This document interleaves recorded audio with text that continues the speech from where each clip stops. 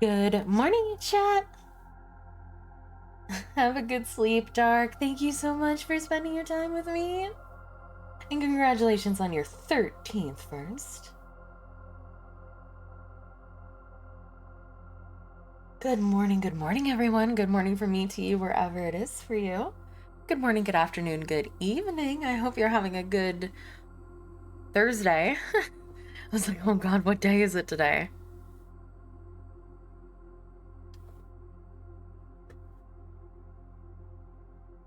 I woke up to a new potential commission. Something is, or like, it's always so exciting to get a commission in the morning or like wake up to one. It feels good. I might be working on a corporate VTuber's birthday voice pack merch, which is exciting. And that's basically what I did yesterday. I had D&D, and D&D ended at like 5 p.m. and usually I try to allocate I end stream at 2 p.m. I try to allocate sorry, my cat. Either allocate 2 p.m. to 6 p.m. or 3 p.m. to 7 p.m. depending on how long it takes for me to do lunch for Gull and I. It's usually 2 to 6 on Mondays and Tuesdays when Gull goes into the office, or on days that she's not at home during lunchtime. Hey, Lone Wolf. And then usually, good afternoon. Good morning from me. Good afternoon to you. And then usually it takes me like an hour, and usually we'll just like chill and talk a little bit. And I'll try my best to go back and work from at least 3 to 6 to 3 to 7 is the goal every day.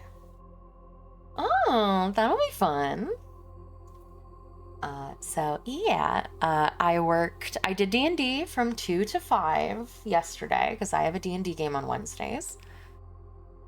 And then I worked on a commission for the rest of the evening, and I got it done and I sent it over, and I haven't heard anything back yet, but I'm pretty happy with the way that it came out. So.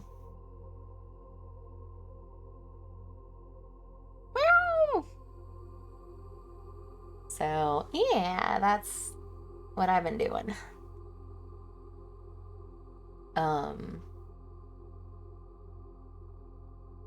So yeah, that's what I have to do it again today. I have to do my own ASMR tonight. And that's gonna take, I think, the whole afternoon, not unfortunately, but like, Gull went a little bit ham with the script this week, and the unedited safe for work part was 22 minutes. And I don't recall bloopering too much. So I think it's gonna be like a 20-minute audio. And then the NSFW part was like 8 minutes. So it's gonna be close to a 30-minute audio this week. Hey, Ark, hello. And I think one of my little side projects that I need to do, and it might be something that I do this morning, is, hey, Token, I need to update my card. I haven't used my card in a while because I originally was gonna like do it for art, and then I realized I'm not good at art. A token? A whole token for me?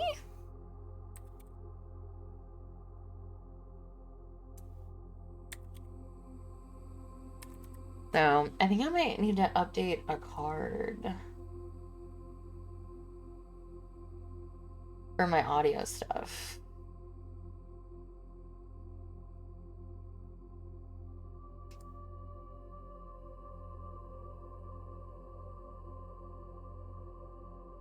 But maybe I'll do that tonight.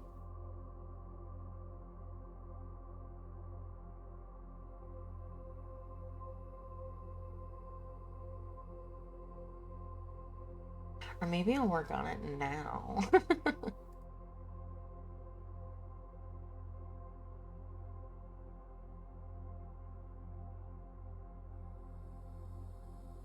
um...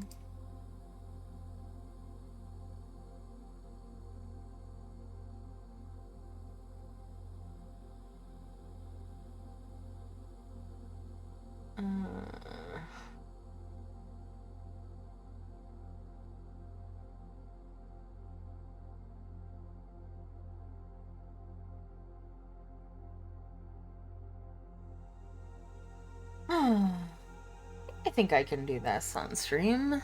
So hopefully I don't feckin' dox myself. Always the hope is that we don't dox ourselves. Okay, let's see.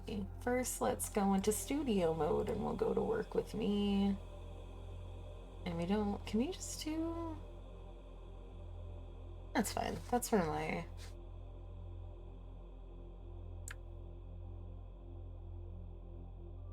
Yeah, I am the gold medalist in doxing myself, to be fair.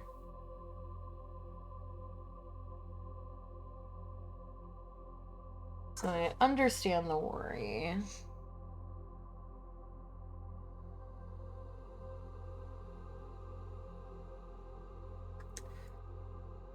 Okay, let's see. Yeah, will you shut the hell up? Oh yeah, I don't want to do that. Hold on. I really want to change this to my browse. Okay, hold on. Let me just studio mode this real quick. Cause yeah, I don't, if I'm uploading files, I definitely don't want to do this from my main monitor. Browser.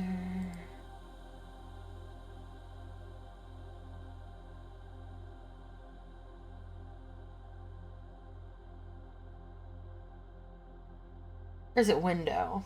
It's not browser, it's window. Window capture browser, there we go.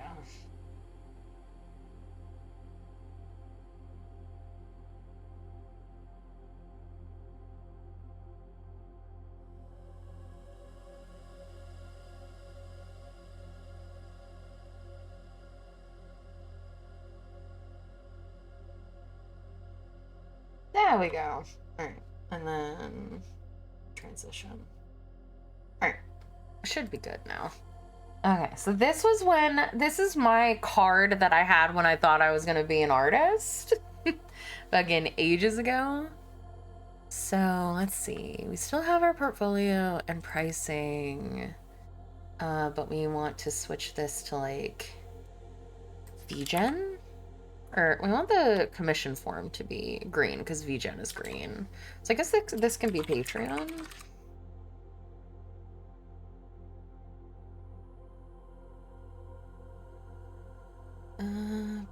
Patreon, P.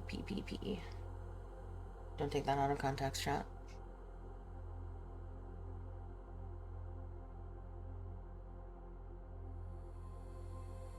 Then I unclicked it. You see? Thanks. Back when I thought I was gonna be an artist. Patreon, and then...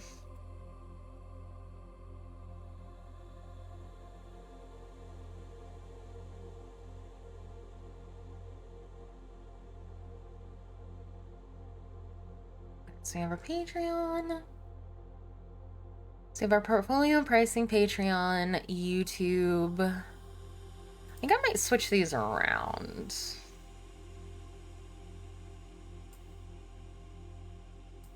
And then change the colors.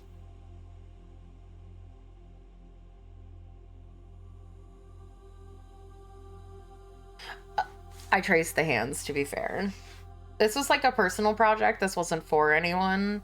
The heart I did all by myself. The hands were majorly traced, to be fair. Just for straight transparency.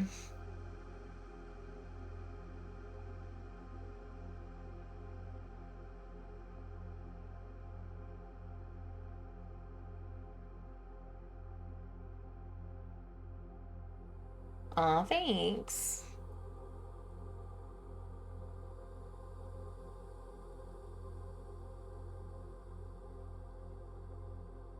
Yeah, I was really proud of this one. Because this was from a D&D campaign. This was my Warlock's, it was called the Briar Heart. It was a heart made out of wood. And it was actually, eventually became her heart. And then this, oh. I kind of forget how to do this. Regen.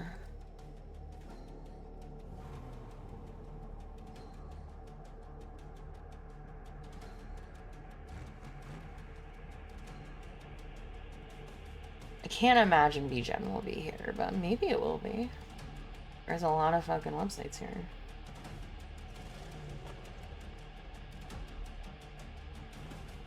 Thank you.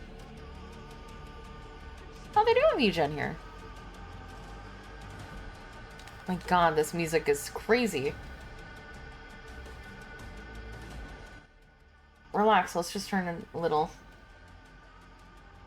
I feel like I'm under attack. Okay, so Twitter, Twitch, FAQ.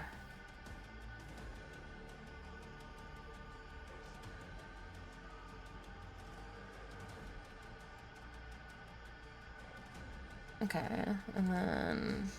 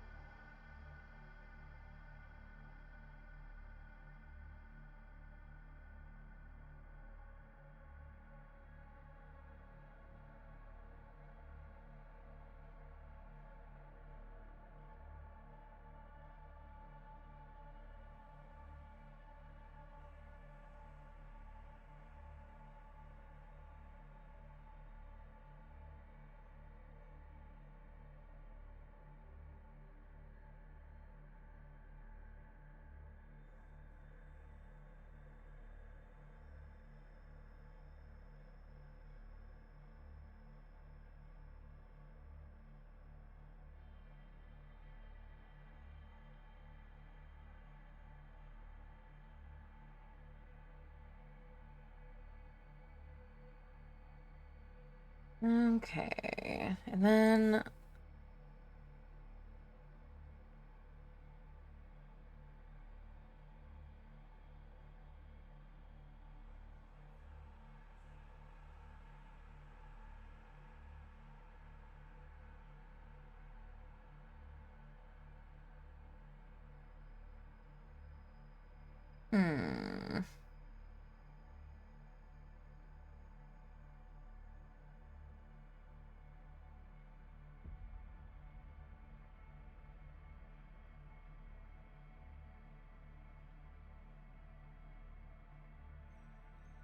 Aw, look at my cute face.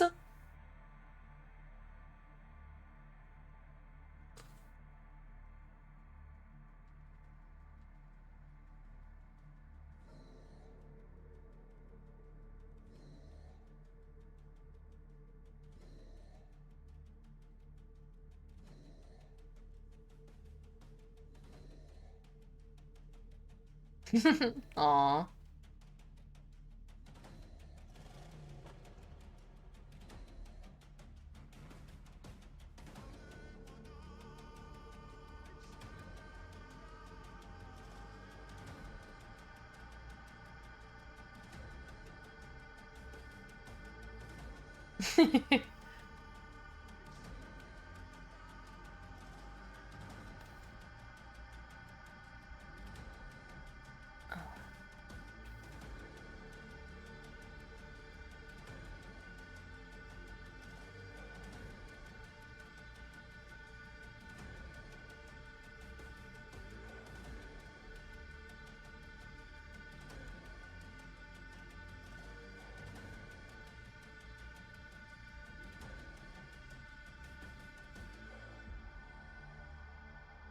I just have to... I don't know where this will take me, so I want to be sure that I'm okay. Go back to my dashboard, because I don't know what it'll show. Okay. All right, let's edit this.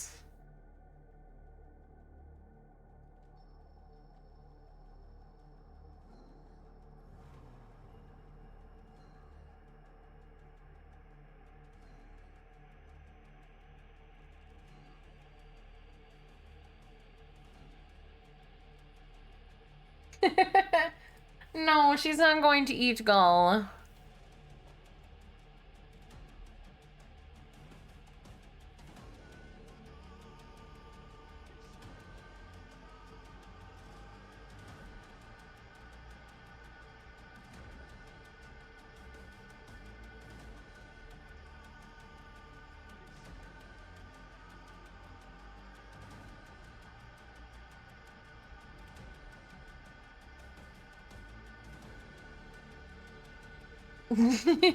No. No more.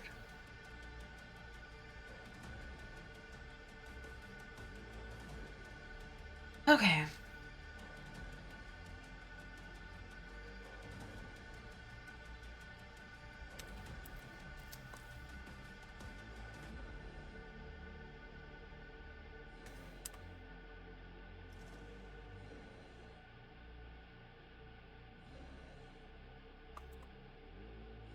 Okay. Gosh, what do I have in my portfolio right now? I mean, I have my whole ASMR channel, but...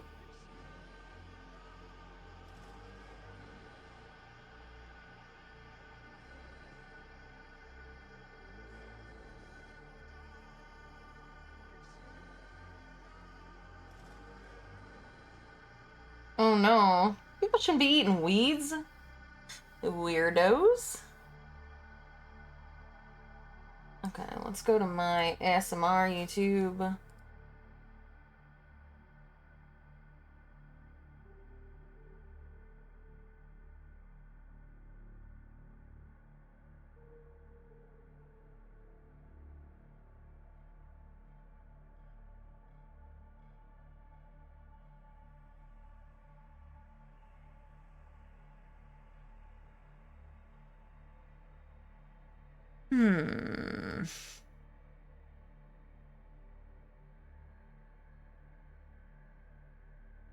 I can't remember what you do with this.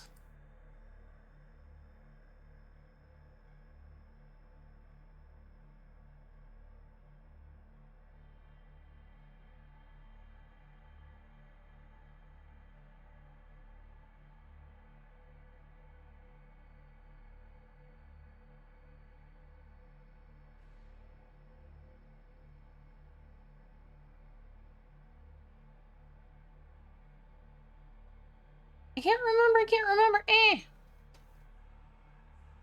What do I do with this?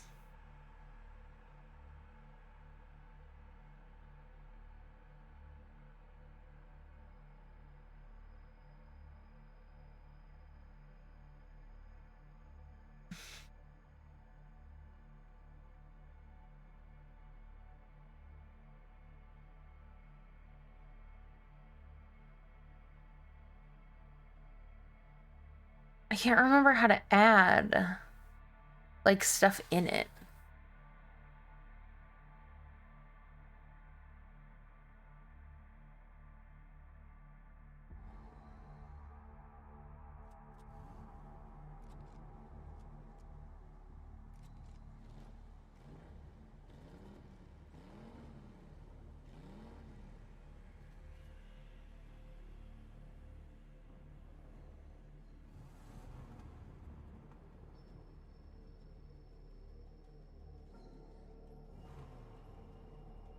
It's okay. I can figure it out. I just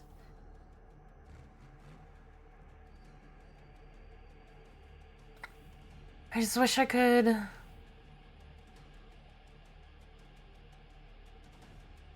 Okay. Oh, is that what I do? Okay.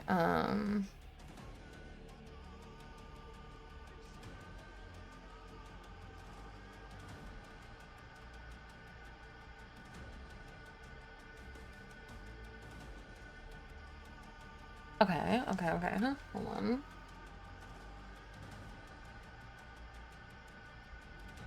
Then go to my...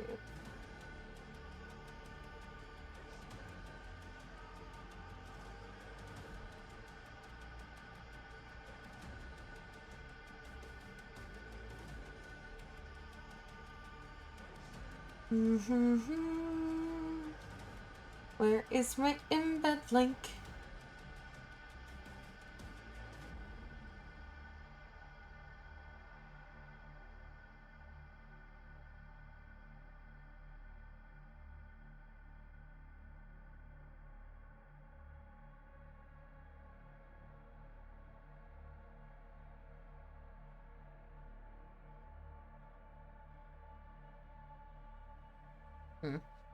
Didn't seem to work.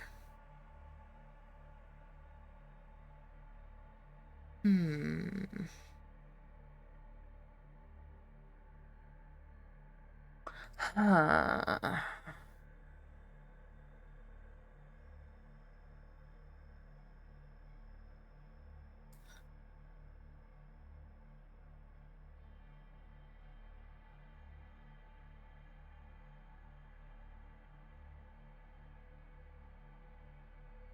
Oh, okay. I just put the link. Okay.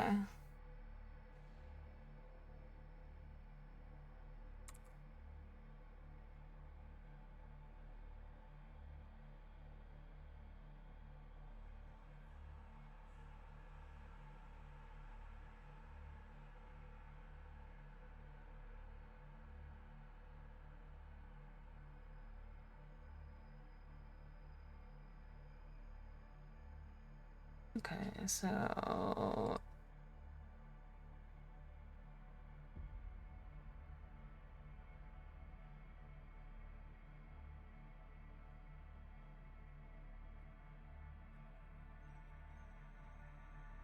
Let's see. What else do I want to put here? I guess I could put the maid one. That one was super popular. And that one... I'll put like a couple of mine.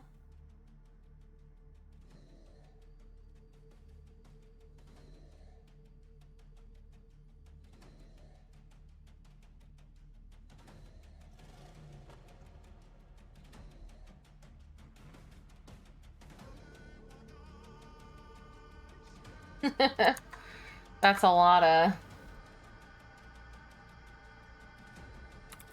emails.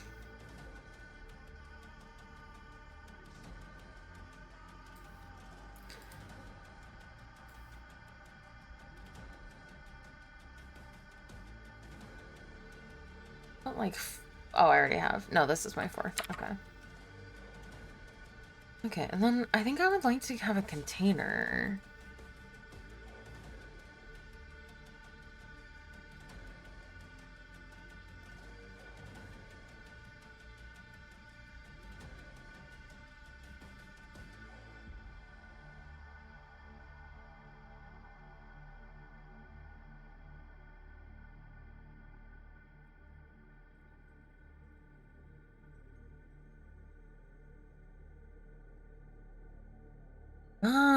Okay.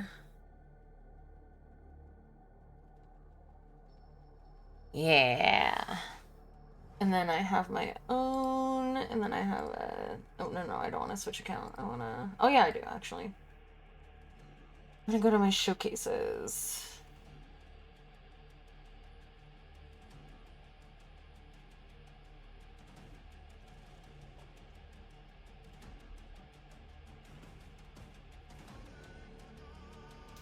And go to my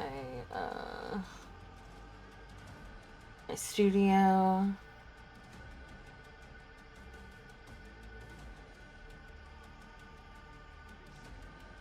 Get this. And then delete this because I don't need it. Add a video.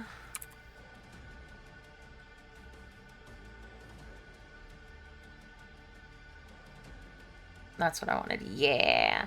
Yeah.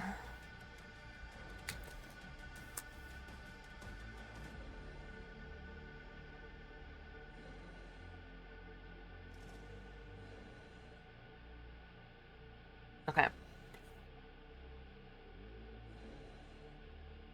Home. Cart. I need to go to this and probably edit it.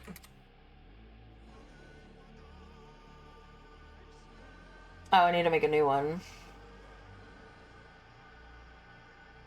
I mean, I'll probably delete this.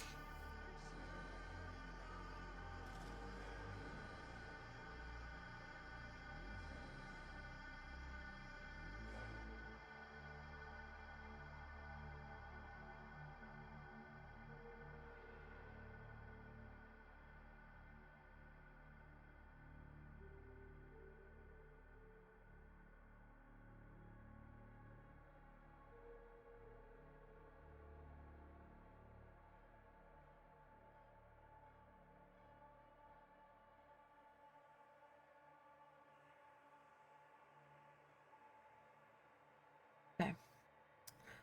Done. Oh. Oh no, I deleted the whole thing. Shit. Well, I have to do that again. Alright, hold on. Yeah, whoops. Okay, let's delete this though. What are you doing down here? Yes, I wanted to delete just just this one. There we go. Okay, so Twitter. Oh, you could email me too if you're interested in a commission.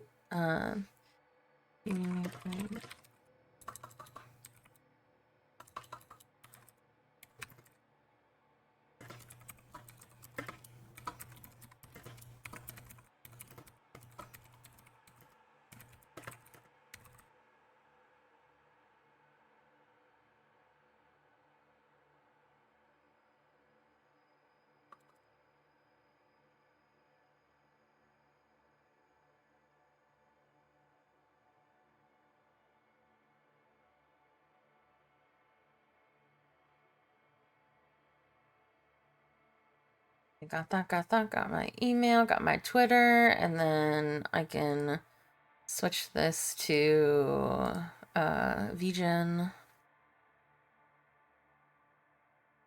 Oh, I never actually switched the VGen. Hey, Beaches!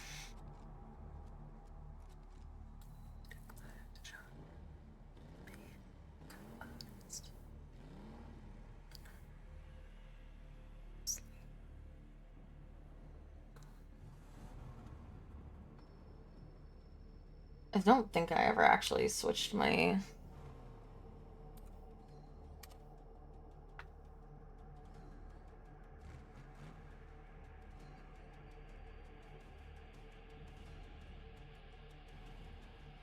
Oh my god, no! There we go.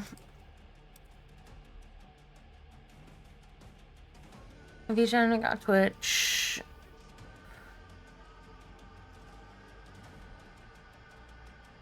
Okay, I have to keep that. So we need to add, and we need, I have Twitter, I need Discord.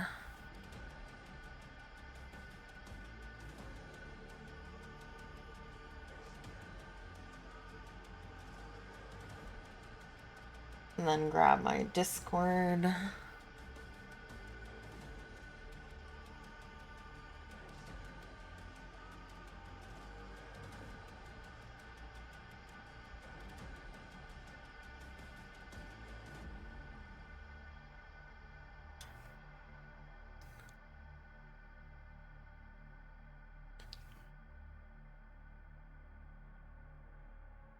Mm-hmm.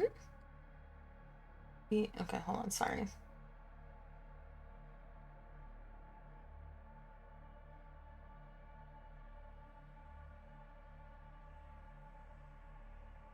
Well, that's not really an opinion on VTuber stuff.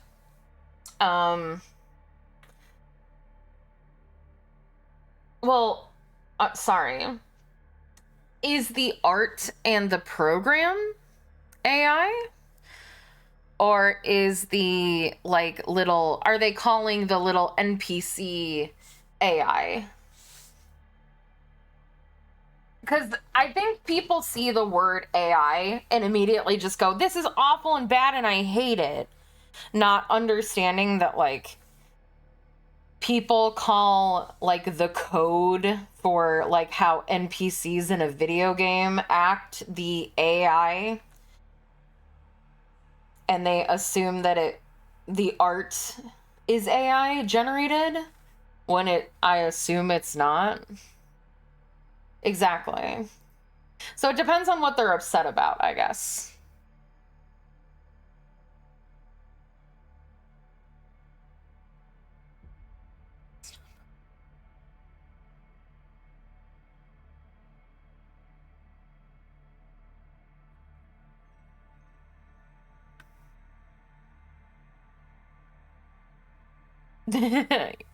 Yeah, people can get a little weird about stuff.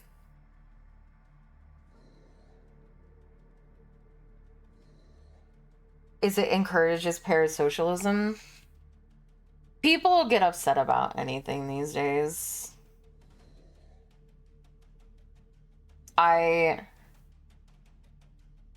think that my personal opinion on the matter is people who are parasocial to a, like, negative degree are going to be parasocial, and there really isn't anything that you can do about it, and you shouldn't be marketing yourself and your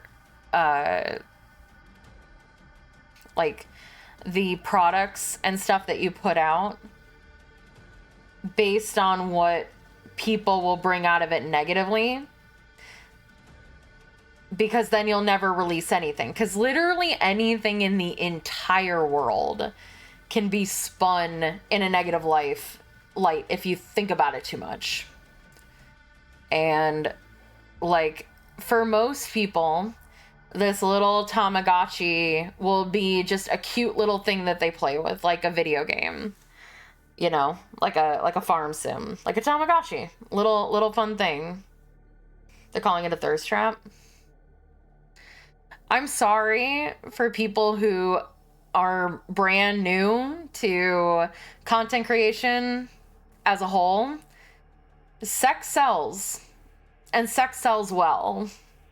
And that's always been the case for both VTubing and like female content creation as a whole.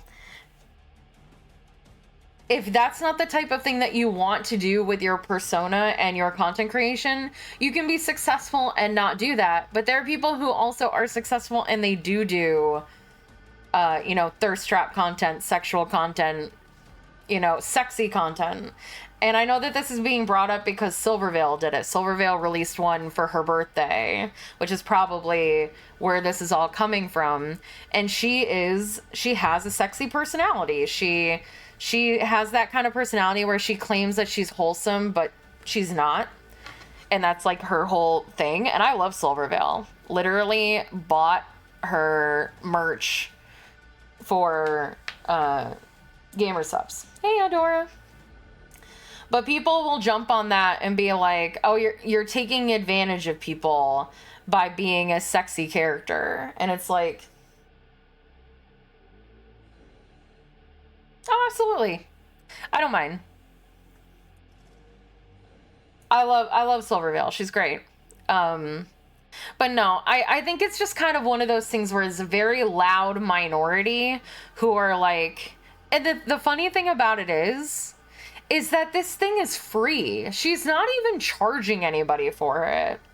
So it's just a small minority of people who are just being very loud because they don't like her, which you'll get for all VTubers.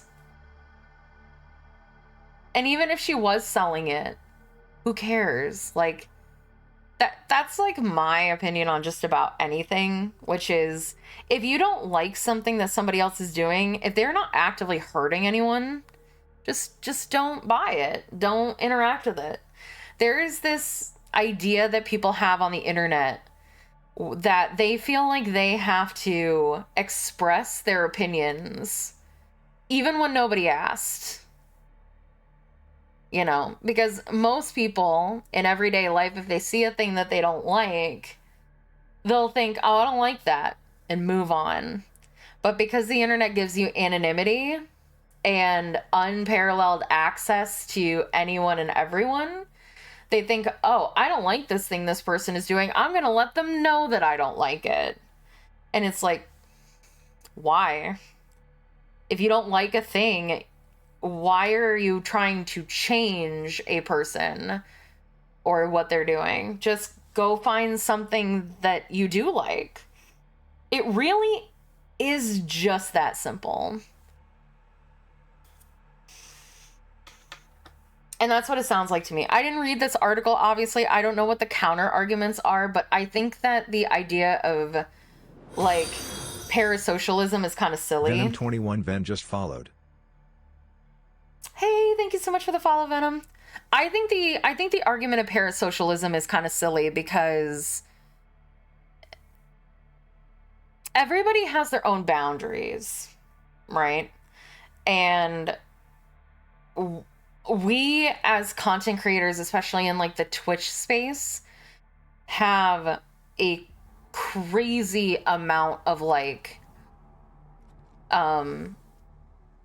connection with our fan base that like the idea of parasocialism with like big celebrities is very different because you don't get to sit and have a one-on-one conversation with your favorite celebrity.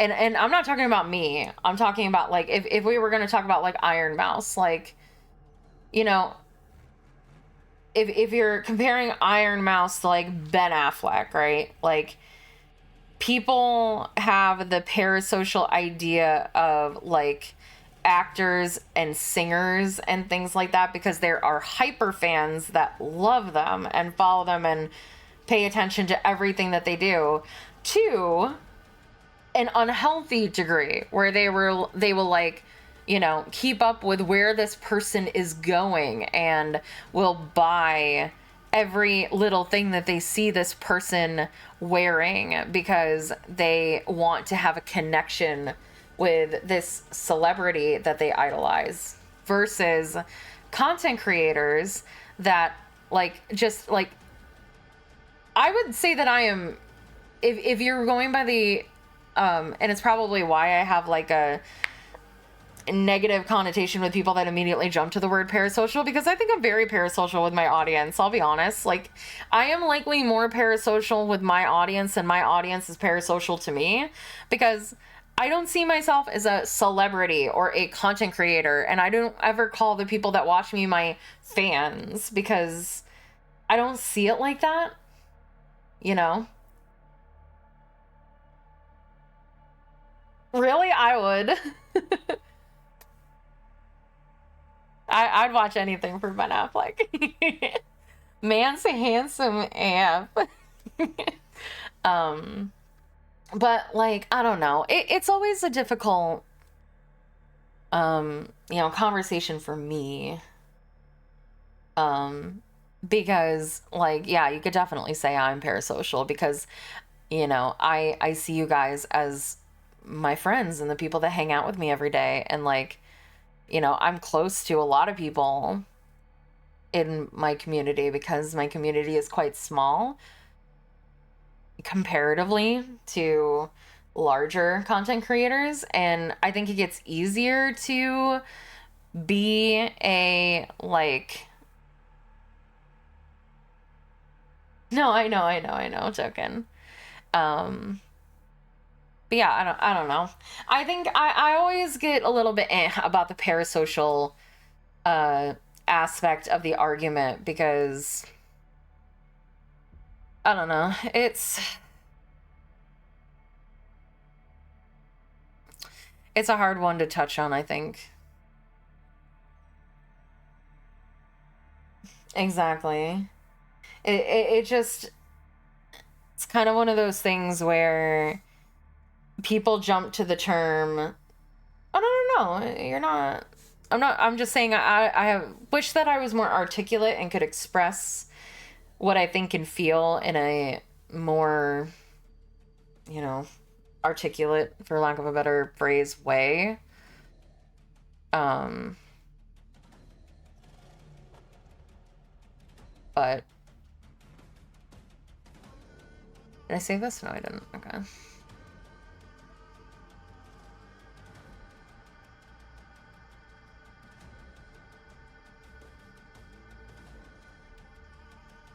They're teeny tiny.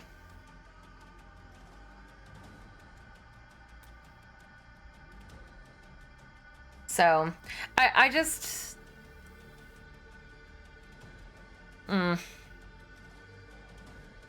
It's hard to express what I think on this subject because I have a tendency to be very, like, defensive about parasocialism and people who are like, oh, because I struggle with, like, accepting generosity from people because I, wonder, oh, am I taking advantage of this person? Does this person, like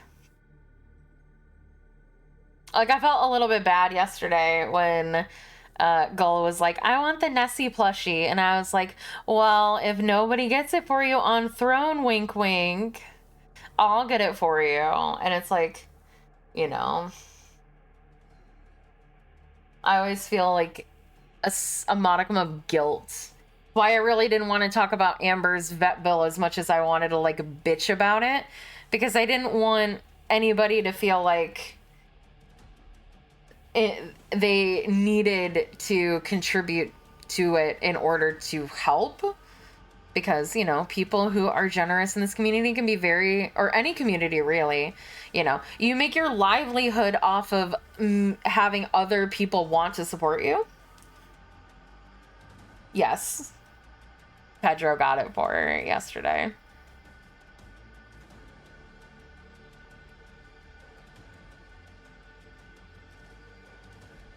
Okay.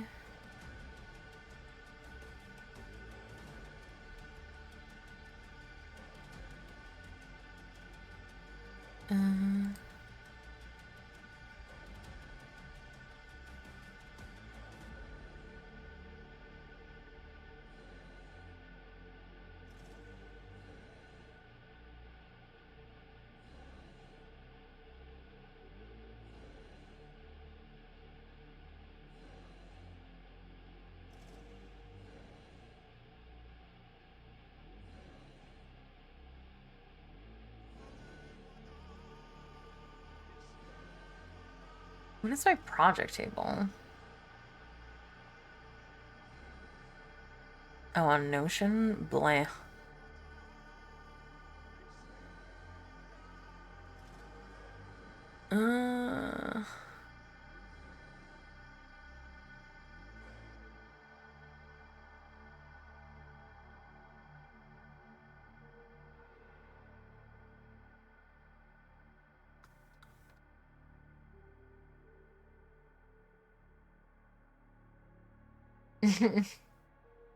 Yeah, I have a hard time with, you know.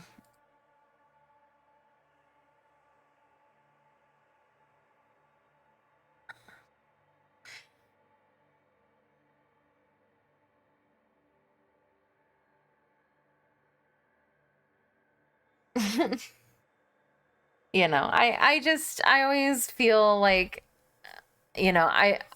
I feel like people who are very generous, it's very easy to, like, take advantage once you get, like, very close and be like, oh man, I really like that. like I almost can't sometimes tell certain people about, like, even as a joke, like, man, I really want this thing, but I don't think it's worth paying for, blah, blah, blah, because they'll be like, well, I'll pay for it. And it's like, that's not why I'm telling you. And I feel guilty because I'm like, I don't want to come off as Put it on throat. Hi, Petro. You're exactly who I'm talking about, or one of them. Where, because like I was making a joke about the Silvervale bread box, right? Because on April Fools of this year, Silver said that she was gonna sell a bread box, and of course I kind of forgot it was April Fools, so I was actually kind of excited because I had a bread box at home and I loved it. So it's like, I would love a bread box. And then she actually did release it, and I was like, man, I really want this, but I don't know if it's worth buying. And then Petra's like, put it on Throne, and then funded it immediately. And then I'm like, but I feel guilty because I don't want it to seem like I'm being like, oh man, I really want this thing, but I don't really want to buy it for myself. It's probably not worth it. And then because people are nice, being like, oh, well, I'll get it. And it's like, but I don't want that to feel like how it, I don't want anybody to ever feel like that's what's happening. Because sometimes I do that to Gull. Hey, Hidden. I'll be like, she was the first one I told about it. I was like, she has a bread box, but it's $50 and that's a lot of money. I don't think I'm going to get it. But I would like it. And she's like, get it. And I'm like, no. See what I mean? That's why I don't want to mention if I want something, because I don't want people to feel like they have to. All right, so clearly I'll take you to my vegan.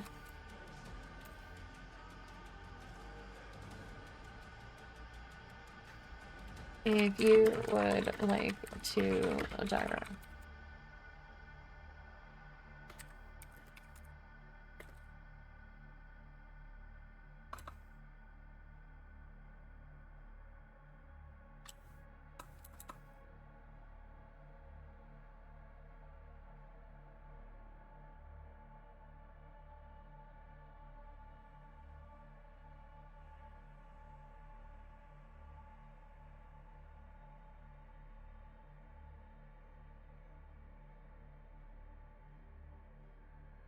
Okay, what is...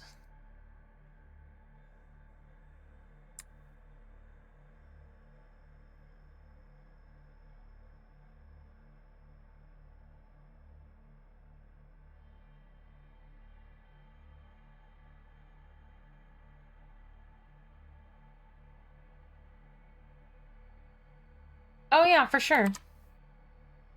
Absolutely. Okay.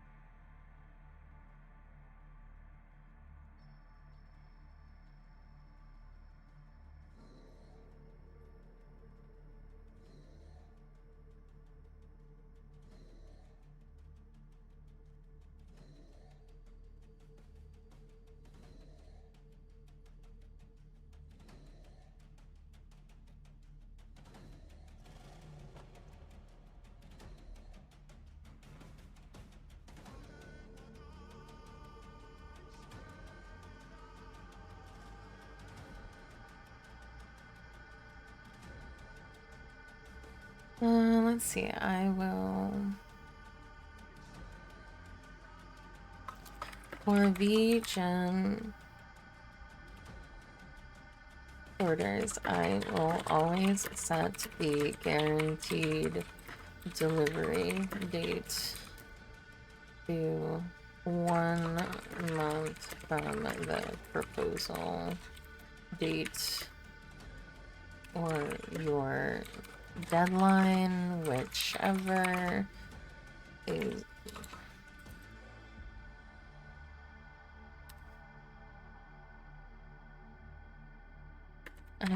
Send you a draft of a completed work for you to review and request.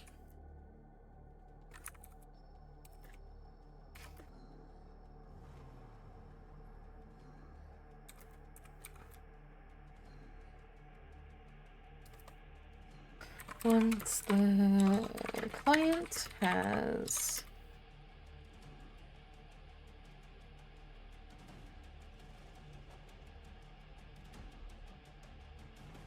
once the client has agreed to a final draft. What? Okay, pause. Or, well,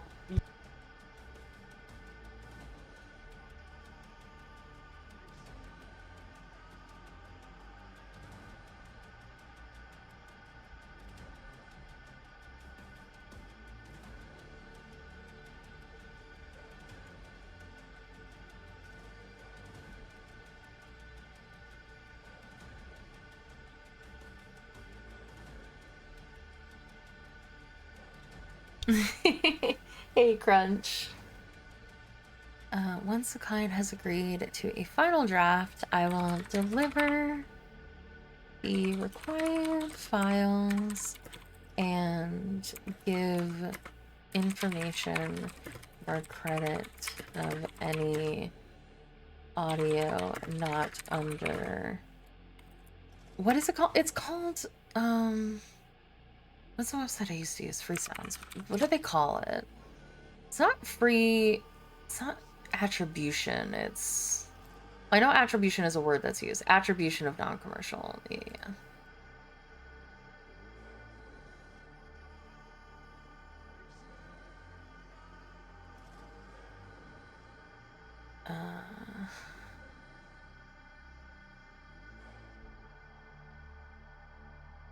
Because I can't remember how, like, what this is called. Attribution. Let me just Google this.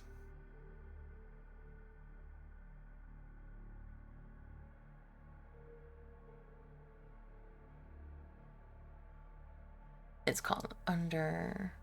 It's not fair use. Under Creative Commons license. I can never spell license correctly. Attribute 0, which requires no credit.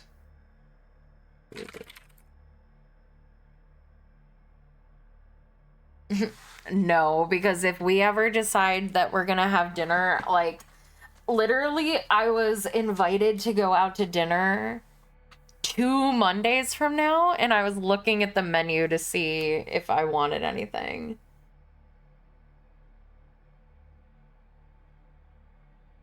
Which requires no credit to the author or to the creator of the audio.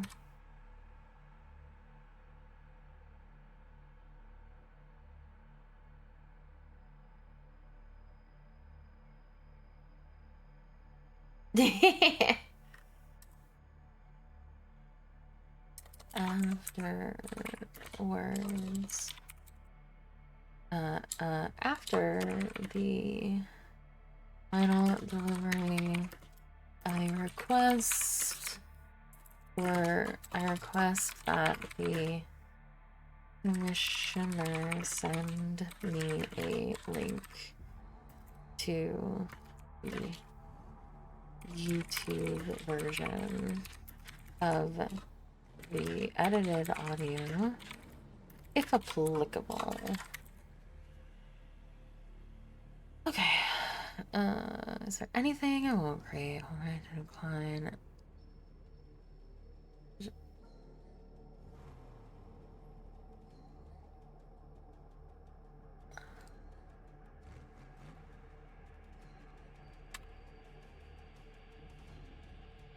Terms and conditions. When you commission content from me, you consent to the reuse and promotion.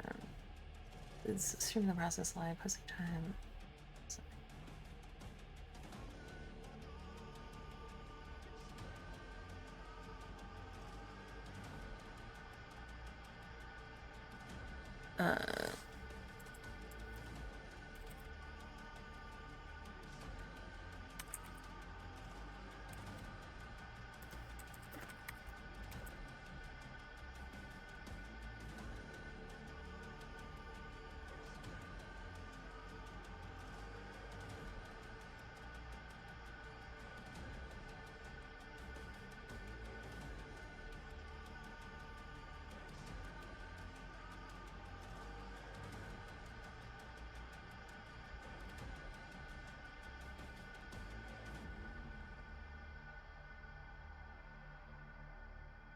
Okay.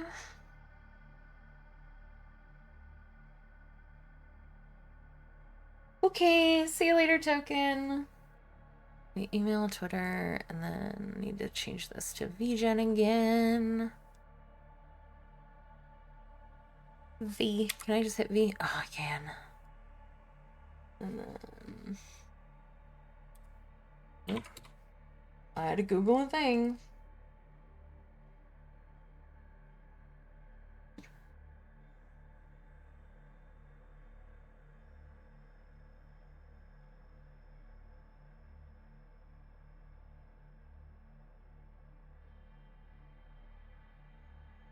Okay.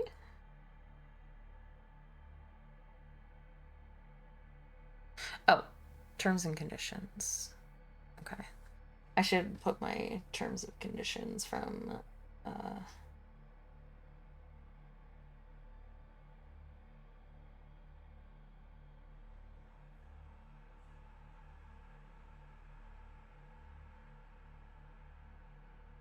that will go into pricing, so...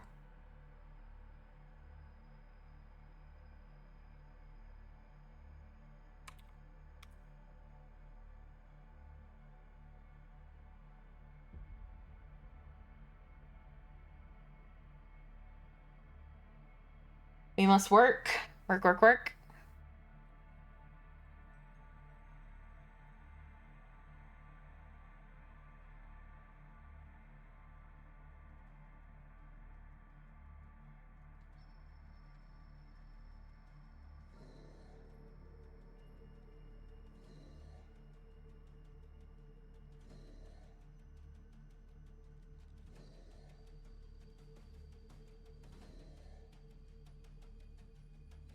Okay.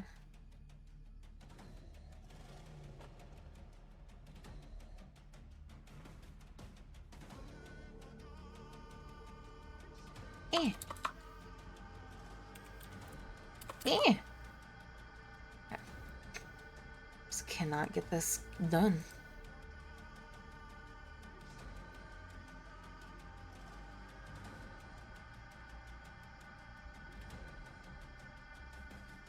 Oh, and then I should go to my portfolio, actually, because I think that's where the pricing was. Or was it? Let's go back to my dashboard. Because it's... Yeah, portfolio and pricing. Okay, so I have to put my pricing here.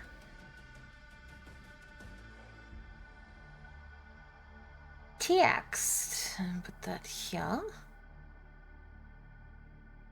And then...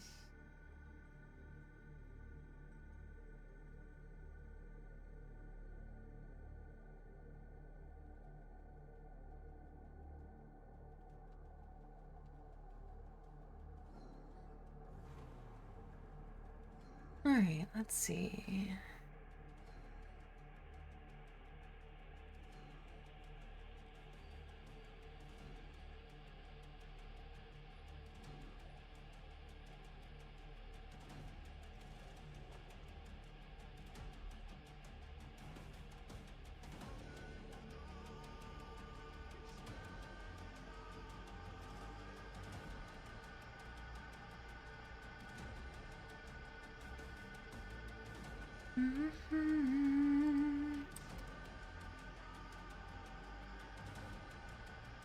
To make all of these bold.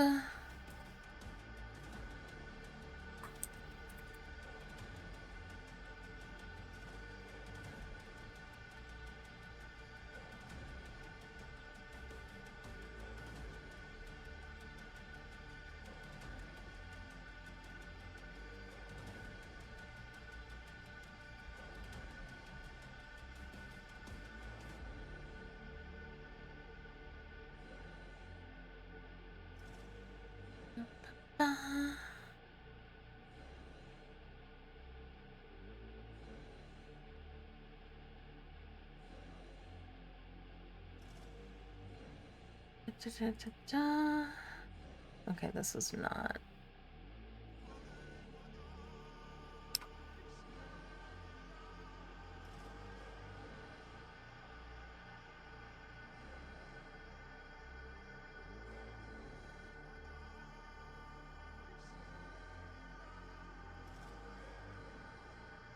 I think I should actually move this above.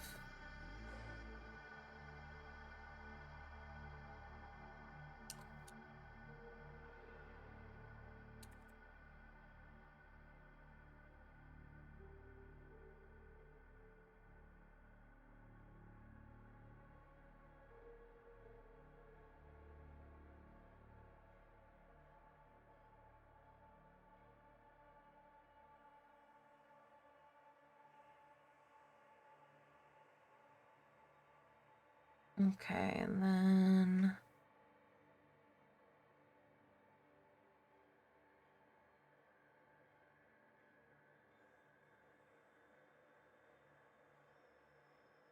I don't know if maybe I should do this in black. I don't know if white is hard to read.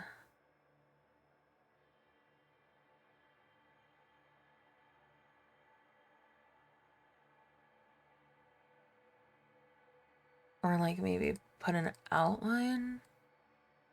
Oh yeah, it's too small for that.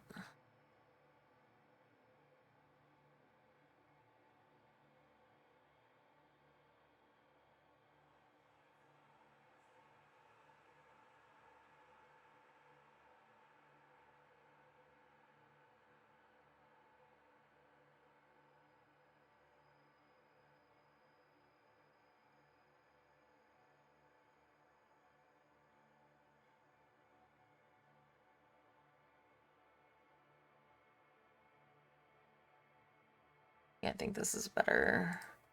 I'll also switch this to black. Much as I like the white, I think it's hard to see.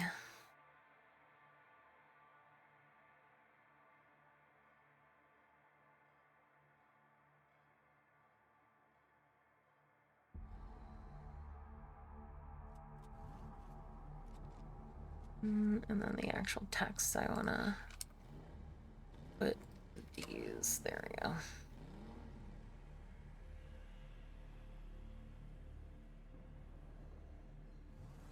Yeah, and then I want to move this up above.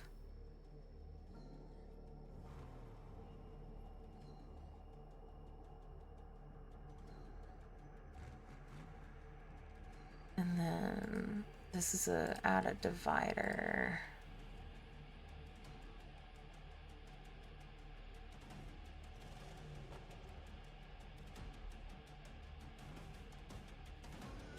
What is this? Whatever.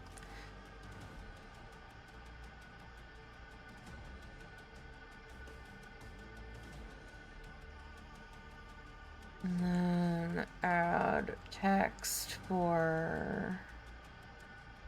What is happening? Eh.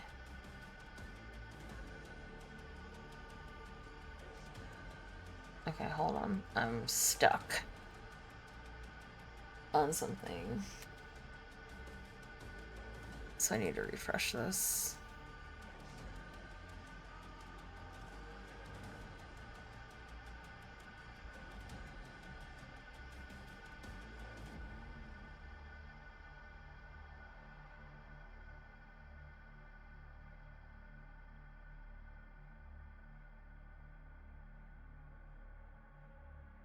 And then also add a container up here.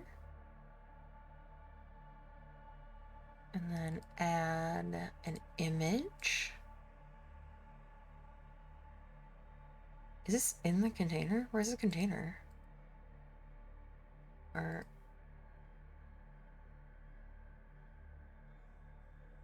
okay, there we go.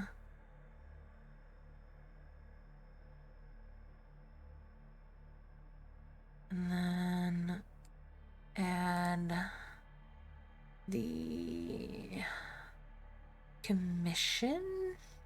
Did I save that, or is it just my screenshots?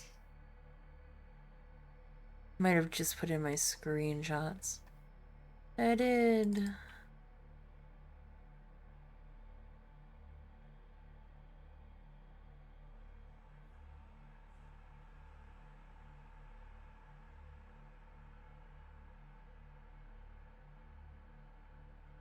I can link to the showcase, I think. Or, I don't know. That's fine.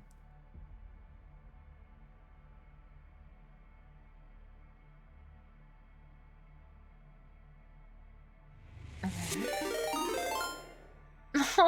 The Mr. Alt tab just rated with 53 viewers. Thank you so much, Mr. Altam. Hello, hello. Welcome, everyone. Me and Cole were just talking about you this morning. We were talking about how you were killing it in Dark and Darker, and we were trying to figure out what Dark and Darker was, because I was like, it's kind of like Hunt Showdown, but it's fantasy, I think. I hope you had a good time. Thank you so much.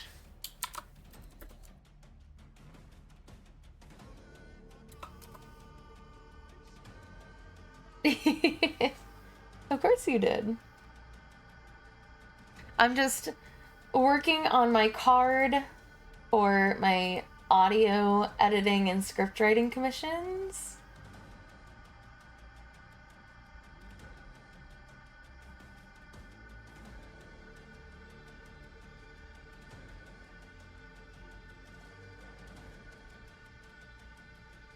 Yeah, that's kind of how I was describing it too. Oh, okay, we can get rid of this container. I don't... or, no, we can't. What did I do? That's awesome. I hope you're having a good time with it.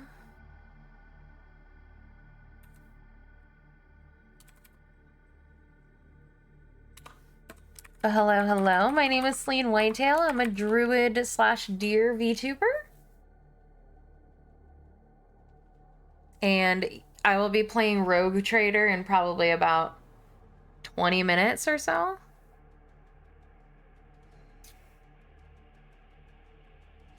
I'm just updating my card from when I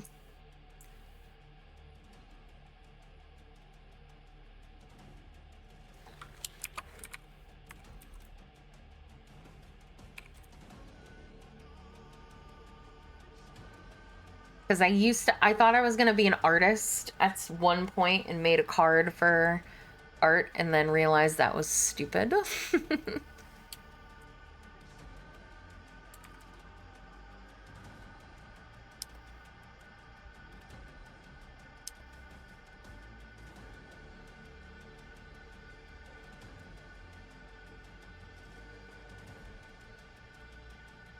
And decided against it.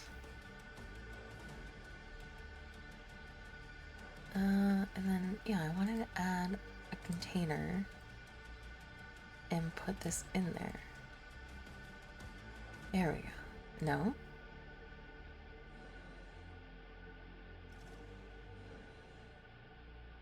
There we go.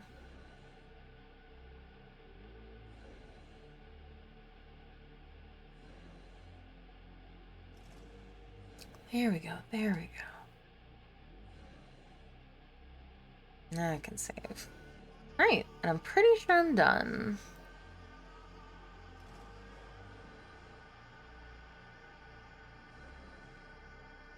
Oh, I wish I could make it white, but Also, I wish that these embeds weren't so ugly looking because they're so small. Because the quality is just a wreck. It's okay.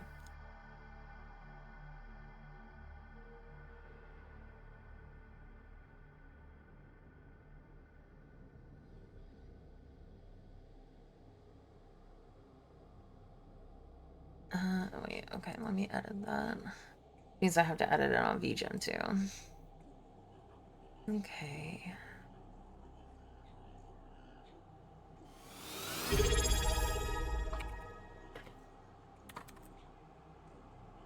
Mr. Altab just subscribed for 7 months. Also, this. Much love, always appreciate getting to hang here. So I appreciate you being here. Thank you so much for this 7-month resub. Thank you so much. Thank you, thank you. And thank you for the 50 bits for the Imbeginned, Celine Love. Let me not here real quick.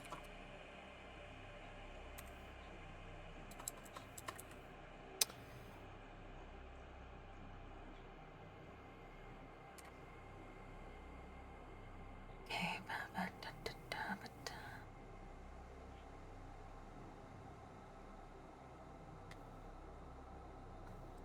Apparently I did that. I don't remember when I did that.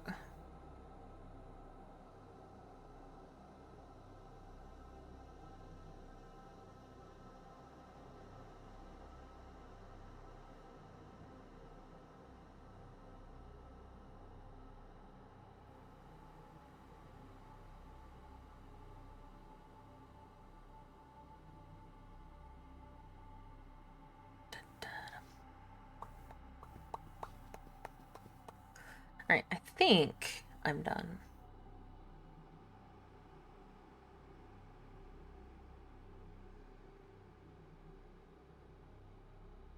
Alright. I think we can play some video games now. Thank you for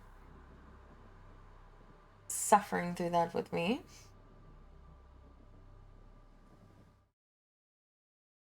I knew I would never, because I'm always working on something when I finish stream. So if I don't do that kind of stuff during stream, it never gets done. Because I'm always like, I need to be editing something when stream is over.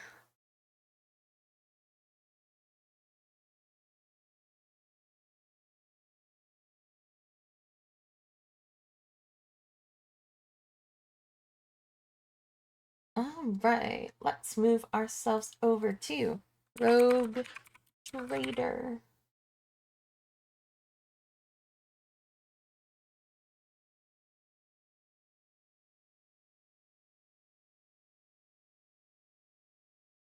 We can pause the music.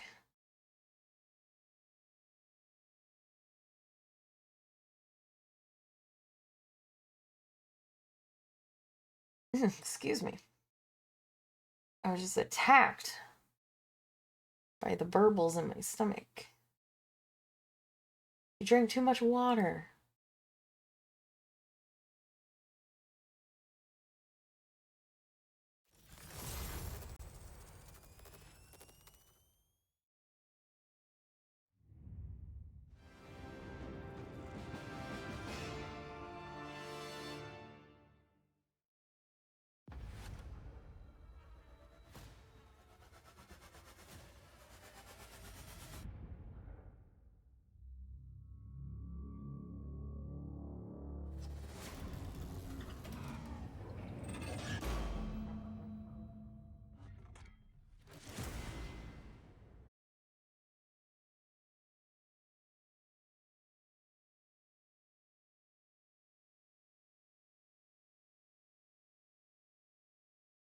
There we go.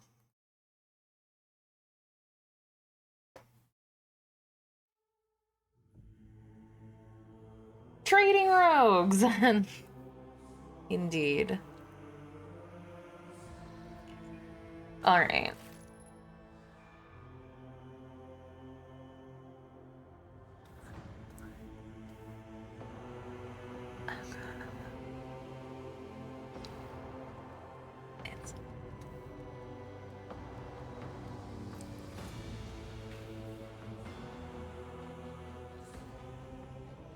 Okay, we finished the map, except for the one part of the Imperium that I cannot go to right now, which is such a shame. And I'm assuming there's more of the map that I can go to, because there's like this over here. I'm assuming we'll be able to go further. Maybe. I don't know. This might be all we have. But it seems like there's a whole lot of empty space on this map, but about 20 hours ago, I did get like explore all the, like 50% of the optional places, so. I was told by the game that I should go to Dargonis quickly. And like delaying would be bad, so I'm gonna go there now, and then I think I'm gonna look at what I have for like side missions and things like that. I might try to bang my head against the old caches quest again to see if I can get it to work.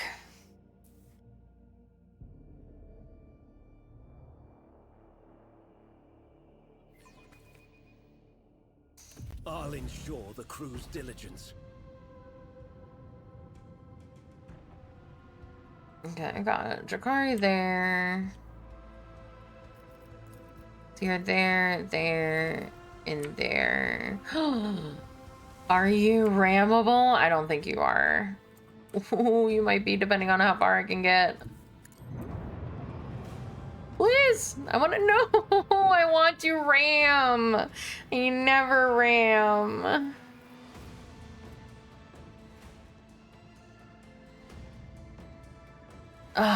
Why the U-turn? I have depression. And now I probably can't hit those guys now either. I've ruined everything. Alright, well.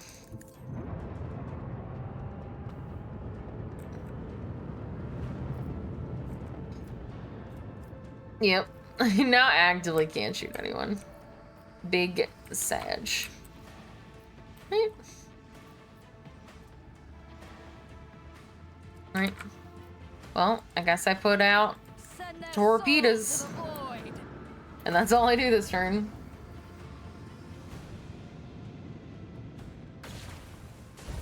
Hell.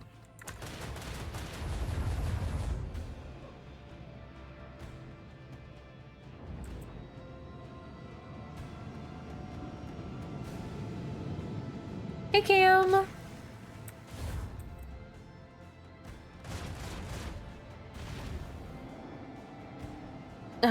Is there a reason that the ship is cuddling with me? We're doing fantastic. How are you?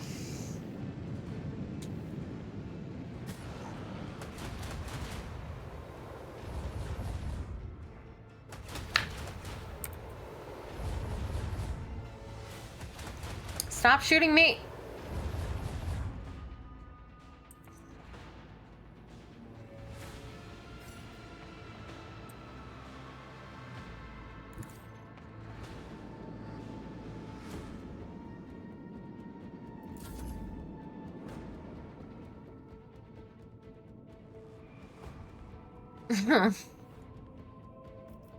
You should always try to get some sleep. Eviscerate them. Unleash the storm of macro cannons. Macro cannons.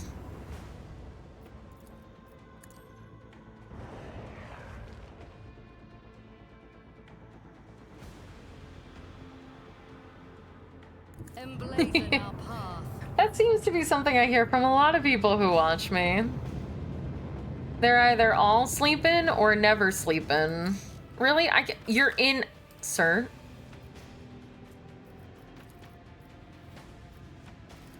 Let the incandescent beam scorch our enemies.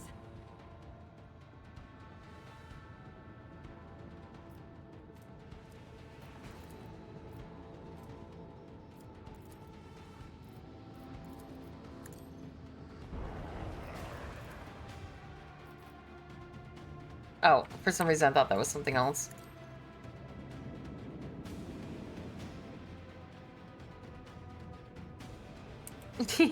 Listen, I have a 9 to 5 now, so I go to bed at 10:30 and wake up at 5 a.m. every day. I thought that was the reload. This one's the reload one. And yeah, nothing is in my disrupt shields.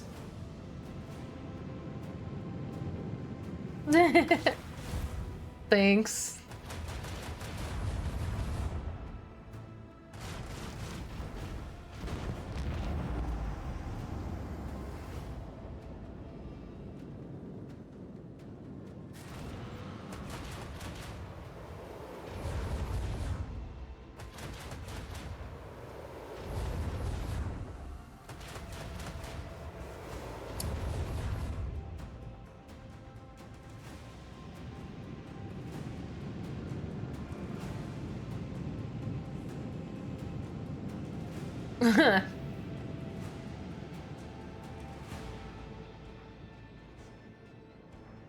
Who knew that me having a normal sleep schedule would be the most shocking thing to...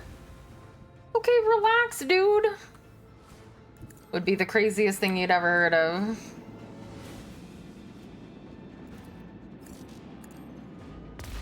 Boom. Steer us to our target.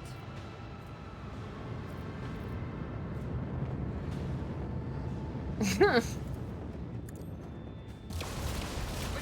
to ashes.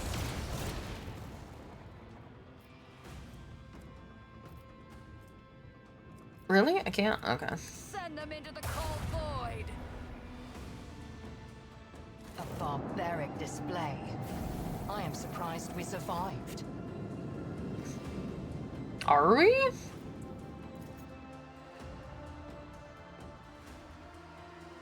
Alright.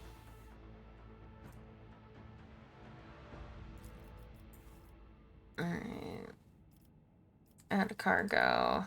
Upgrade the hull. Okay. Repairing the void ship requires 50% less scrap. Restart shields now inflicts only a 2 speed. When approaching an enemy, the flagship shuts down non-essential. As a result, in most encounters, larger enemy vessels are surprised and act later. Ooh.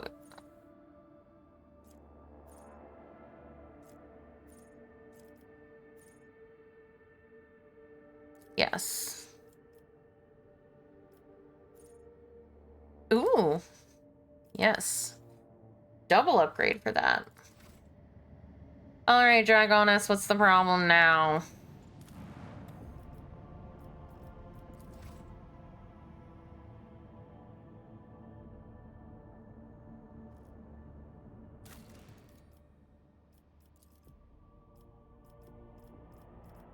I think I'm waiting to get to that one, yeah.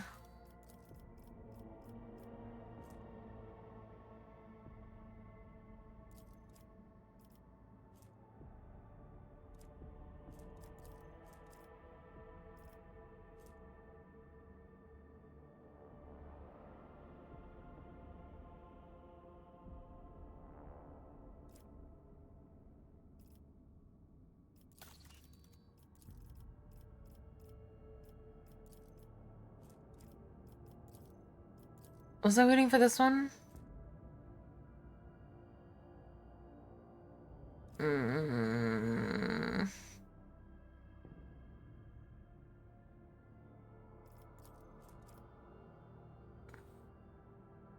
Oh, I can never get this one then. Alright, so I should do this one then. Because I can't get that one. At all. Envirodome, I can't ever get any people. Okay, and then the cannoneer. Torpedoes deal more damage. Say less. Lord Captain, the tech priests have made a sinister discovery on Kiavagama, a blasphemous machine built at the behest of the wicked Cubus Delphine. This mechanism is capable of picking up the whispers of the warp. It seems to occasionally transmit a discordant barbaric melody into nowhere, but no encrypted data or other threats have been detected. It seems to be a functional side effect of sorts. Oh, how could Cubus's construct... Oh my god. How could Cubus construct such a powerful and monstrous machine? Defying the dictums of the Omnissiah, the heretic had entered into a dangerous field of experimentation with this warp technology. It is dangerous knowledge, but the ancient and incredibly complex vox core of the mechanism is much older than Delphim was. He had probably found it here and made use of it to fulfill his needs. What are the risks of using the machine? Typical of contact with the Immaterium, it intercepts information from the warp, which puts the minds and souls of the staff serving the machine in jeopardy. The warp is treacherous. What does my retinue think about this? Love? On behalf of the Inquisition, I hereby declare a ban on any contact with this machine. It must be removed and given to our acolytes. Normally that would be all, but I will explain further out of respect for you. The Inquisition can reap benefits from this heretical machine. Our trained acolytes are able to carry a vigil near it, carefully listening to the dark whispers of the spirits of the Immaterium without succumbing to their corruption. We could discover their plans and warn the rogue trader whenever any threat would loom over her domain. Well, I really don't need to hear what anybody else has to say. So, Heinrichs, it's all yours. Thank you for your cooperation.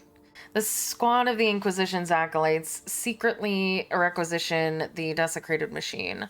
After a short while, some rather curious anonymous warnings began to arrive on Dargonis, and each of them had undoubtedly been paid for with blood and soul of a selfless defender of the Imperium. Thanks to the information overheard in the whispers of the warp, many heretical plans and blasphemous messages sent by the cult at the final dawn have been uncovered. The Protectorate has gained a new line of defense.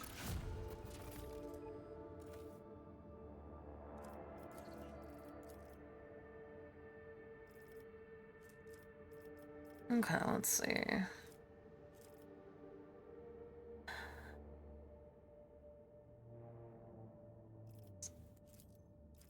Well, this doesn't get rid of anything, so we'll start with that.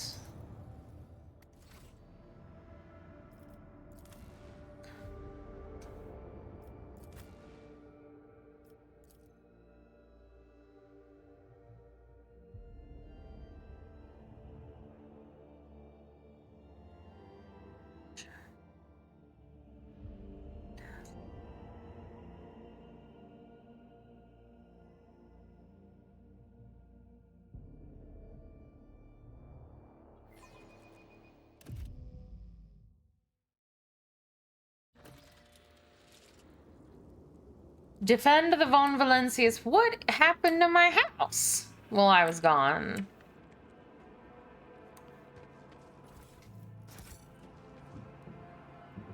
Oh.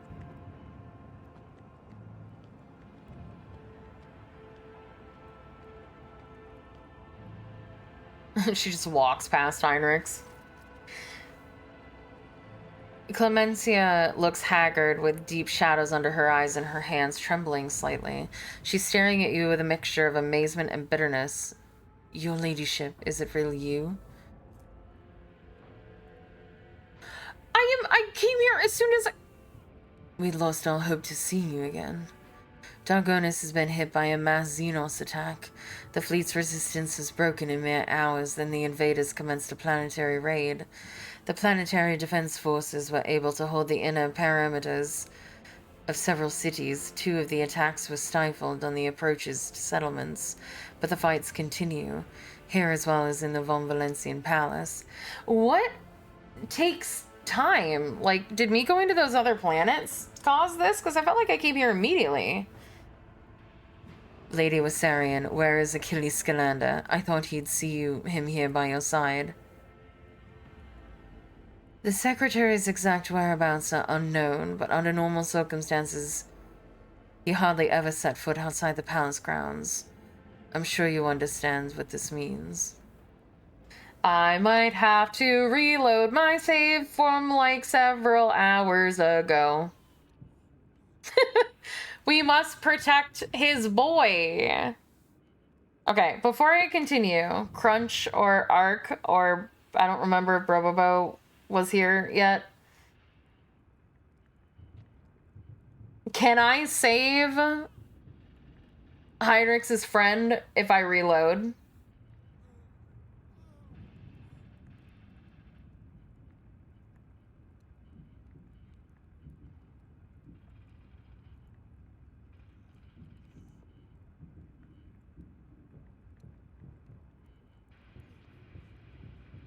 Because I can't remember. I don't feel like I did anything. I'm not sure. Is he dead right now? It's okay to spoil me because I'm asking.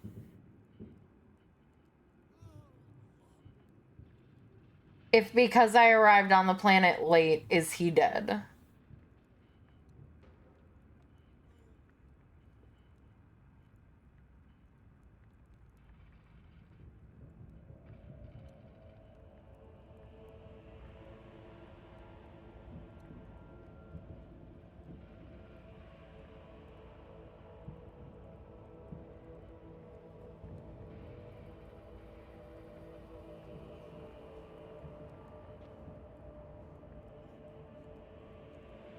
All right.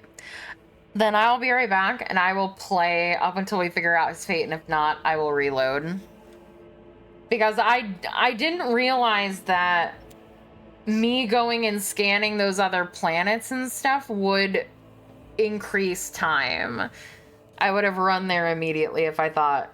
I just thought I couldn't do any other like missions and stuff. So I'll be right back, and then we might have to reload in like 30 minutes anyway.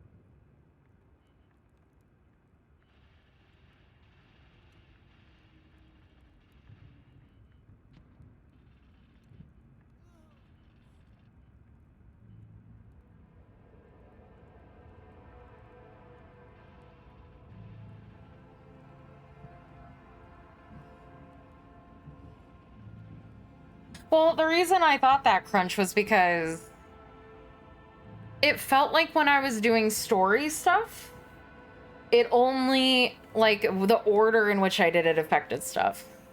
But I feel like I took forever to get to the very first point, and it didn't act like time had progressed.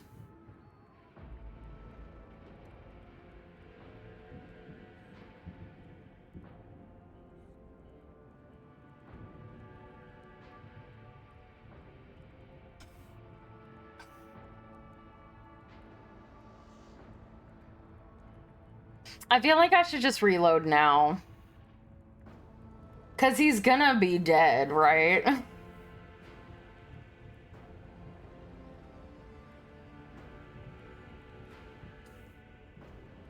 Alright, okay, we'll reload now.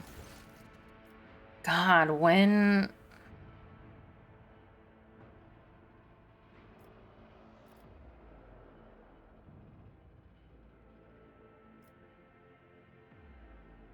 What happened? I guess took too long to get to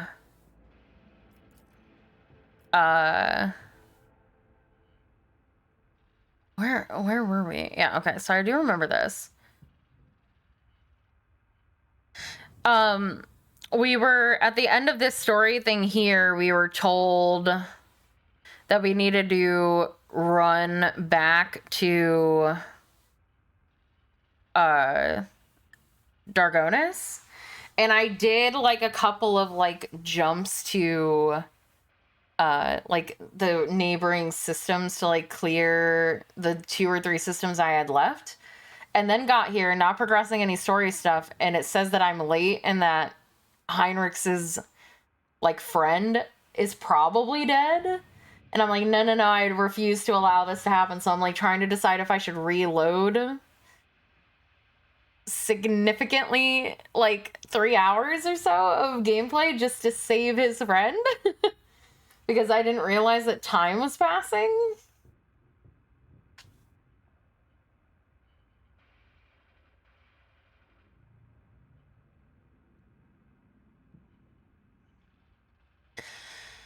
Well,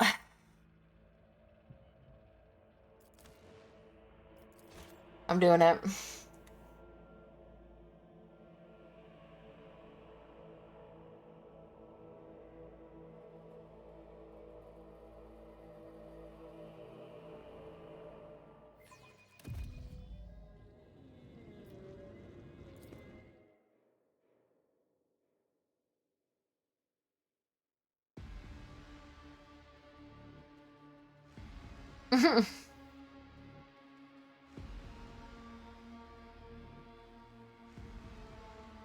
I have to save his friend.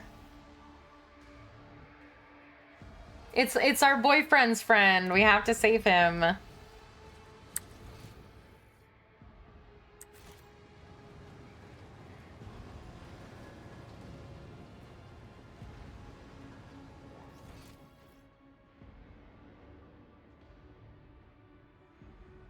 Hold on. I want to try to do this at the other void ship because I think that's the progression the game wanted me to take. And maybe that scene won't be broken if I'm there.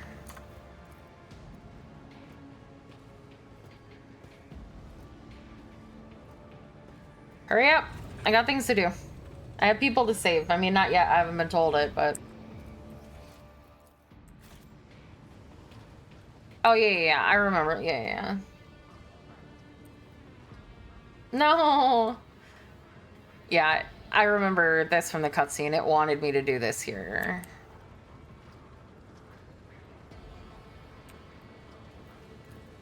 That's why it was, like, broken. Because I was leaving through the wrong spot, I think.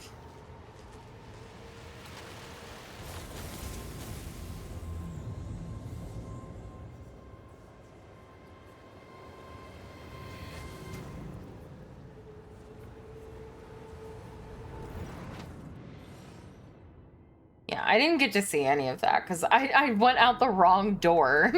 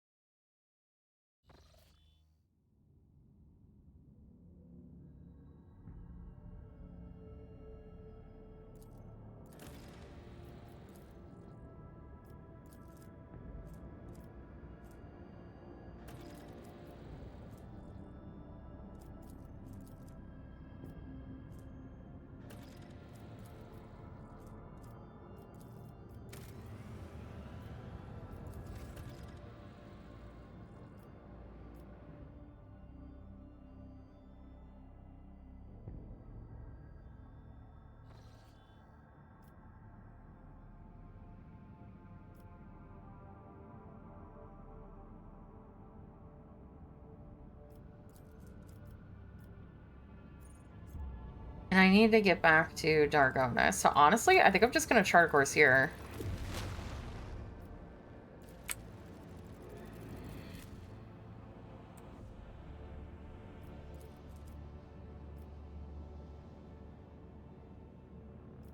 Because that's where it's gonna ask me to go next, right?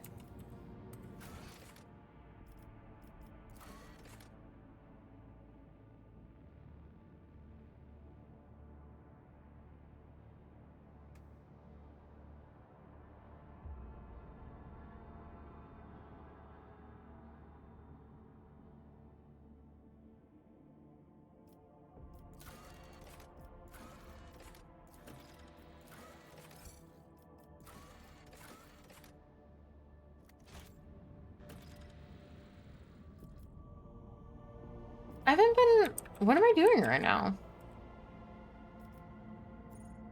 Oh, okay. Oh, that was ages ago. Alright, well.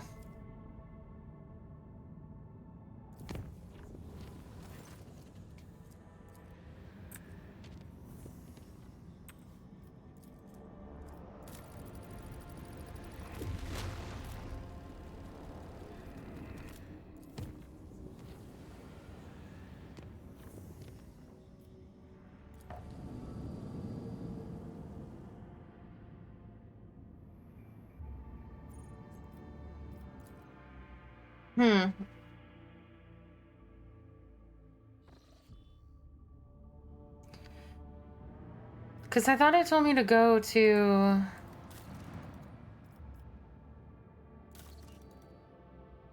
God, how far back did I go? I can't remember what it asked me to do. Oh. So I have to do this all again. Until it's like, hey, idiot, go back. And I'm like, alright, fine.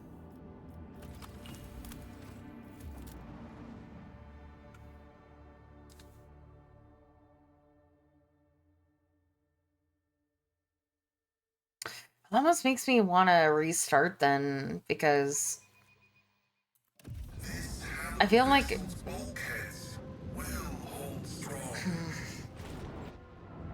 Because I don't need to jump directly there.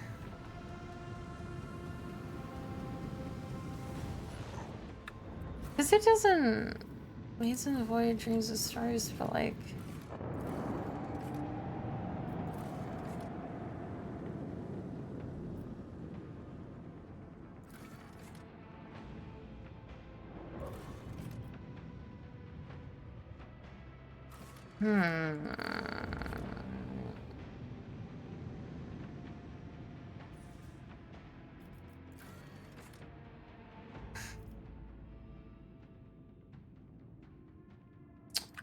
I don't know. Anyway. Doesn't matter anymore, I guess. Eviscerate them!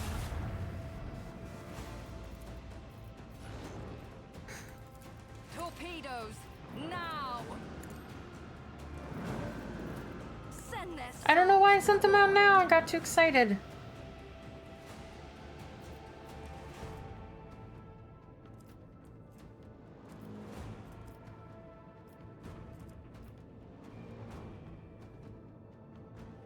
Chart a course. Send them into the cold void.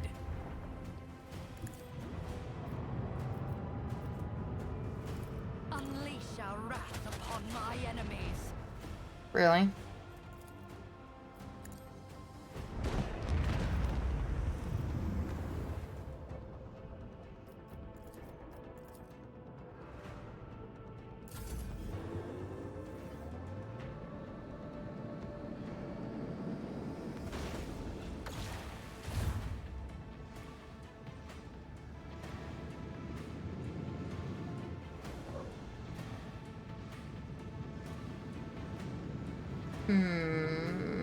I'm confused.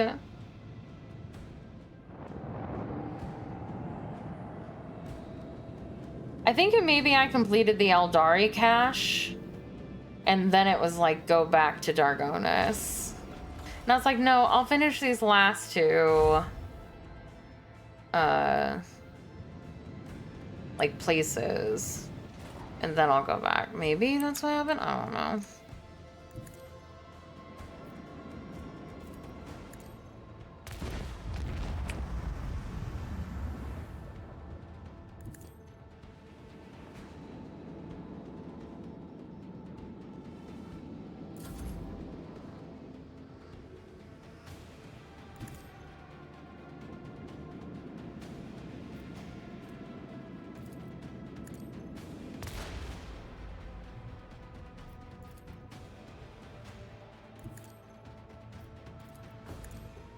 I ravel at the spectacle of their glittering ruin. Eviscerate them. There are more ships up here? There are. What are you doing all the way up there? I have things to do. Unleash the storm of macro cannons.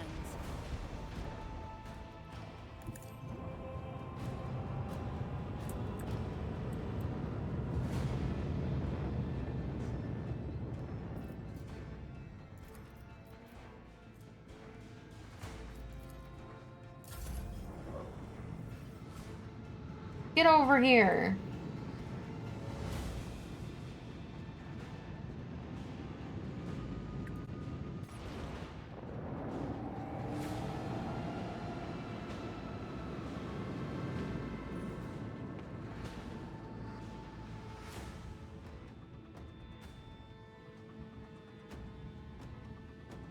Yeah. Ugh. Ramming.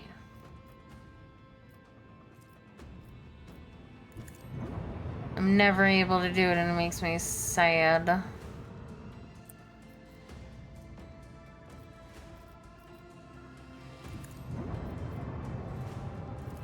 Send them into the cold void.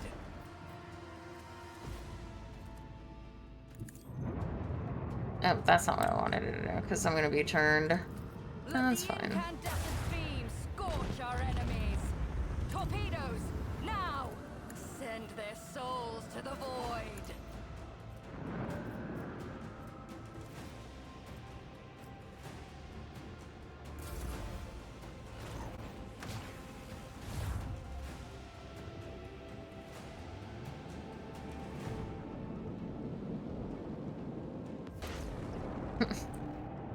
He's like, we'll use this. Nice.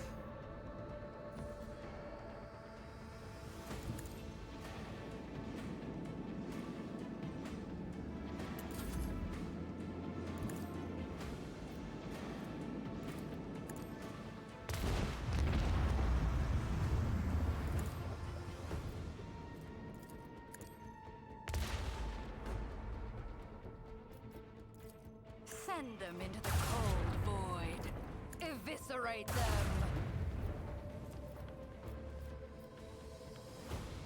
Let the Empyrean guide us. Unleash our wrath upon my enemies. My premonitions never fail me.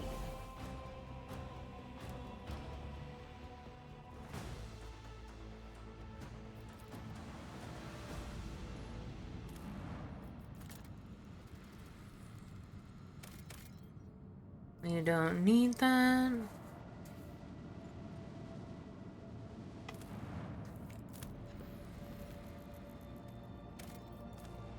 We do not need Blasteel.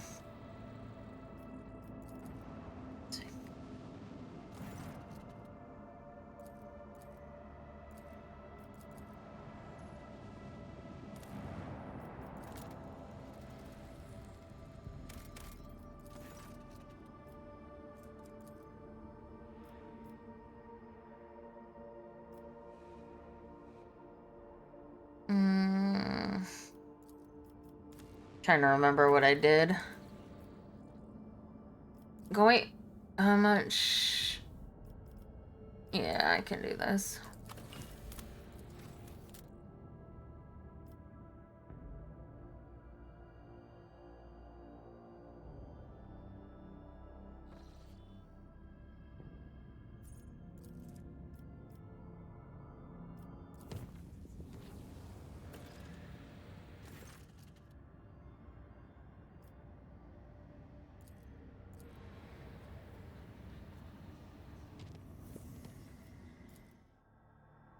Bum, bum, bum, bum, bum, bum, bum. I can't remember what I need to do in unidentified casinos thing.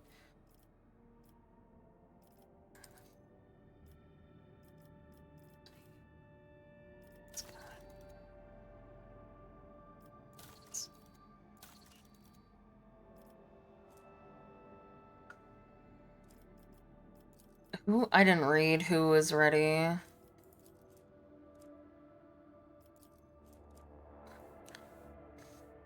Excuse me.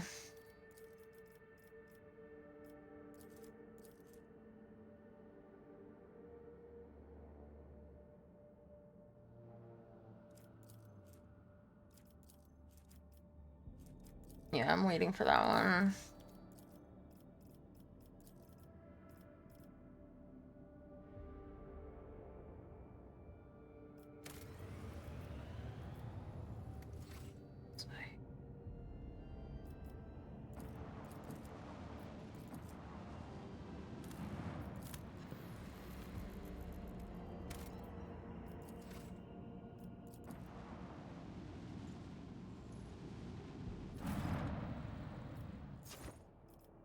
I think neither of these are good.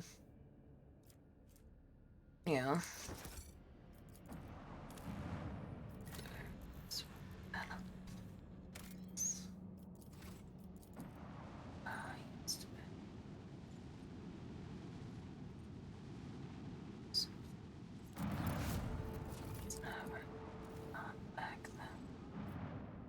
Los Xenos. What is it? What is senior audience? Can we activate the device?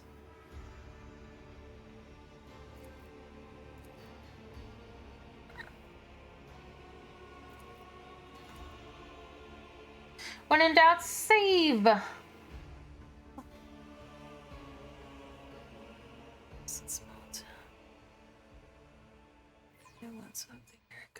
You are going to do better with them?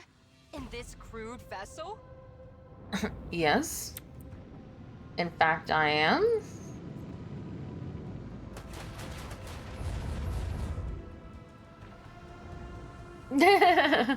I mean, that is kind of what we do here. Immortality denied. Screech!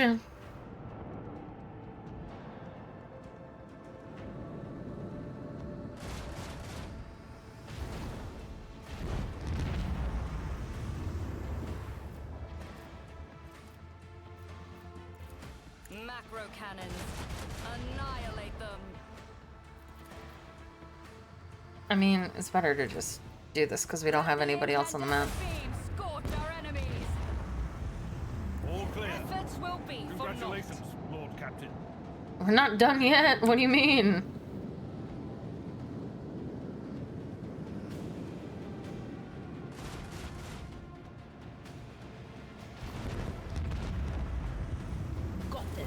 We're too strong for this. this allyship is like, what are we doing?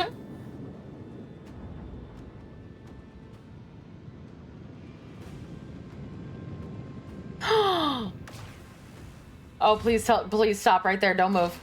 Just stay right there. No. Oh, wait. There's a chance.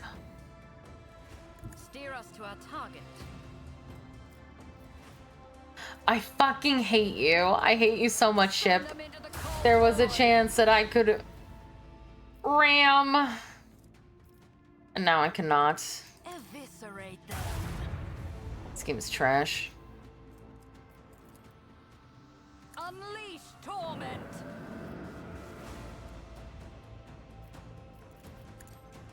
Turn to ashes. The Emperor commands. We act. I just want to ram. We've dealt with the void ships. Oh, and then we have to do this. Oh, I have to level everybody again. Ah!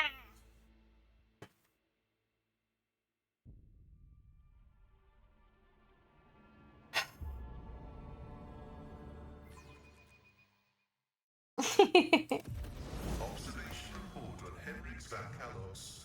The unit's professional skills make him a suitable candidate for data interrogator servo-skull conversion. I am proposing. I will have to decline your generous offer, Magos. I would rather keep serving the Golden Throne with my full complement of limbs.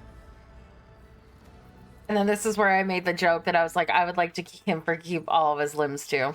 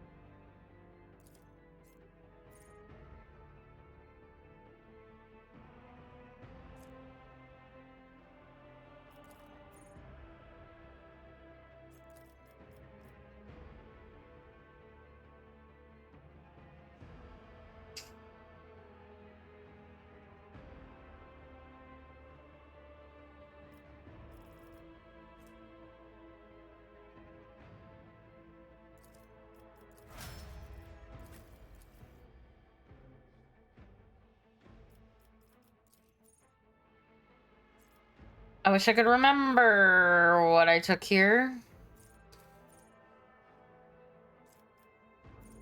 I feel like it was Beacon of Might, but I don't remember. I don't have to look this up me. Oh wait, I couldn't because sure, whatever.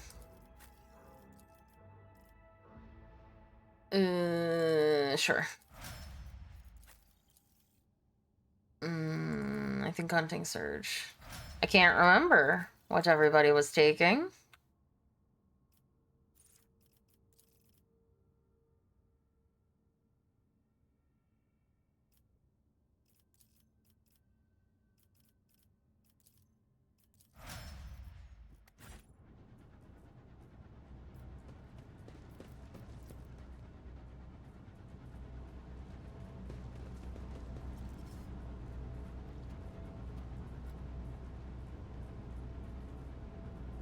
Oh, I hope I grabbed everybody.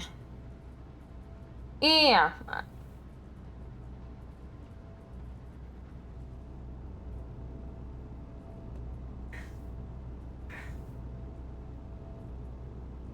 You are but a fleeting flame before my tempest. What was that whimper, monkey?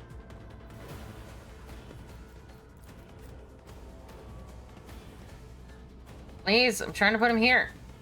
Technically here.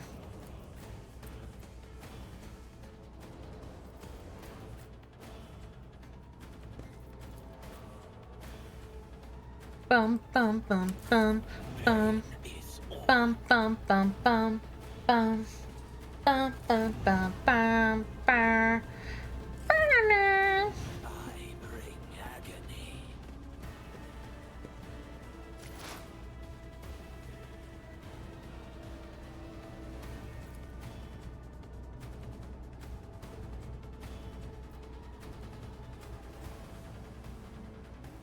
Yeah, I think I actually need to be up here so I can see up there.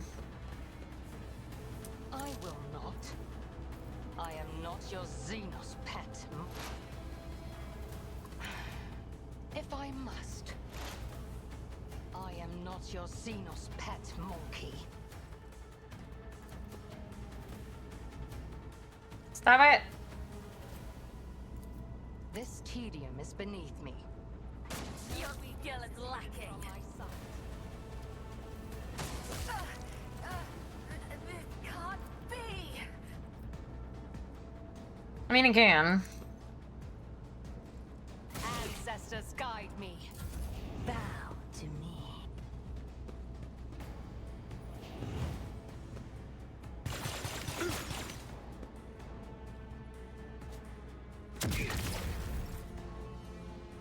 For the throne's glory. I'll put my psychic abilities to use. Let's see to it. Naturally. But of course. I won't do that. I'll make you howl.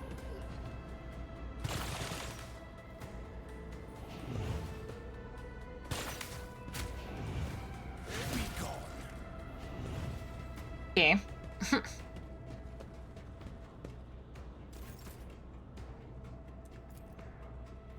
Me? Isn't this a job for the serfs?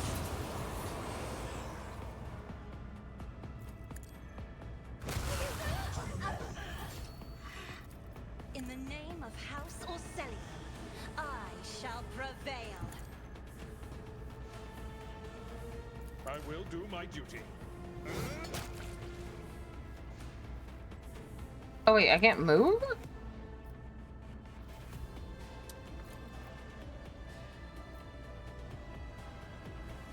Oh. Well, At your beck and fair enough, I guess.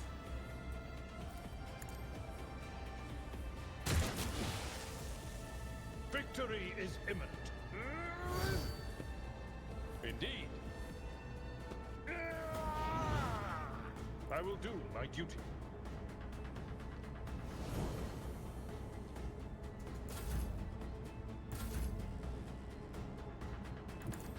Oh, wait, you're not Heinrichs, you're... Sorry. Babe, please. Don't be mad. I'm coming. I got confused. Your majestic cape made me think it was Pascal. Purpose guides me.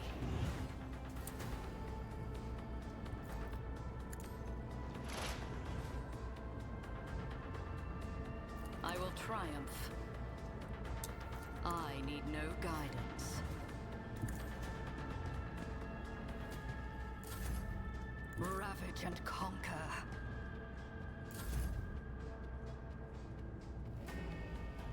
Tried and tested tactics are the best ones. It will be done. Reduced to dust. At your beck and call.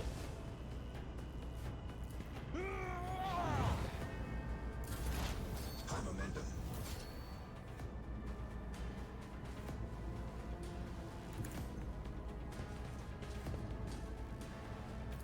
Running by Derek Earl. The Omniscient knows all, comprehends all.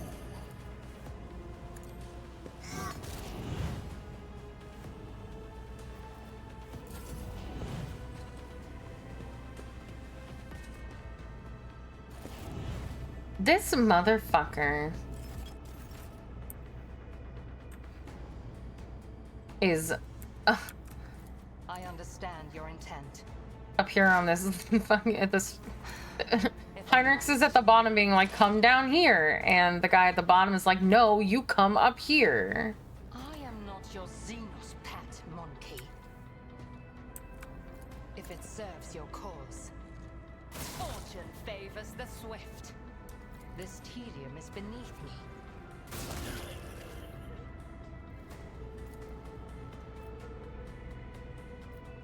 If it serves your cause. You call this a strike? Yeah? What else is it gonna be? If I... We are the babes. You better not come. Okay, thank God. I was like, if you better not go over at the front of that ladder, gonna be pissed. The Emperor is on our side.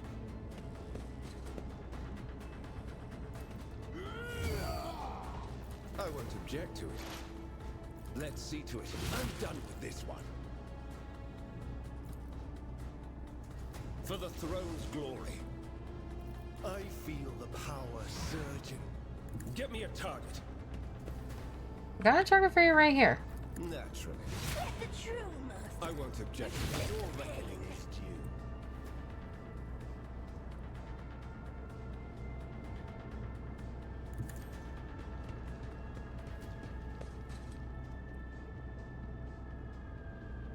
I can't do anything about that.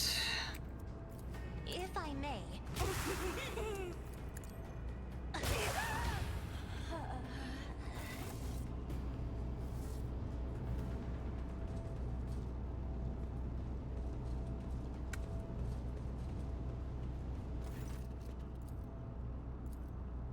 Bum, bum, bum.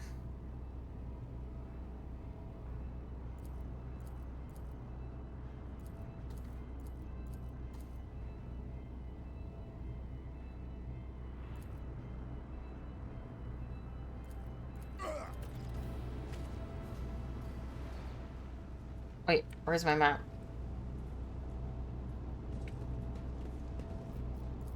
My success was inevitable. There. See, you guys work together. Oh, okay. Now I have to return to Dargonis.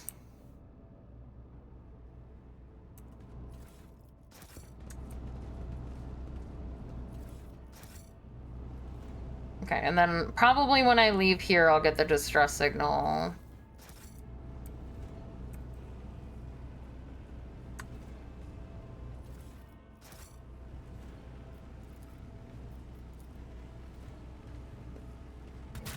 Suffering is part of the trial.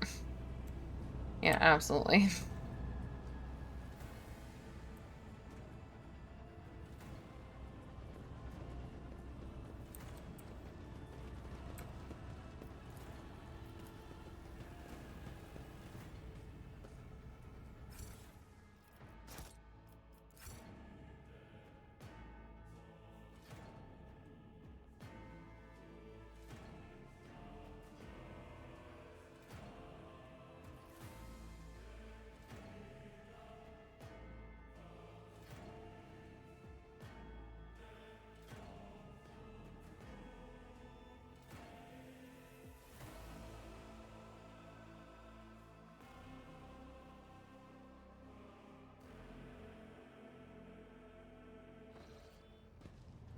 Your ladyship.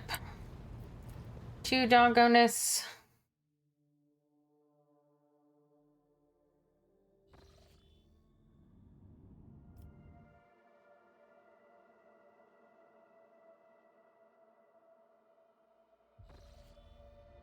I have an urgent matches. Okay, this is where it came from. So the question is...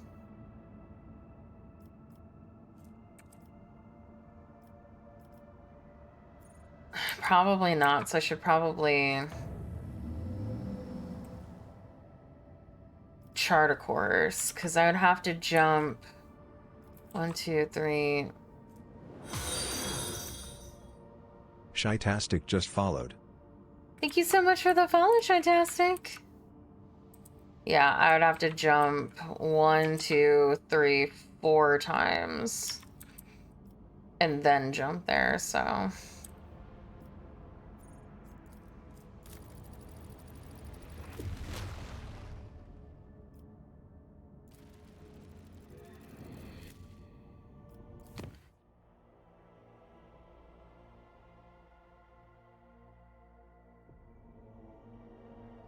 And then I'm pretty sure this is where Yurdiel is like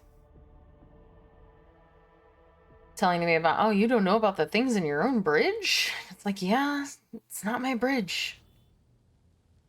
Mm-hmm. Oh, they put a picture of me up there. I didn't even see that. Because the camera was different. I didn't even, oh, that's fun. Look at me. I'm inside the void ship. That's fun. I like that a lot. Look at how pretty my art is. Anyway. Where's she?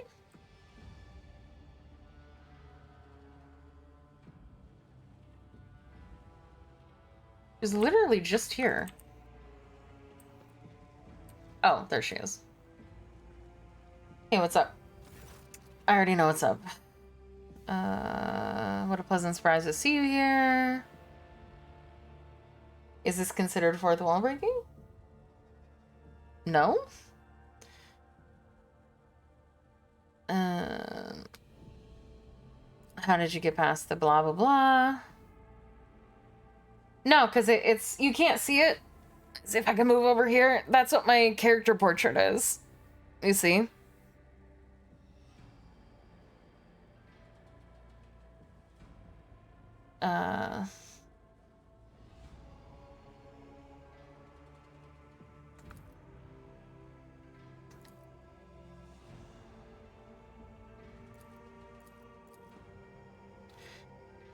Yes, I agreed.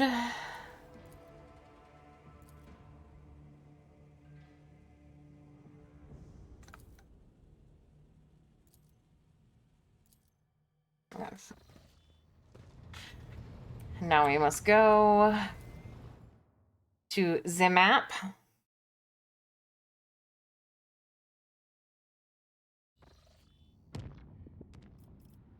Don't have time to talk. Everything's in danger. Yeah, exactly. Like, this is as far as I can move over. I'm sorry.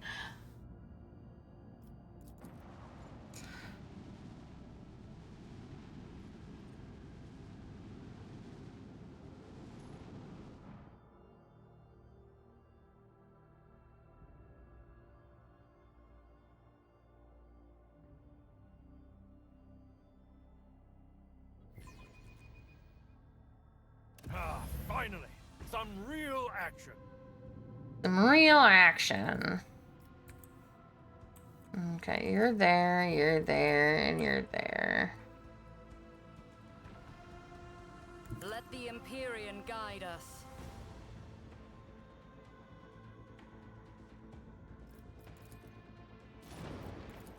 Torpedoes, now! Torpedoes! Torpedoes, now!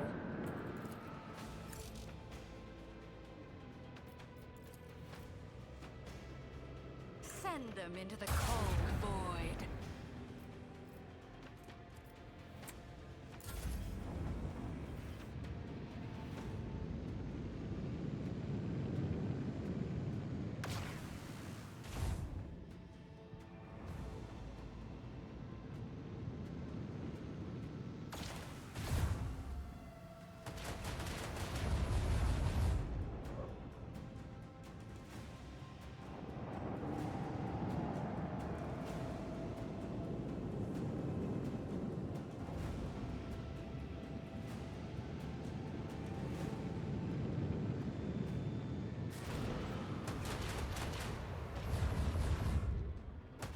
Bum bum bum bum bala bala bum bum.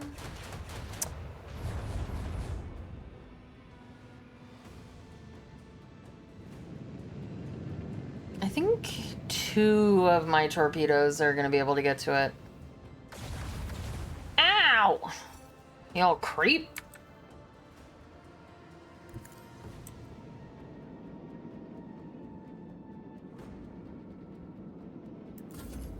Oh, no, never mind. I think I should be able to use Heinrich's ability to get it there, though.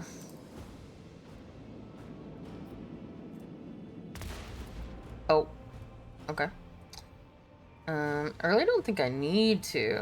I can just do this. Boop.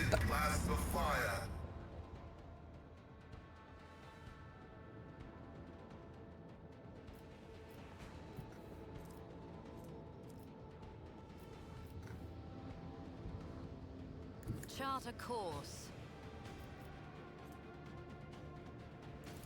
Let destruction pour forth.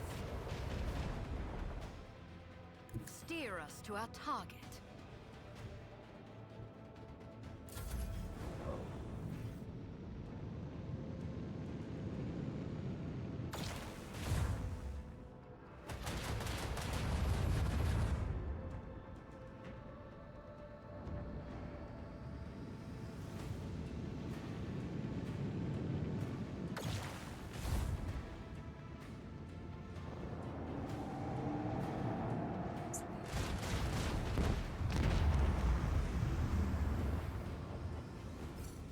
Ooh.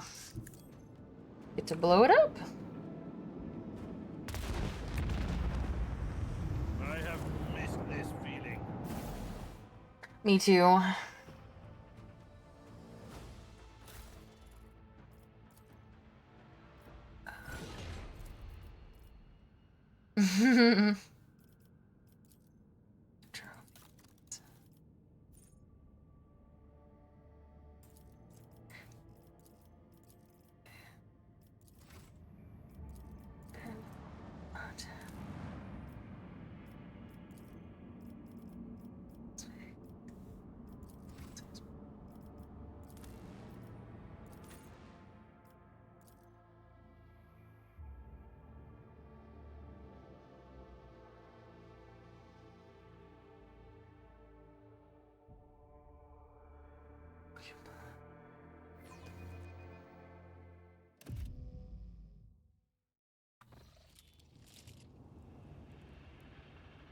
Okay, are you mad at me still? Is everybody okay? I don't see him here, and I literally got here in 1 turn.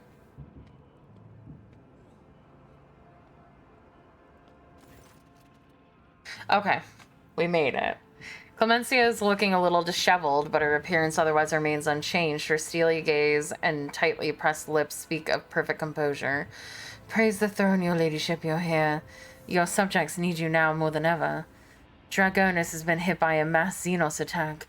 The fleet's resistance was broken in mere hours, but then the invaders commenced a planetary raid. The planetary defense forces are able to hold the inner perimeters of several cities. 2 of the attacks were stifled on the approaches of settlements, but the fight continues, here as well as in Von Valencia's palace. Lady Wassarian wears Achilles' Scalander. I thought I'd see him here by your side.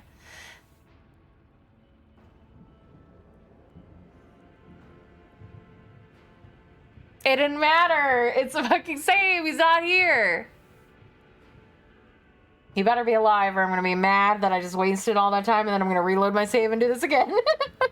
In the other direction. I don't actually know if I saved though. If he's dead no matter how long it took me to get here, then I'm reloading my save to before I reloaded the last raid. Yeah, I'll reload it for when I did everything and had the better, like, map layout. The secretary's exact whereabouts are unknown, but under normal circumstances, he hardly ever set foot outside the palace grounds. I'm sure you realize what that means. The Drakari are after living victims above all else. Why would they waste their forces assaulting the palace when they could be storming another city? Alas, I don't know the answer, your ladyship. When the Xenos attacked the palace, they sent a force so great that they increased warden presence and the defense perimeters were wiped out in minutes. By the throne, whatever they're looking for in there, they've spared no troops to get their hands on it. I need details. What has transpired on the planet? The attack began a few hours before dawn over the capital. They first attacked the fleet. We received boarding calls right before we lost communication with the crews. Their sacrifice wasn't for naught. The ground troops had the time to start mobilizing, and the civilians went on to organize defenses. Several hive cities managed to hold their perimeters, others sustained greater losses, and 2 cities were completely devastated. Our intelligence still knows nothing about the fates of millions of people. There is an high likelihood that we've lost them forever.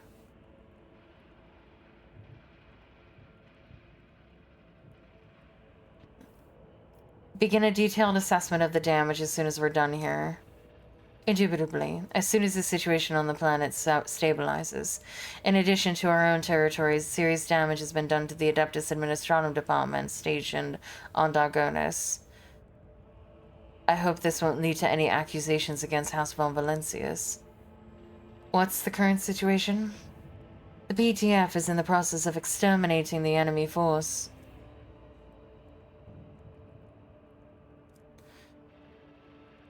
Extra batteries have been assigned to the assault on the palace, but without a strike force that can make it inside, we won't break the resistance. I have a feeling that the palace is the anchor point of the enemy's raid. Our Vox engineers are registering unknown signals coming from your residence to other areas on the planet. The scum must have set up a control center inside. We take out that command and will weaken the peripheral forces. Okay. I'm going in. With awe and gratitude, I transfer the command of the ground operation over to you, your ladyship. The local troops are at your service. I beg of you, save Dargonis.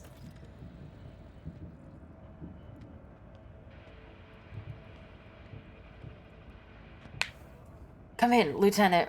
Report to me. Lieutenant, we do not read you.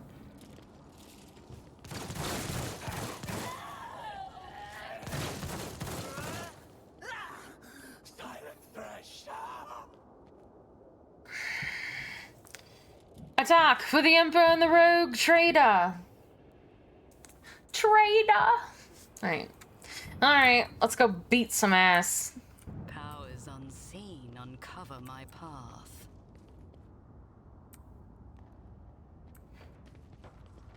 I cannot believe it.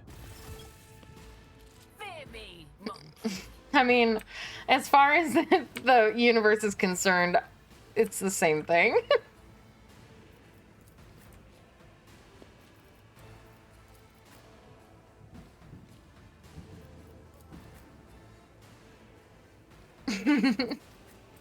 Because I'm kind of a sympathizer with everyone, so.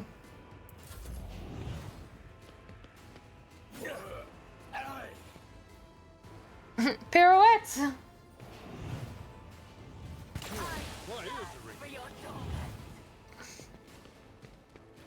Hecka.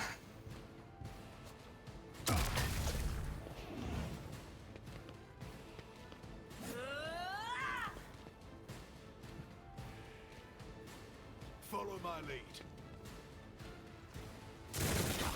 Your last stroke of luck.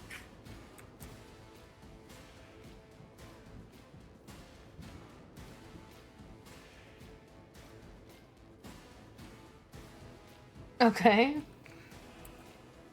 What is your killer question? I'm not accustomed to being ordered around. Did I ever go on Guy Online? I'm a No. navigator, not a servant. I will tear your heart out for this. Isn't this a job for the serfs?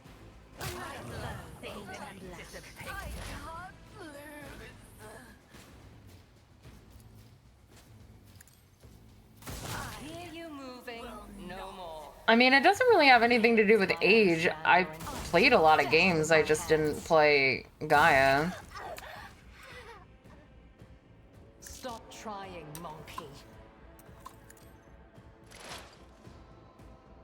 This tedium is beneath me. Woe to you.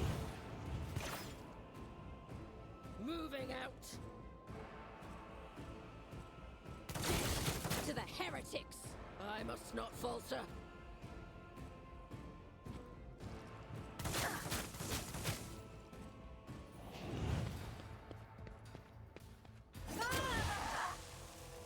Stay vigilant.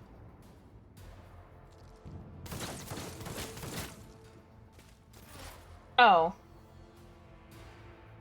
No, I have no idea what it is. I assumed Guy Online was an MMO.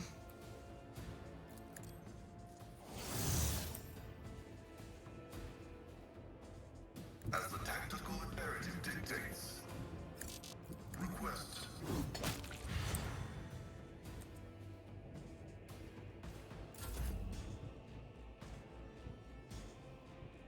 Let's see. We have one here and one over here, neither of which I can get to. So we're just gonna cuddle. Weather the storm. Your skill is lacking. Onward.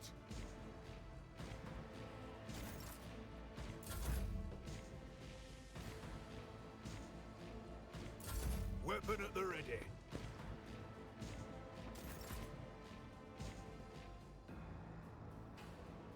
Gotcha. No. I wasn't really a forum goer. I have read tomes of military tactics. If I may, my revenge will I'm not accustomed to executing demands. If it serves your cause, I hear you moving.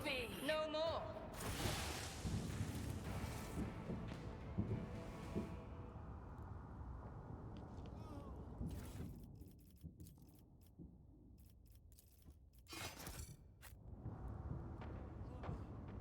The world trembles beneath my Let's see.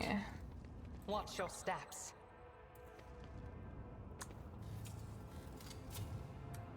That was a problem for you.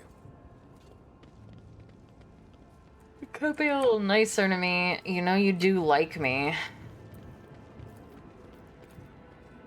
Operation successful. Must loot everything.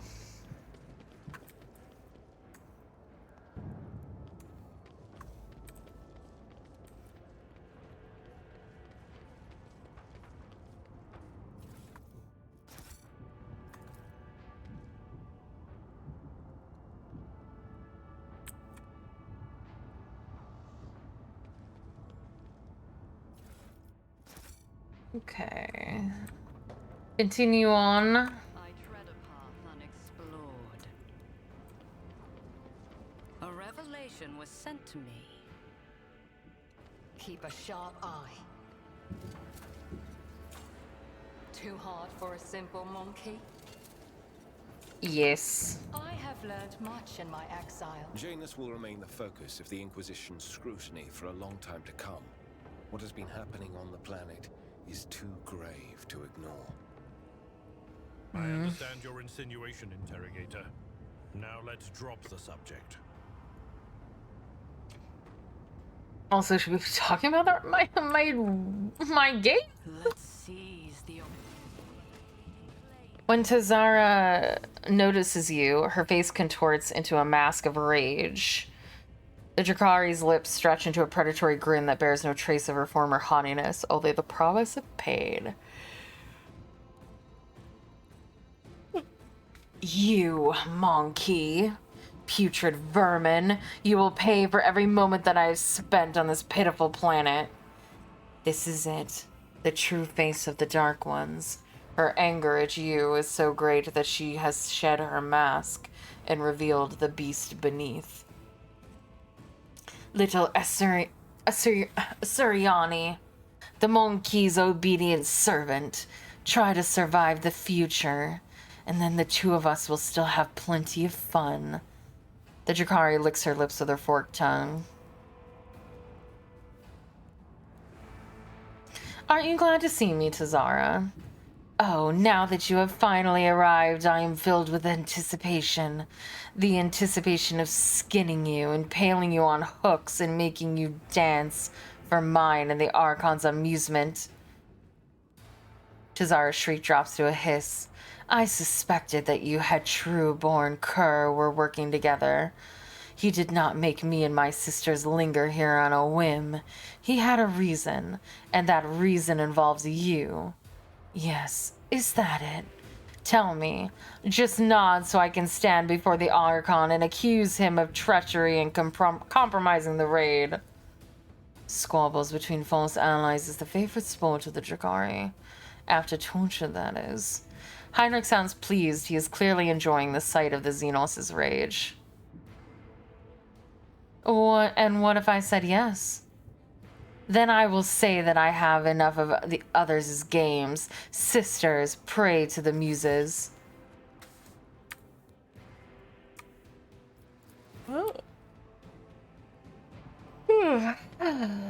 Heinrich's come. Hey,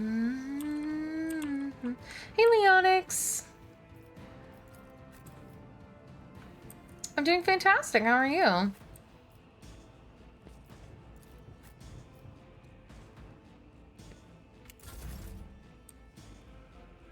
Be careful not to cross my gaze.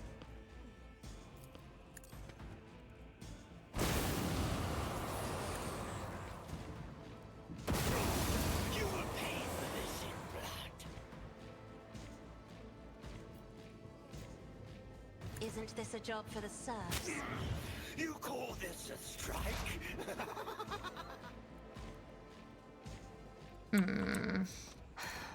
If I must.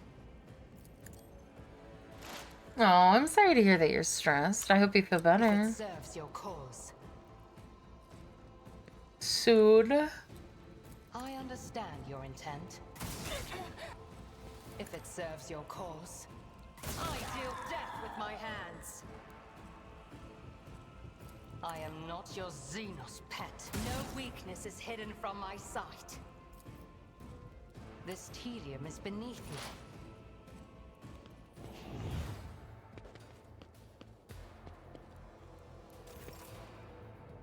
You'll do fantastic.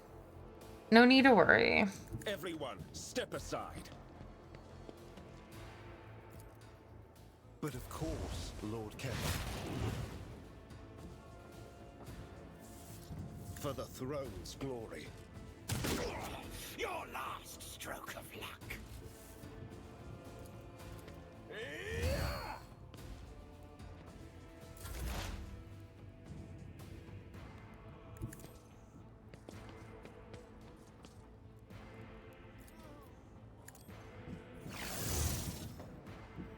My vow is to serve. Running binary override. The scriptural protocol. High momentum. Exactly. Running binary override.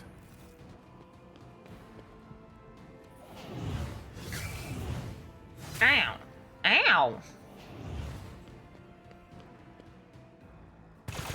Your efforts amuse me. Here we go. Laughable. Through chaos I strive. Ow.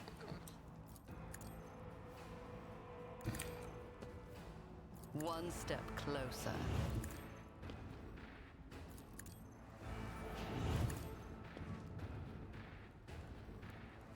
Ruin beckons.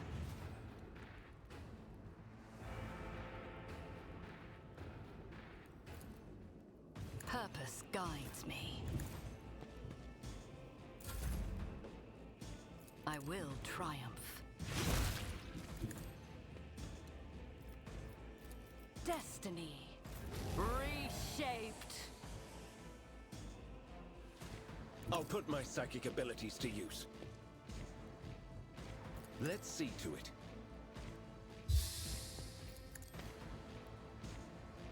More trouble than it's worth.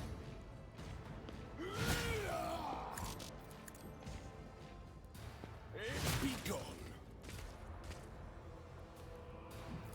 Naturally. Let's see to it. A work for a flesh crafter. My place is at the fore. Victory is imminent. I love how we just spend our entire turns running after each other. I'm not interested. It will be done.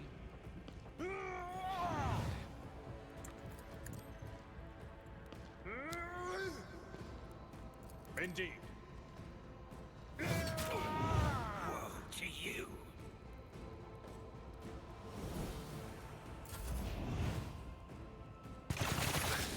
Ooh. On my way. Hold on.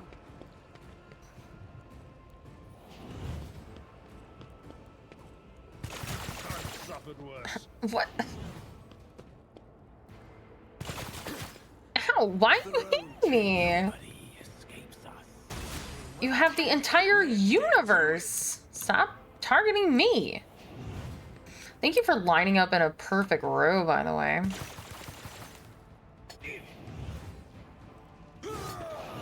You will pay for this in blood. Just a minor setback. Let's make it quick. I hear you moving. No more. Why did she shoot you? She was supposed to shoot somebody. You. Whatever, that's fine. Wait.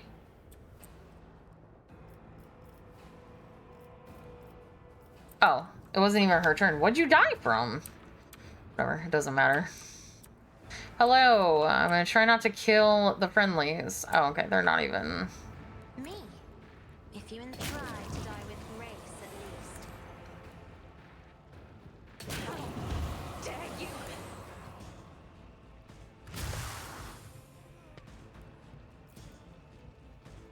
If I may.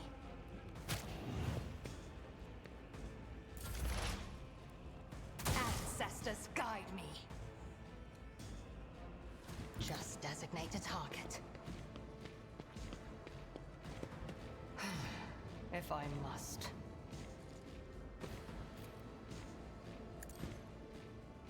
I deal death with my hands. Fortune favors Oh, the I meant swift. to... I shoot this guy. Hear you moving, no more. I understand your intent. Fortune favors Your the last swift. stroke of luck.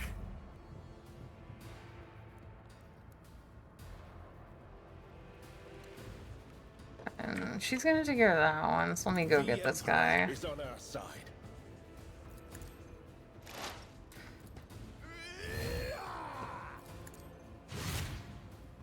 Not sanctioned to do this.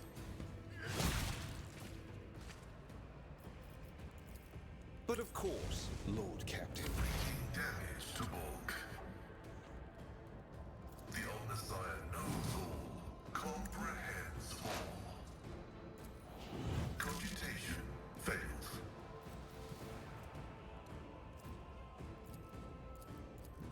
Request approved. The Omnissiah condemns Nice, you. good job.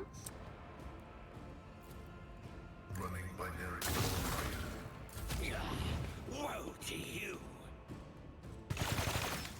Nice, good job. Fucking stormtrooper looking ass. Purpose guides me. Ruin beckons. I will triumph. Get me a target. Someone's death wish is mine to grant.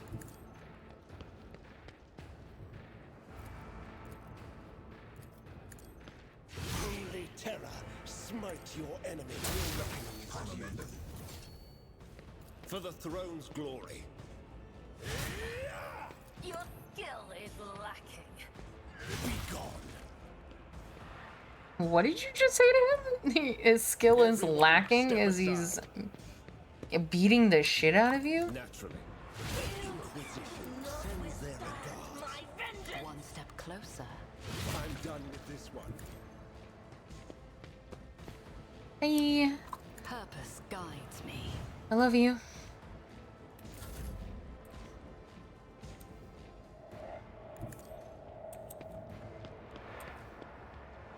That's not the seneschal's job.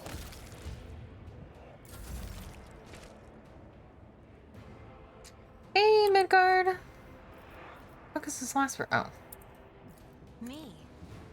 If you insist, I never felt tainted blood. I can taste my blood. Good job, everyone. Oh. Well, I mean, they don't need it now. The machine gun grants me insight.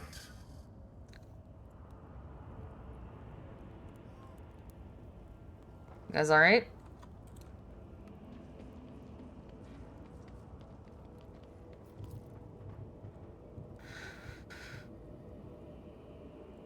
My god, they're destroying my trees.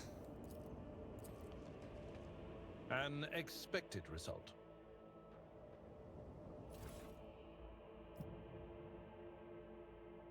Oh no.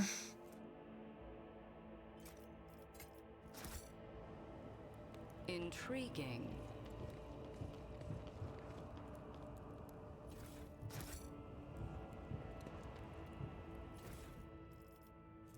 Bloodthirster. Ooh. The target's not me.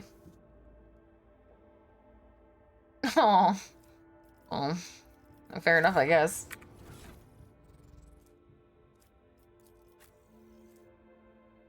Ooh. Oh, it's Drakari. Never mind.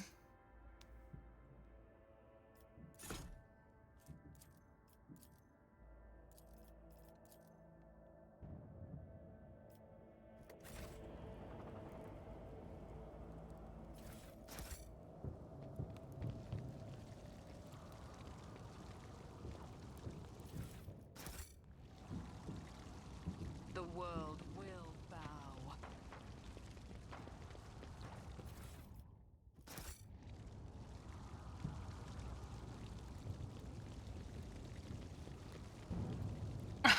Rude. I have Xenos in my party, and I like her. She's good at shooting people.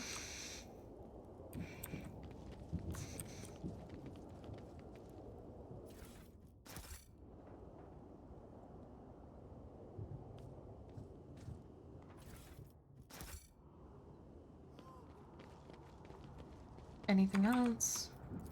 Into the palace. I guess I missed some things.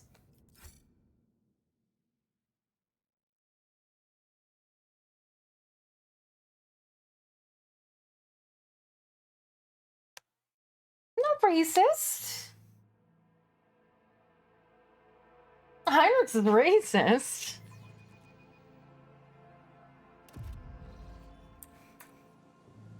I'm not xenophobic either. I have Yurdial with me. Nothing's impossible for this old officer.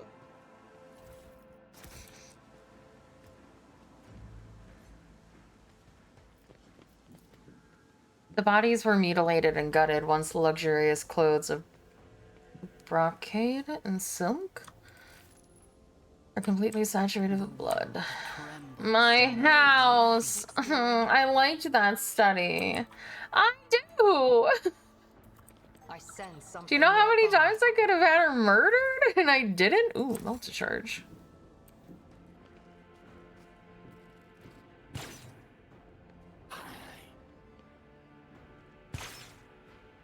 Oh. Oh, it's the boy! Cross an agent of the throne.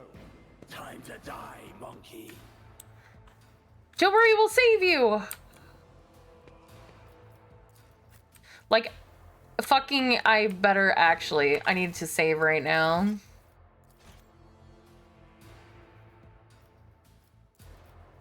And also, absolutely, it is canon that Heinrich is for once not going to stand next to me because he's 100% going to leave me to go save his boyfriend. And I understand. And I support my king.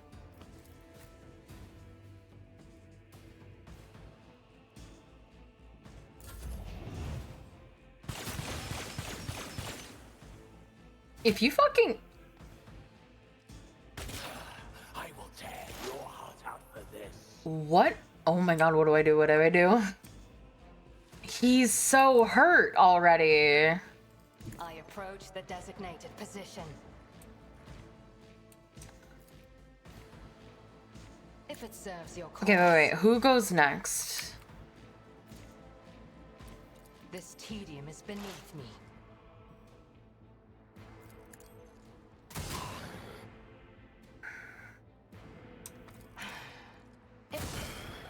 Why am... Another soul slips Okay, beyond and the then veil. who goes after that? Let me educate you on the art of Leave him alone, leave him alone!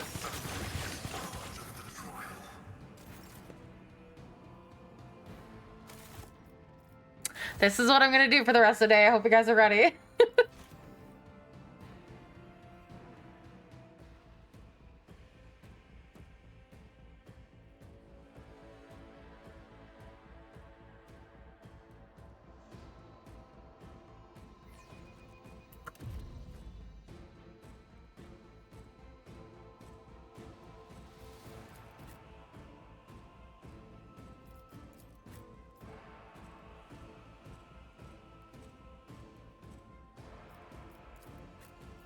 Why do I feel like we're so much farther behind than we were last time?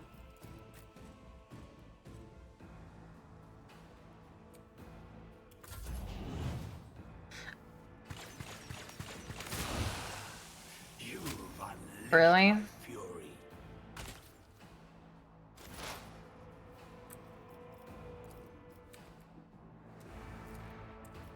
I am not your Xenos pet, monkey. I understand your intent.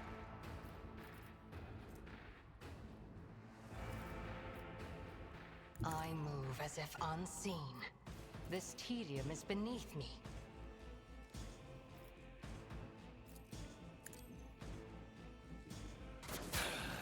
I will tear your heart out If for it this. serves your cause.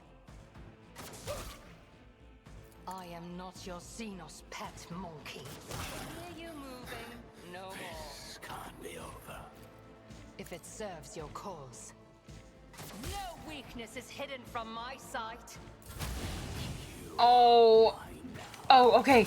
No, oh my god, what the fuck? It wasn't even aiming at you!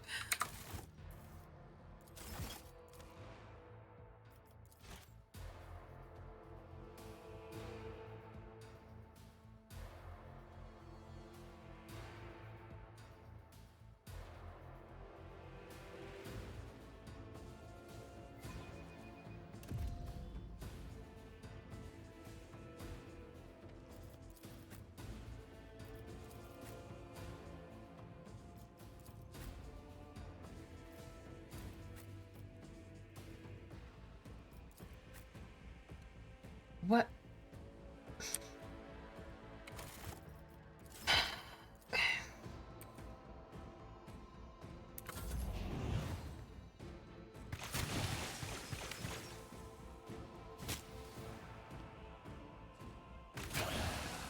A work for a flesh crafter. Okay, I have to think.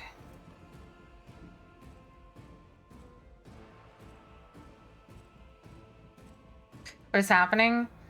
Achilles is dying. I feel like he dies from the toxin. No matter what, though. It's fine. Okay, so she doesn't need that.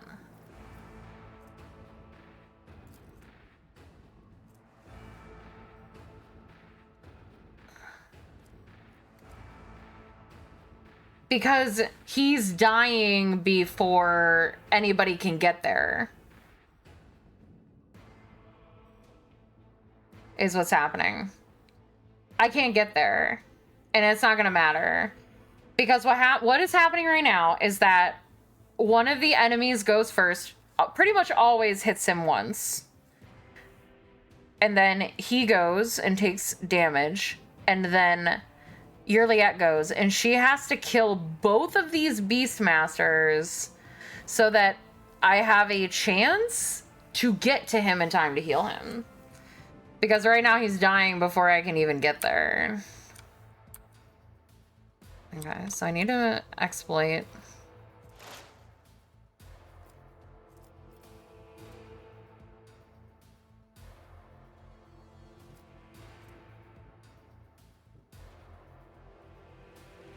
Okay, so none of that matters.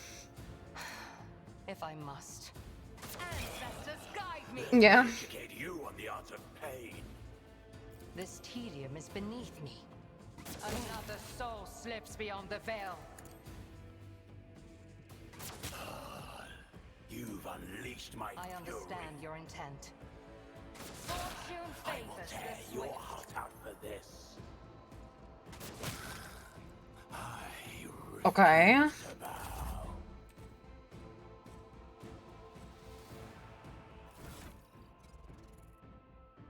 Okay. So you need to get here and kill, because this guy's next, right? Yeah. I'll put my psychic abilities to use.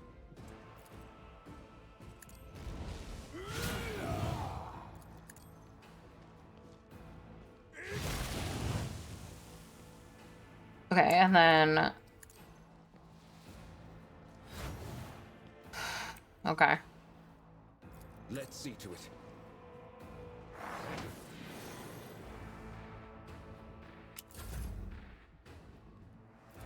I might be able to just end this combat before he dies so he won't take the damage. This is a job for the fire to die with grace. I saved my boyfriend's boyfriend!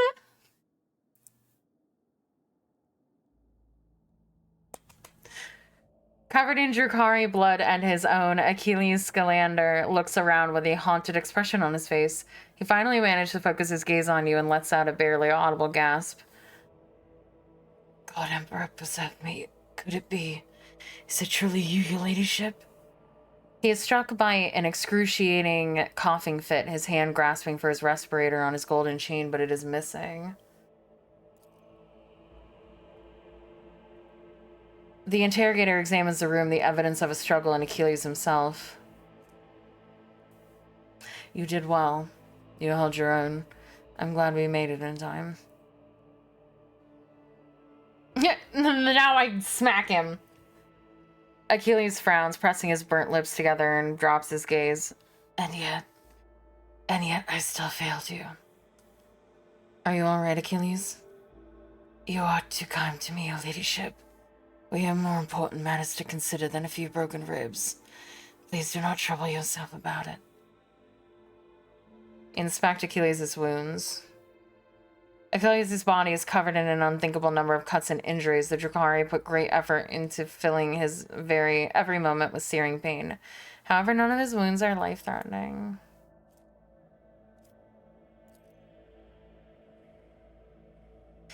Your fast efforts pay off. Your knowledge of Medicae allows you to stop the bleeding in several areas and somewhat ease his pain.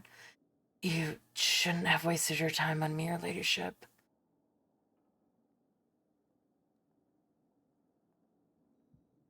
What happened here?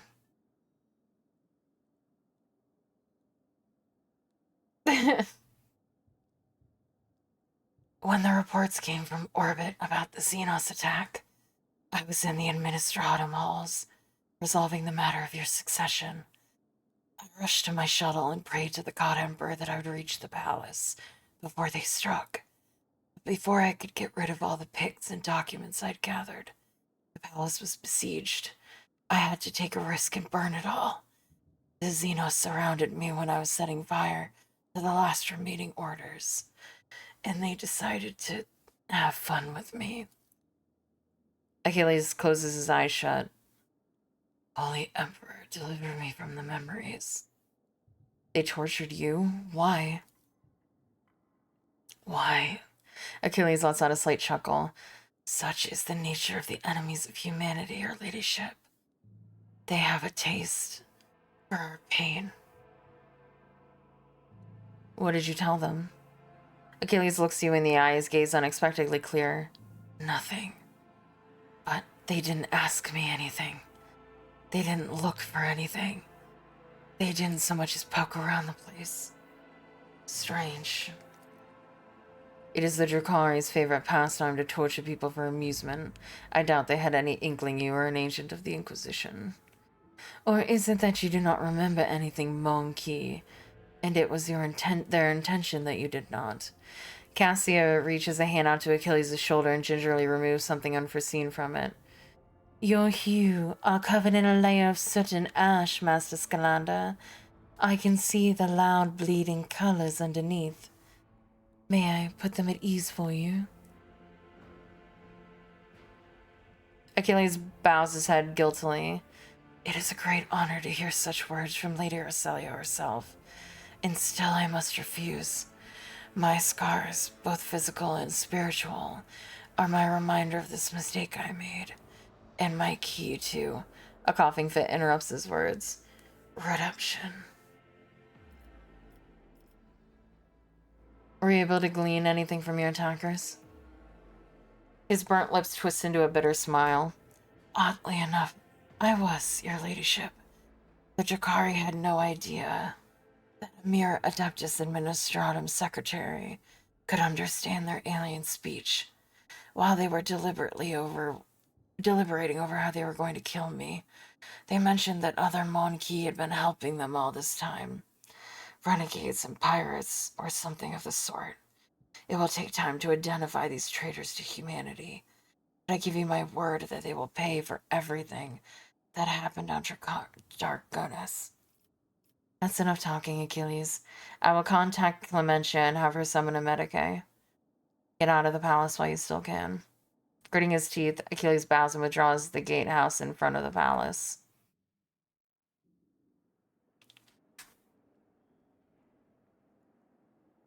We saved the boy! So remember when I said, yeah, I did. I'll be right back real quick.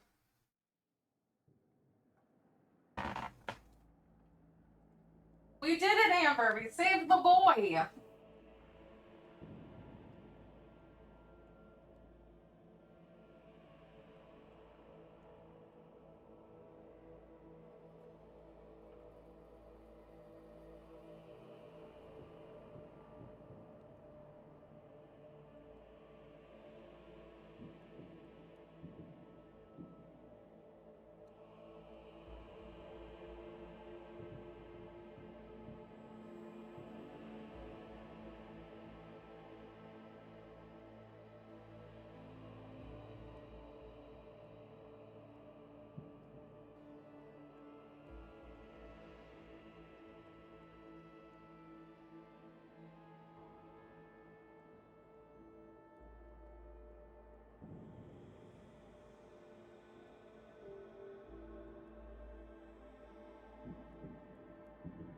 I'm back.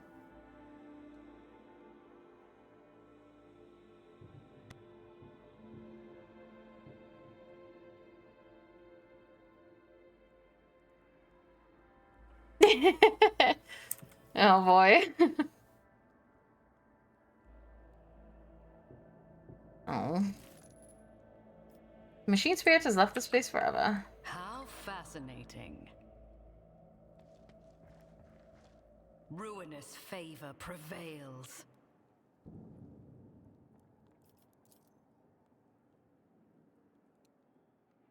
Ooh.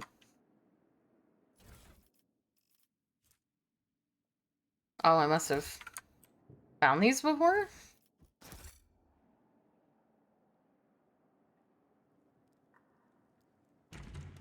Powers unseen uncover my path. A trivial task. Oh, hello. You okay? I don't know what the point in that was.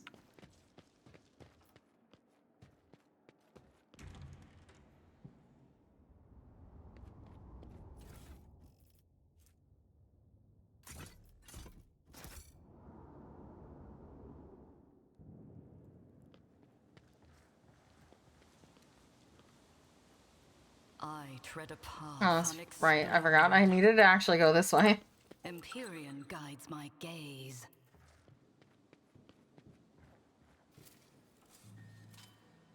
Too hard for a simple monkey.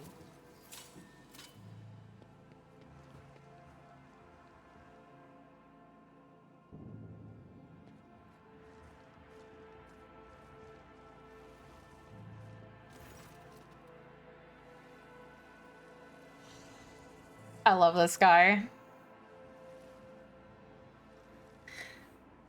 He's sitting on my chair.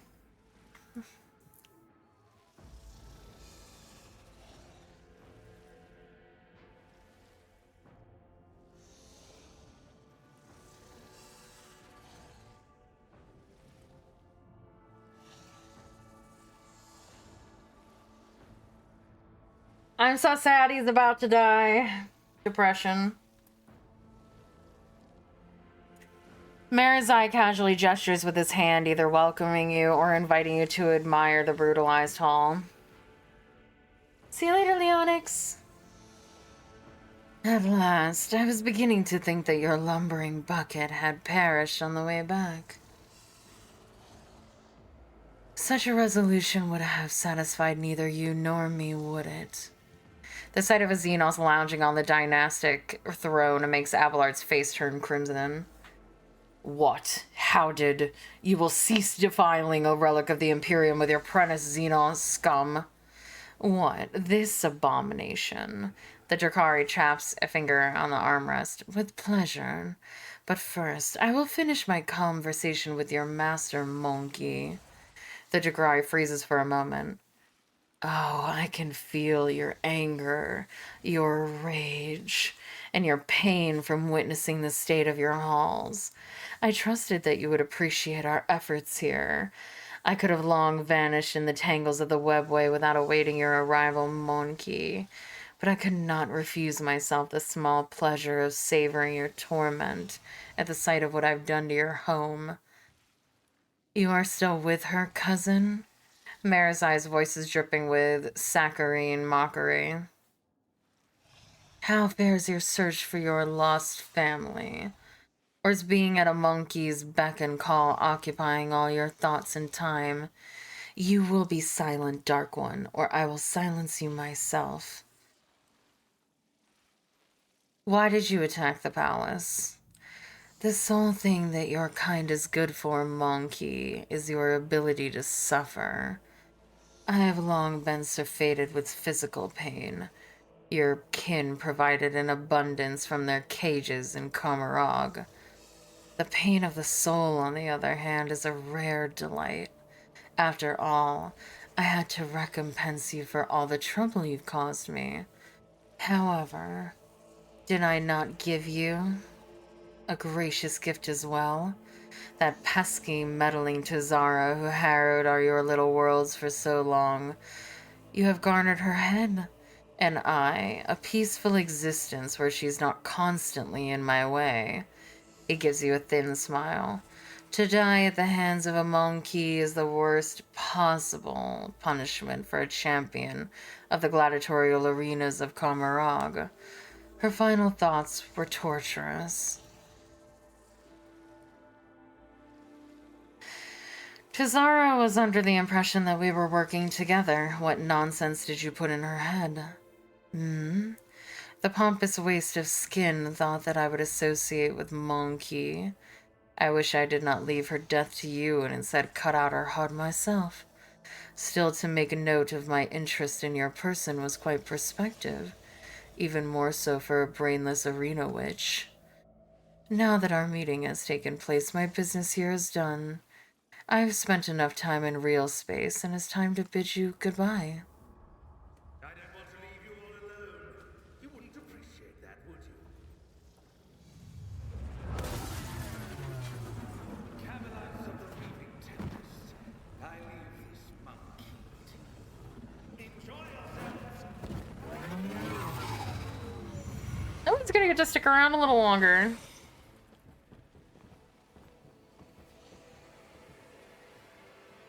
Your kind has no place in the galaxy. Don't dare to disappoint me.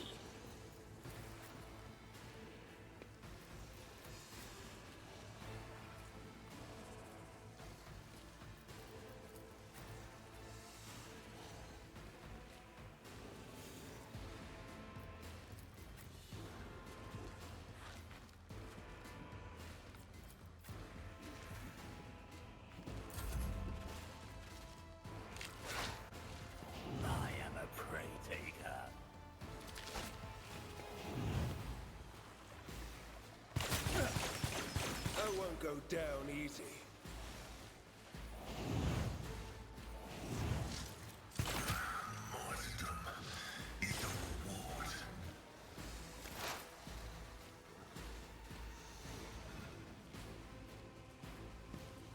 Well, this is annoying. What are you doing here? Not your Xenos pet monkey.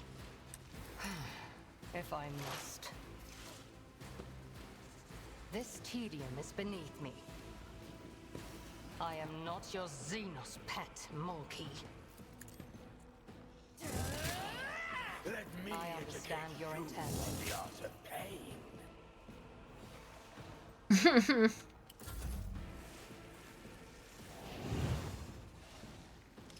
Flesh is weak, yet iron knows no pain.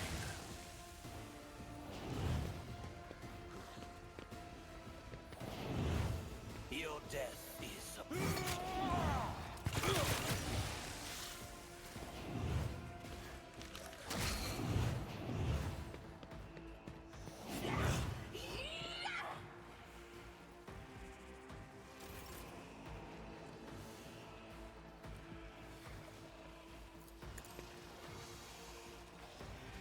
I need no guidance. I will triumph. Purpose guides me.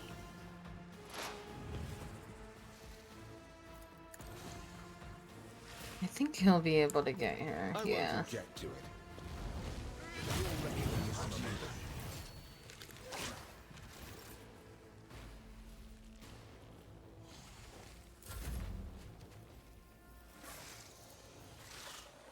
Whispers, guide my hand!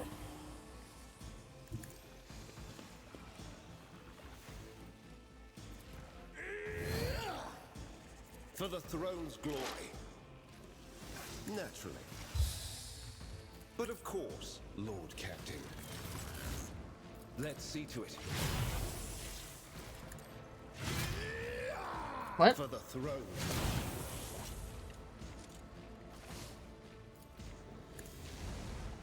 Nothing stands against me. No. I won't object to it. Anytime you want to not do 0 damage, that would be great. I would appreciate it.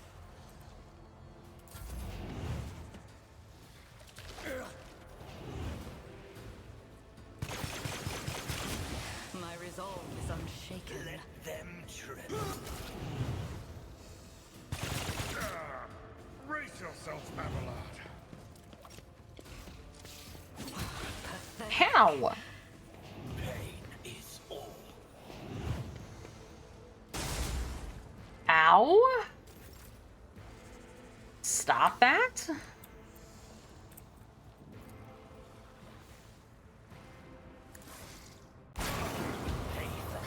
Oh. Go hand in hand. I'm so sorry, Abelard. I didn't see you there. Strike. Isn't this a job for the stars? Bring agony.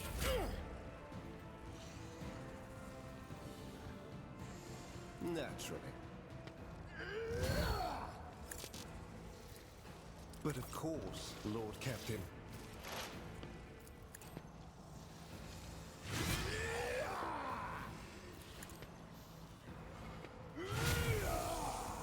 Why? Is it just doing 0?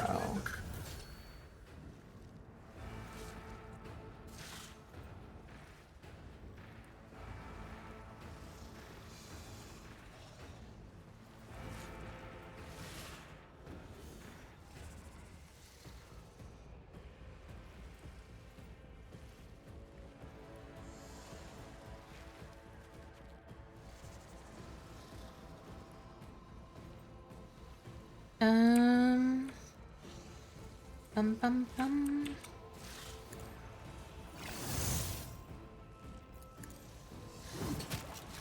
What?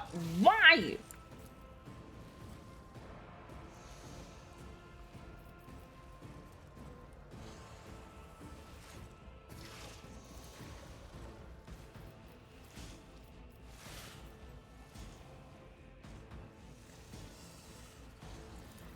Let the cycle be discontinued. Oh, I thought it did nothing, and I was like, what?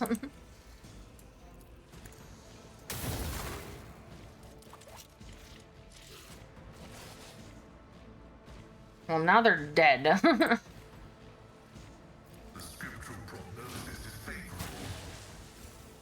What?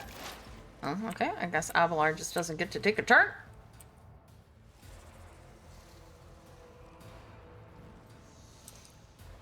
If it serves your cause.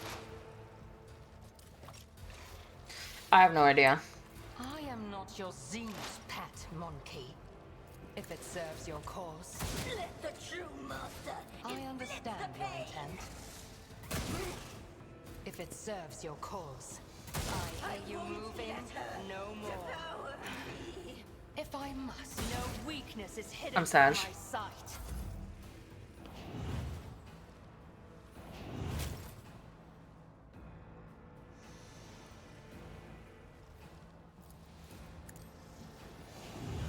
One step closer.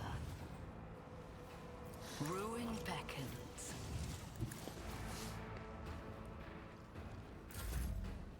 I will triumph. For the throne's glory, let's see to it. The Inquisition sends their regards. I'll see our foes obliterated. I need a foothold.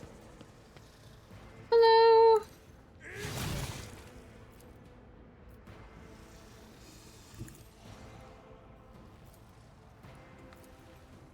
I thought I could get 2 of them, but I guess I can't. I'm done with this. I won't do that. But of course, your reckoning is due. The Inquisition sends their regards.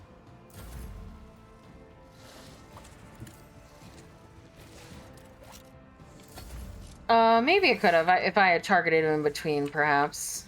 I just didn't, because I'm silly.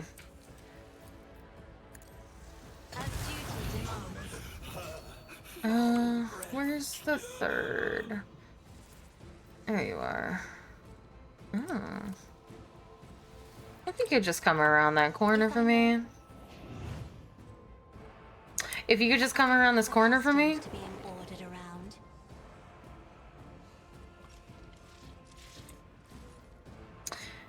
Fair enough, I guess. My apologies for asking.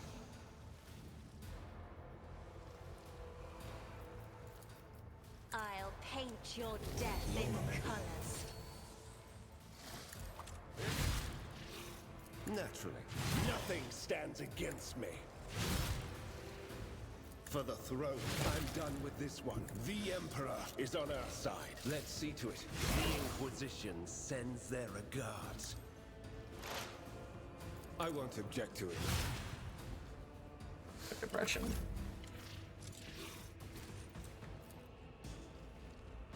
Is it worth it to almost kill everyone? No. Another foe painted black. Explorers know one route. Forward. Hey, author. Running binary override.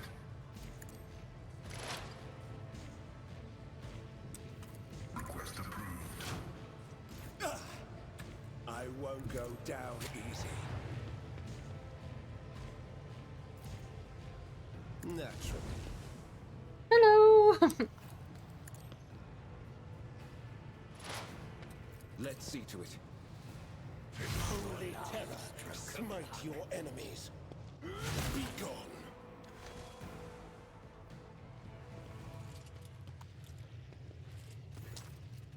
Your ladyship, thanks to your breakthrough, we were able to clear out the estate.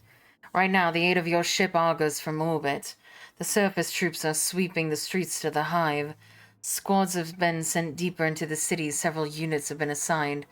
My apologies. Of course, you will learn all of this from the reports. Your appearance on Dargonis is a boon from the God Emperor, who has brought us salvation. On behalf of all of Dargonis and House Viserion, I thank you for delivering us from our foes.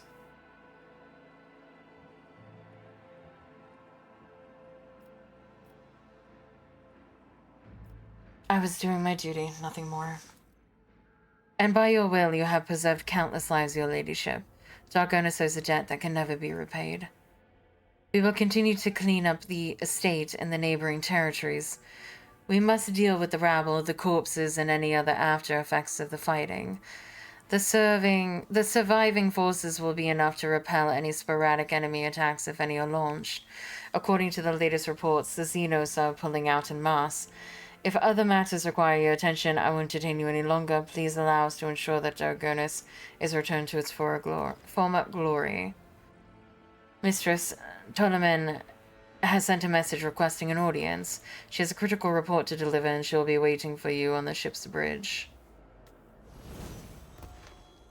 Good work, everyone. You saved the day.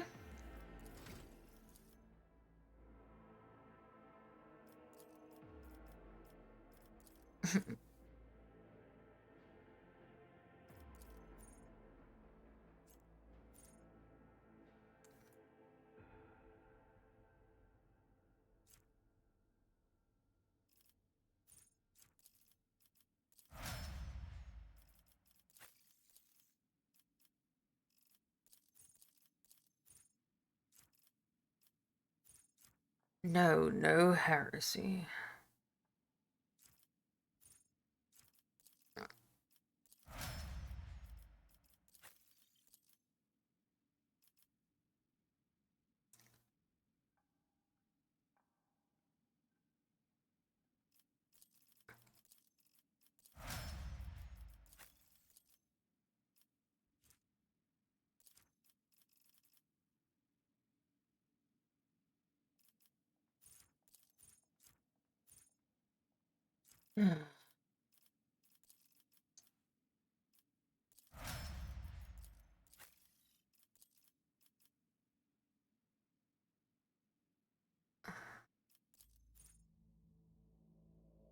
Ooh. Why is it divided by 5? Because I don't think his Medica is particularly good. Well, I'll do it.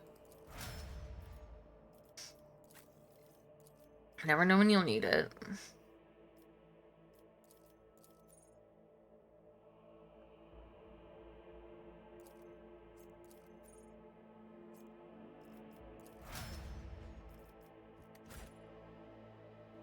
Mm-hmm. For sure. Alright, well, I guess we can leave. We did it, team. My poor house. My poor house is destroyed.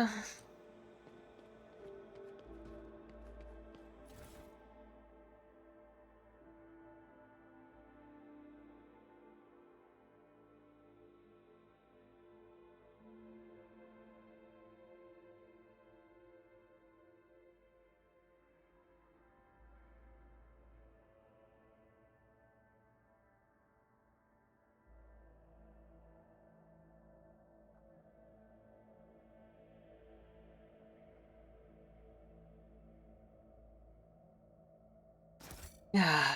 Okay, which means I have to go back and do all those planets I already did. Excuse me.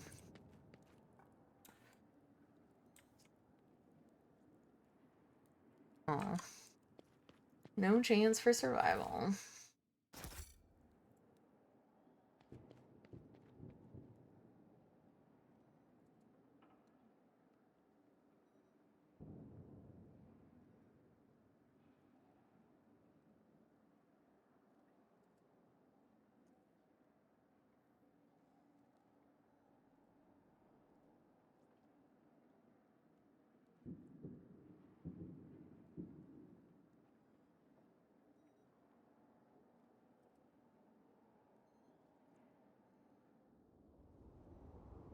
Bum bum bum bum bum. Oh, I guess I can't go out there. Okay. Oh, where are we right now? We ran all over the place.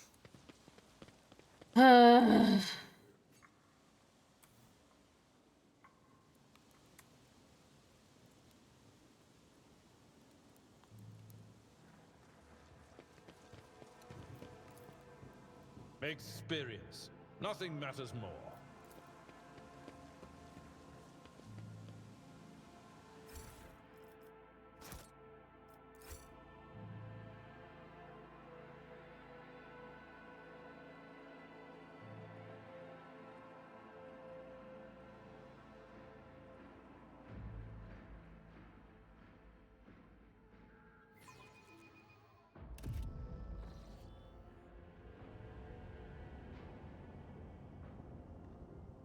Alright, I guess we just head back to the ship. Oh, apparently there's loot that I missed.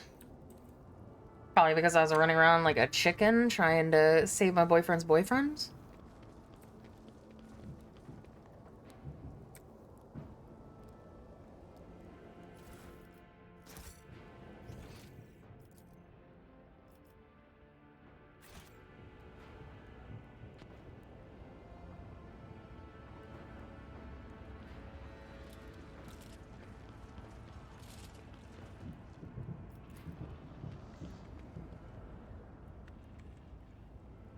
Where is this loot that's here?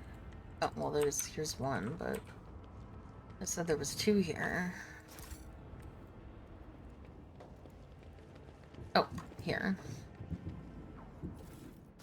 Okay. Let's seize the opportunity. Alright, now we can sit and talk to all of the companions and see what they have to say, now that I'm not in desperate need to jump places.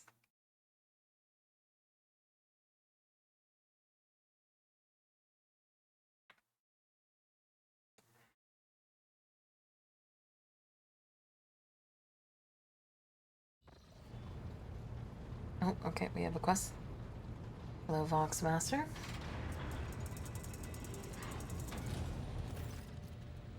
Welcome back, Lord Captain. During your absence, we assisted the ground forces by coordinating their movements from orbit. Detailed casualty and damage reports have been submitted for your perusal. It is with deepest awe that I inform you that the timely intervention and the resilience of the world's defenders managed to break the back of the raid, which had threatened to turn into a protracted war.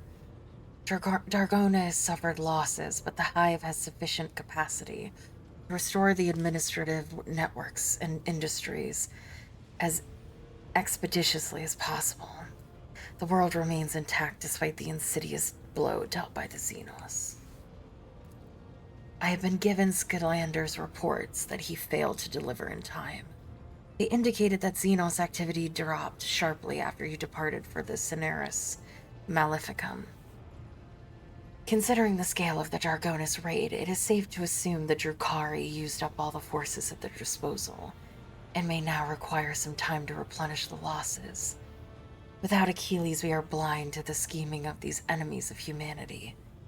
But our strategists are still hoping for a lull in attacks and raids, which will allow us to gather our strength for a new conflict. Lord Captain, permission to report, the Vox Master says, looking at you deferentially. Your wise Lex mechanics have analyzed the state of the Protractorate. They believe that, thanks to your decisive action, the acute phase of the crisis is past.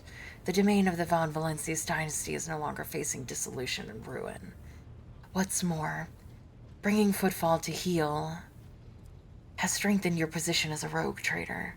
Lady Theodora would have been glad to have such an important trade hub come under her sphere of influence. In honor of such a resounding triumph, Dargonis, as the capital world of your dynasty's domain, is currently making preparations for the Magnae Accessio, a grand ceremony of your public induction as the heir of the Honorable Theodora von Valencius. Governor Drivestem has vowed that not even the recent devastating and tragic events will be permitted to cast a shadow over this most glorious occasion.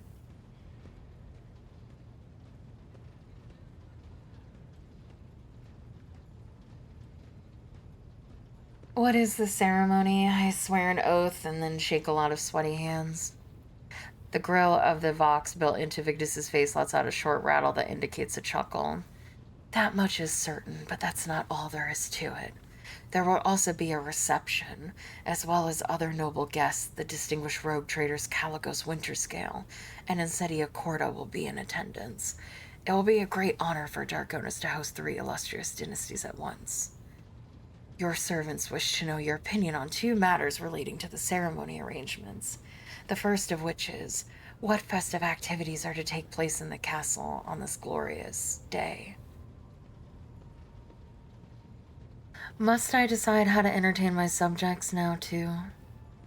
It is not so much about entertainment, Lord Captain, as it is about the tone you wish to set for your entire reign. These activities will let the people know who you are as a person and as a ruler. Did the rogue traders from the other dynasties flock to Theodora Magnae Accessio as well? Archival records indicate that they did.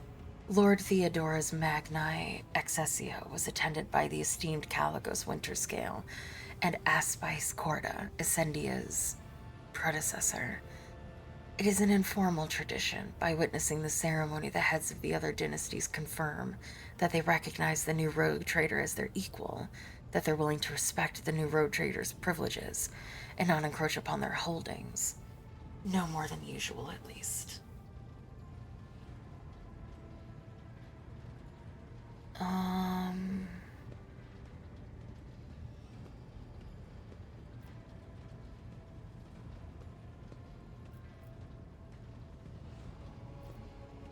Let the poor be fed and fuel cells handed out to those in need. My reign shall begin with an act of benevolence. Your subjects will appreciate your generosity, Lord Captain. We are never short of people in need. The second matter on your servants' minds is which two of your closest companions will be given the honor of standing by your side during the ceremony. Does it matter? Absolutely. This symbolic gesture will accentuate your connection to certain classes or parties to which your companions belong. All eyes will be on you, and people will remember whom you chose as your closest allies. This is why there can be no more than two, or it won't be a unique show of favor. Abelard and Heinrichs, obviously. Ooh, or maybe Heinrichs and Pascal. But I feel like I should bring Abelard because, one, he has been with me and he is my loyal seneschal. And also his family is like who I'm trying to make sure has like deep connections in the planet. So Abelard deserves this place. The servants of House von Valencia will see in this the continuity of the dynasty's glorious traditions. And who will be your second companion? Heinrichs will stand with me. The presence of a member of the Inquisition besides you will serve as the best possible proof of your loyalty. I will see to it that your instructions are delivered. To Darkonis, the master of ceremonies at the palace, will report to you when the capital is ready to praise your name. Hey, Pascal. I was just about to make the rounds and see you. Pascal's voice pouring out of his Vox system crackles like thin ice under pressure. It is unclear whether this is nothing more than static or an expression of some emotion understandable only to the tech priest himself. Celine Whitetail. Following the Omnissiah's guidance, I request permission to execute the report protocol that entails describing suboptimalities within the recent operation of the ship's system and subsequently proposing the appropriate course of action. I'm listening. Initializing exposition. With the Omnissiah's blessing, I conducted several sessions of tech meditation in an effort to transpose the available data streams into a matrix of patterns. The data subjected to this analysis comprised evidence of deviations in the operation of the ship's systems and servitors, as well as irregularities in the algorithms of the ship's log. I have arrived to the following conclusion. This vessel's machine spirit is most extraordinary. A full cycle of secret diagnostics must be performed, followed by a complemental ritual. This ritual will force the spirit responsible for these recent events to reveal itself. Once it does, we will be able to understand its nature and take action applicable to said nature. What kind of action? Pascal pauses before responding. Applicable to the entity that appears before us, it is a machine spirit of great might. We must appease it and humbly ask about the reasons behind the portents it has shown us. If it is the abomination of tech heresy, the complemental ritual will help us purge the ship of its unhallowed presence. Is my presence necessary? Response: affirmative. For the complemental ritual to take place, activation via the blood of the dynasty is required. All of the ship's high protocols are activated with the key of blood. Very well. Let us proceed with your ritual. You have my gratitude, Celine.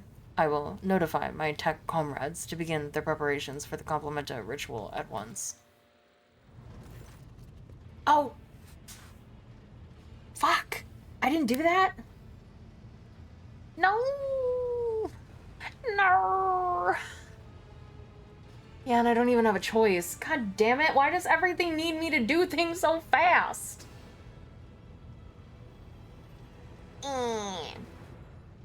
Despite the resounding hum of the tech priest's word of prayer, the bridge feels unusually quiet. All sound sinks into the vicious silence like pebbles sinking into water. Celine Whitetail, my tech comrades have spent the assigned number of cycles in prayer and vigil. Everything is prepared for the complemented ritual of cleansing. Its commencement will require an authorization key in the form of blood of the Von Valencias. If you are ready, place a hand into the cyber gargoyle's receiving module. Where's the crew?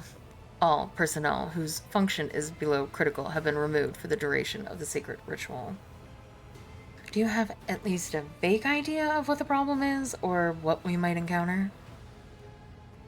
Pascal freezes momentarily. When he starts speaking again, you can tell how carefully and hesitantly he is choosing his words, a sight most uncharacteristic of Magos Hanuman. The bounds of possibility are vast. We cannot be certain what we are dealing with until the calculations are complete. However, there exists a risk that all that we have observed here on this ship are manifestations of abominable intelligence. What is abominable intelligence? Pascal's voice sounds hollow and seems to carry echoes of cannonades of the distant past. A transgression. A sentient mechanism created by human hands but no longer needing its masters. A rebelling machine spirit that has forgotten the will of the Omnissiah, who sent it to serve and aid humanity, not to exist for its own sake. Only once before did our ancestors underestimate the menace that is... Oh, it's AI. Okay. Abominable intelligence and its terrible power. A great war followed, one that humanity nearly lost. After that calamity, the creation of sentient machines was categorically forbidden, and any such abomination, without exception, must now face deconstruction. I'm ready. The familiar cold metal burns your palms. This time, however, the servitor's jaws, instead of brutally clamping down on your hand, merely squeezes it slightly. You feel a thin rivulet of hot blood beginning where the metal fangs have pierced your skin. Screeches and growls slowly rise from the bowels of the massive conjugator as if a great beast is stirring awake. The vid screens in front of you flicker restlessly. Key accepted. Activating purgation protocol. Suddenly, the vicious silence of the bridge rushes towards you and wraps you in a tight cocoon. The glow of the vid screen dims, but the symbols on them flare to life. Nom OS analyzing. Hypoth intrusion. Nom OS analyzing. Sorry, I read the last line. Hypoth lockout. Nom OS analyzing. Conclude prevention. Nom OS sad. Pascal, what is going on? The complementary ritual is proceeding as intent. Pascal's voice cuts off abruptly. He brings a hand to his Vox communicator in surprise. Nom OS exec stop. Nom OS quiet. Hello. Hello? Nomos are glad to be speaking.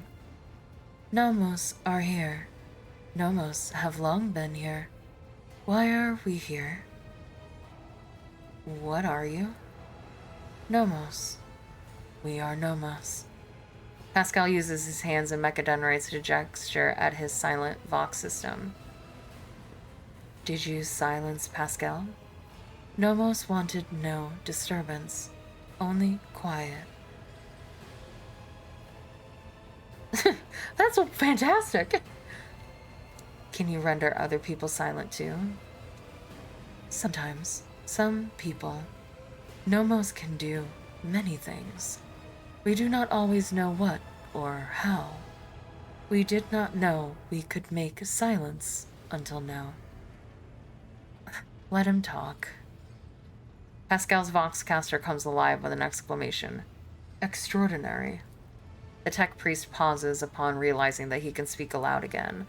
Then he continues in a strangely quivering voice. Extraordinary transmission jamming, unknown protocols. What has been revealed to me? Is it the Omnissiah's glory or foul tech heresy? I would like to... What is a nomos? No data available. No answer. We want to know too. I see no such name in the archives. It is not among the names of revered machine spirits, but neither is it among the known virus entities. The spirit is referring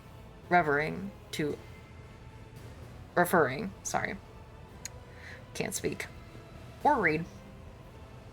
The spirit is referring to our toils, to the complement of ritual and the rites that preceded it. The spirit is troubled by them. Are you a machine spirit? Nomos do not know. Nomos do not know themselves. This spirit may not possess self-awareness yet, but its capabilities we should. I would like to start with a 100-cycle vigil at the conjugator and a rite of communication. Oh, I just noticed that this... Oh, no, it's not. Never mind. Sorry, I thought it was down here. Pascal looks back and forth between the glowing vid screen and you, embroiled in some internal conflict. Nomos welcomes learning. The spirit is Okay, sorry. What do you want from us, Nomos? Are you friend or foe? The vid screens blink in thought, signifying the pause in the conversation. Then one of them displays Nomos von Valencius. We are your blood. Nomos are a sentinel. We awoke when the strange light invaded the ship. We protected you when you needed help. We escorted you when you were surrounded by danger.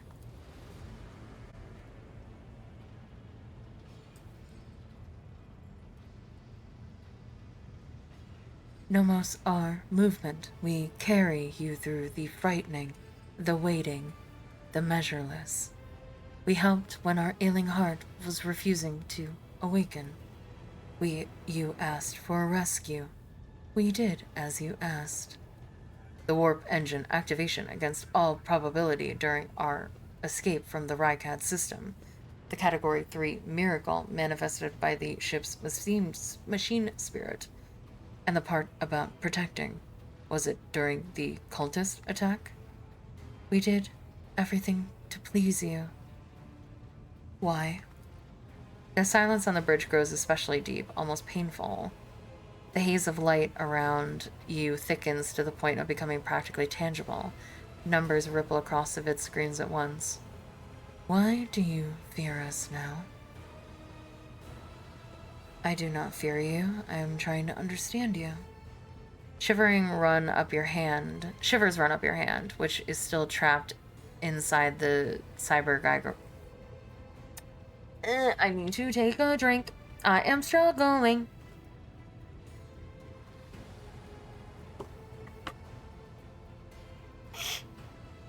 Shivers run up your hand, which is still trapped inside the cyber gargoyle's jaws. The servitor nods its head a few times as if it is shaking your hand. Its teeth rake your already wounded fresh flesh. Nomos are glad. Nomos enjoy understanding too. Celine, entities such as this one ought to be addressed using the language of sacred rituals and offerings. Your unskillful meddling bodes ill. The fuck did you just say to me? You little bitch. A decision is required of you. Either the complemented ritual is finished, or it is replaced by a rite of tech communion. In the first scenario, the entity Nomos will be banished, and the sacred data halls where the entity dwelt will be reset. In the second scenario, we will appease the entity and learn more about it. No, Nomos do not want to be banished. Nomos want to help. Nomos want to understand. Let's start by clearing certain things up. Were you the one responsible for the ship's malfunctions? And what about the strange entries in the ship's log? Yes, Nomos did that. Are you angry? We only wanted to understand, to see how things worked. Yeah, next thing you know, he's going to be cutting people open trying to figure out how they work. Pascal, what's your take on this? Is this entity a benevolent machine spirit or a monster? Pascal says nothing for so long that you begin to suspect that Nomos has him silenced again. When alas the tech priest speaks, his vox-modulated voice trembles slightly. Understanding the essence of the entity Nomos is beyond my reach at present. The hypothesis spectrum ranges from the extreme of abominable intelligence to the extreme of the great spirit is the omniscience apostle. The rite of tech communion appears to be a reasonable solution. The rite will take many cycles, but will allow me to come closer to identifying the entity and making contact with it. What else can you do? Nomos, learn. Nomos, try new things. Do you want to see? The cyber gargoyle slowly turns its head, dragging your hand with it. The skull's eyes flash red. The scarlet gaze falls upon one of them, monotonously chanting Junior. Oh God. He is a... I have to fix it.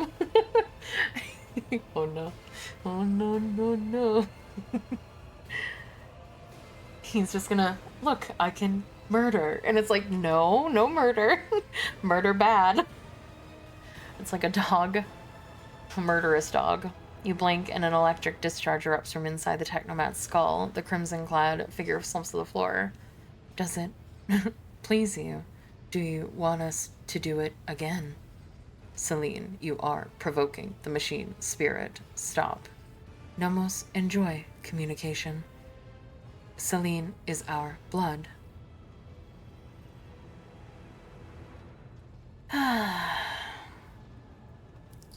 Oh boy.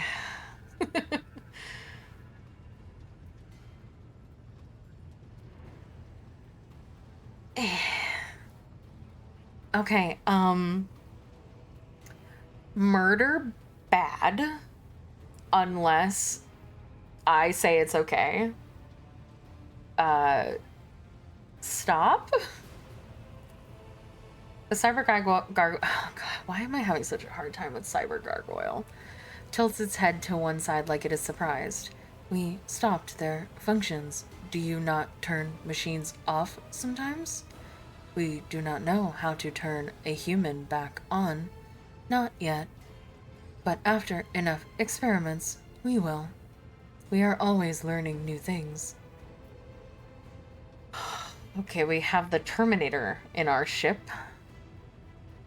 I've heard enough. Pascal, you are to investigate the nature of this entity. Until we know the truth, Nomos is allowed to exist on the ship. Nomos want to learn what we are, too. We will add things to your logs, things that might help us, help you. Pascal lets out something resembling a long breath. The decision is made. I will begin my preparations for the communion right at once. Many cycles of interaction with the entity Nomos await me. But I welcome this task and accept it from the Omnissiah. Nomos are glad, Celine. Will you speak with us too? We want you to speak with us too. The Lord Captain's body lacks the sacred implements necessary to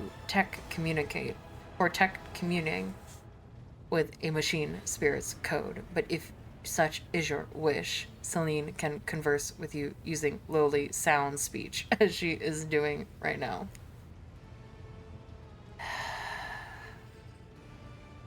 He just stands there and insults me as if I'm gonna take it.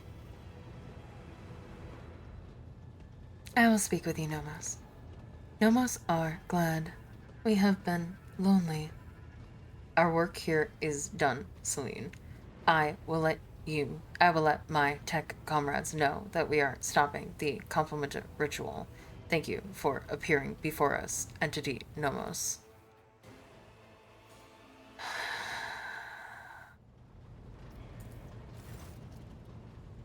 Okay. I will be right back real quick, and then we're gonna run around and talk to everybody, I guess, because that's what my logs just told me to do.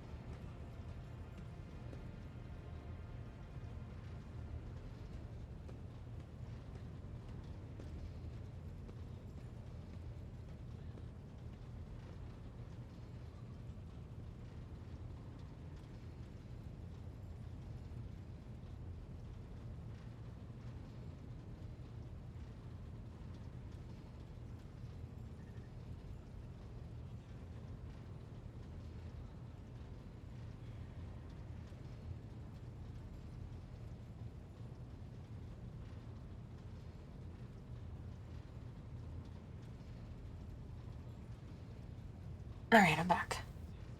The servitor built into the huge conjugator turns its head toward you. The Vox emits a rasping voice. I love how this guy's just standing there and praying next to me the whole time. Hello, Nomos. Welcome your visit. What have you been doing, Nomos? We have been studying and observing and helping. Hey, Planet Popper. The ship when we can. So many mechanisms. They would have suffered without our input. What about the research notes on the tech blight that we obtained from the cache on Kiavagama? This name is also known to us. It is related to Nomos, although we do not understand how.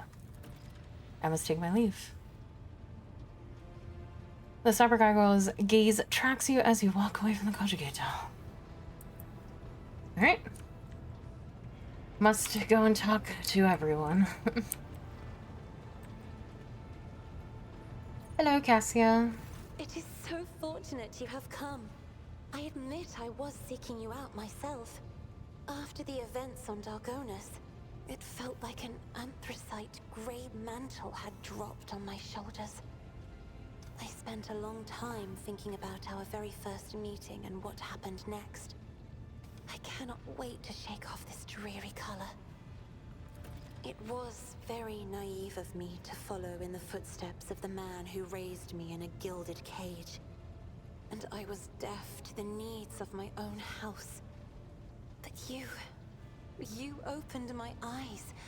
As the future Novateur, I must gain wisdom to restore House Orselio to its former glory, no matter the cost.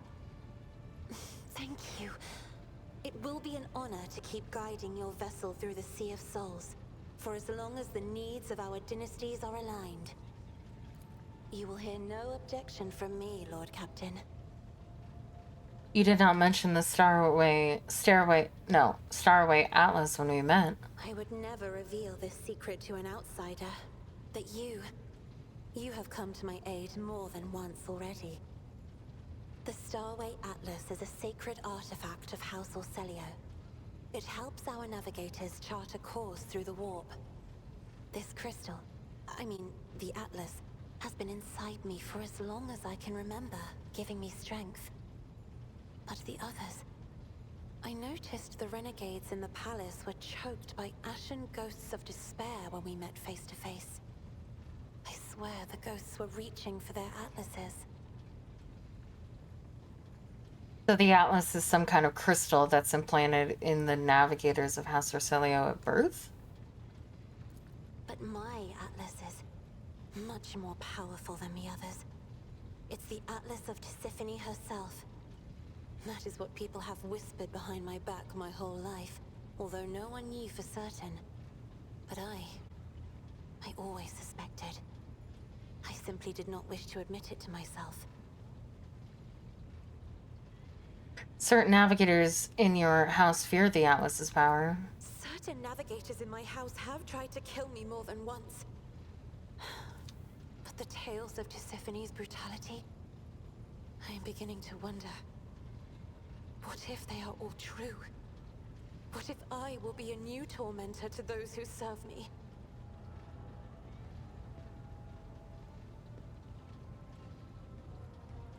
You said you wouldn't share your secret with just anyone. Does that mean that I am someone to you? I thank fate for giving me a friend with whom I can share my thoughts. Thank you for telling me. Thank you for listening. This is where I must beg my leave. I haven't... Argenta? Greetings. Okay, she has nothing to say.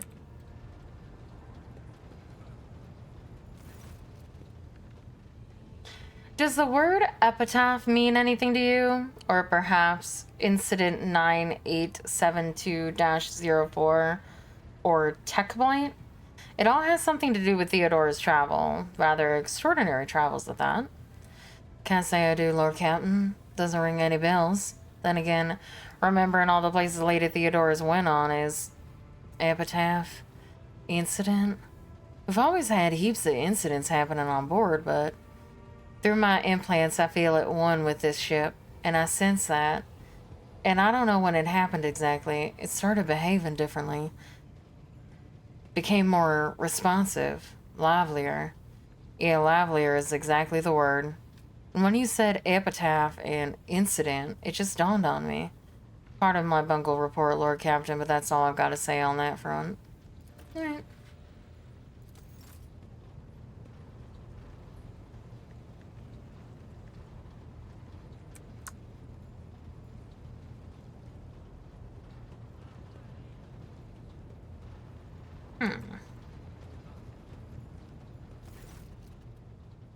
Can you recall anything unusual about Theodora's travels? Do the words epitaph, incident 9872-04 tech plate ring a bell?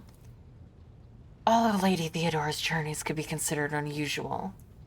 Her odysseys were always audacious. As for the words you mentioned, none of them sound familiar to me as far as I can tell. Except maybe the incident. I recall coming across this word in transmission several times.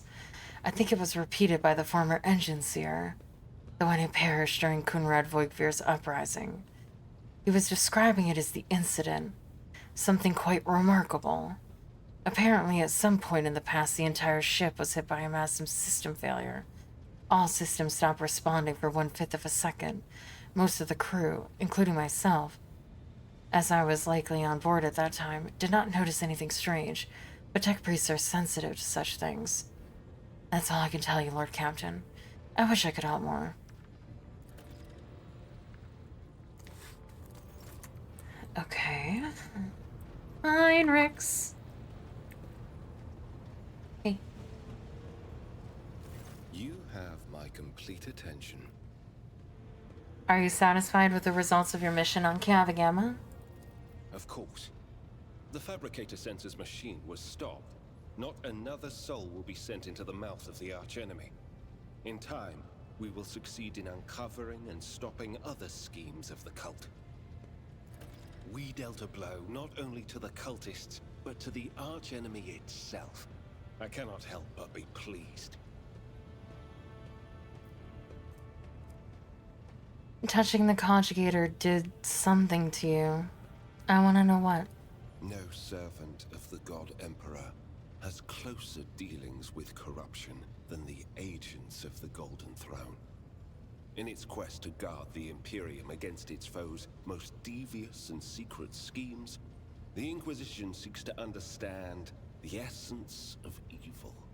It is not enough for us to burn or cut down a rotten seedling. We must study it, understand it, touch it. Every time any of us do our duty, we are risking our very souls. But when it comes to psykers, the soul of a psyker is especially enticing to the archenemy. The cogitator was stopped, yes. I touched an infernal machine that was created to serve chaos. I used it. I delved into the principles of its operation. That was enough. Corruption needs only the briefest brush of contact. I think I've been calling it conjugator this whole time. When I touched the cult's cogitator, I drew the thousand-eyed gaze of evil upon myself, as any agent does when they interfere in the schemes of those who serve the ruinous powers. And that evil undoubtedly left an invisible mark upon me, as it does on any acolyte who fights against the archenemy. And this will be the case every time I do my duty. I know a good deal about the fates of those who have served the throne before me. Enough to know that my path leads to one place, and one place only. What are you gonna do next? My visit to Kiavagama did not produce answers to all my questions, but we did succeed in dealing a blow to the cult by destroying the Fabricator Sensor's machine. I have directed my spies to track the sect's surviving leaders. I am certain that they will have useful information for us soon. Though small, this is a victory for the Golden Throne, and I have you to thank for it. I think that'll be all for now. Now that my mission is concluded, I can devote my time to other things. such as that long-promised conversation with the Lord Captain. It would be my pleasure. Why don't we go to my study? After you, Lord Captain.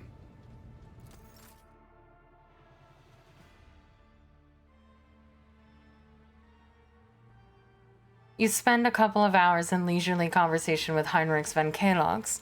All the while, you cannot shake the feeling that the interrogator's questions are in pursuit of some goal other than simply sustaining the genteel conversation. When the general topics at last are exhausted, an awkward pause hangs in the air between you. Oh, he's not gonna voice it! That's depressing. The interrogator glances at the desk piled high with papers. I suppose the news of your inheritance of the sacred warrant came as a complete surprise to you. Abelard mentioned searching for heirs once, and how some of them felt about their lives changing forever. Not all of them fully understood the duty they were taking on. Von Kalex says this in a deep, deadpan voice, and you cannot tell if this apparent indifference is real or feigned. You can relate, of course. Your life once changed beyond recognition as well. The interrogator is silent for a few moments. True, but that was a long time ago, and I was still a child. Children quickly adapt to new circumstances and environments. I don't think a black ship is an acceptable environment for a child. It is an acceptable environment for a psycho who cannot control his powers. Heinrich looks around the study. I can judge a person based on their surroundings, but not here. The air is thick with the memory of Theodora, the decor, the trophies. There are only slight changes related to daily rituals.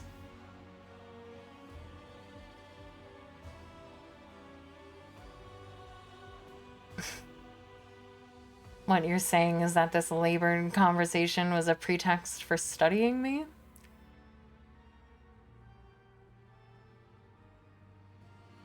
That isn't what I said. Heinrich looks down with a laugh.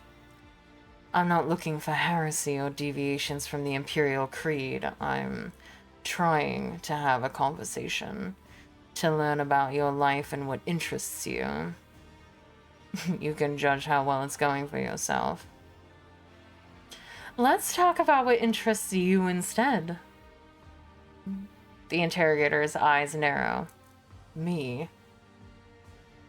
Good night. Rest well, Cam. Me? Well, there is one thing that interests me.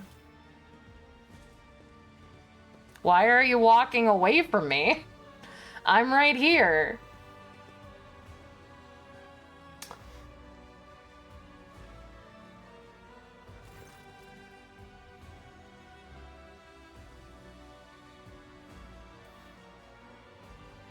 The silver mark flank opening. Why use it in the middle game?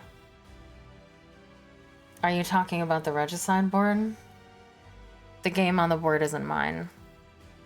Ah, that's a shame. He does have no game. I'm literally like, what interests you then? And he's like, this chessboard. And I'm like, yeah, the chessboard. It's real interesting, man. Slowly dying. But this is the type of guy that I go for. Fucking clueless as shit. I always go for the super awkward ones that like don't know anything about how hard I'm hitting on them. That's a shame. I noticed the combination as soon as we came in. And I've been eager to ask about the thinking behind White's strategy. Heinrich's lapse is into silence as he intently studies the pieces on the board. You see his jaw relax and a spark of life kindled in his eyes. Do you play? Oh, yes. Heinrich smiles wistfully. Or rather, I used to play back when I had an opponent. I usually lost. But regicide is one of the few domains where failure carries no consequence, except the chance to get better. And it was a very, very long time ago.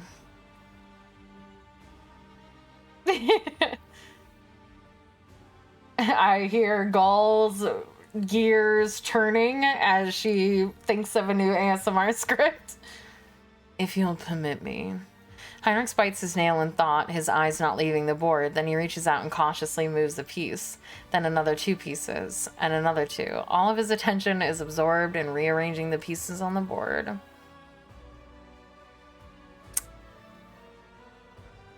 I've got it. The Calixian prong with a divisionary sacrifice, drawing the opponent into Zugzwang. Elegant. Very elegant. Pleased to have unraveled the mystery, the smiling interrogator looks up at you and upon seeing your expression, coughs and looks away. Apologies. I got carried away. Why are you apologizing?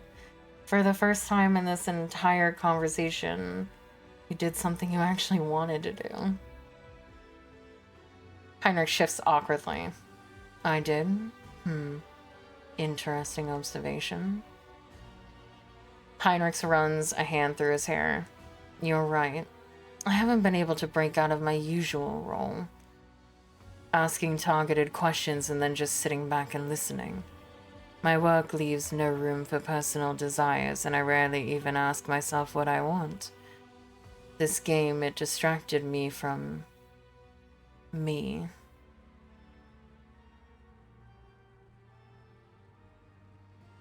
Perhaps it would be easier to find common ground over a game of regicide. Heinrich looks at you. Perhaps, if you're offering.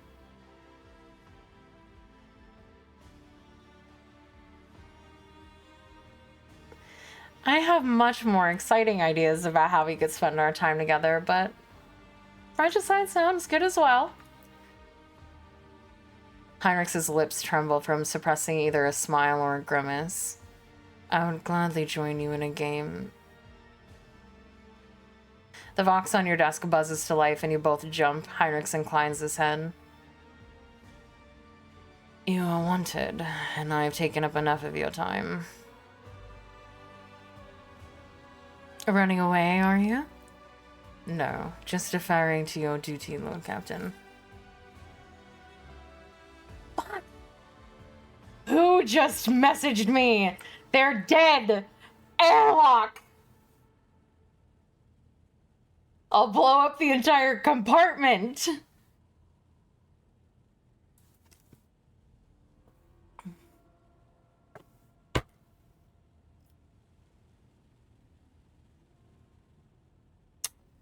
I mean, everything's fine, I guess.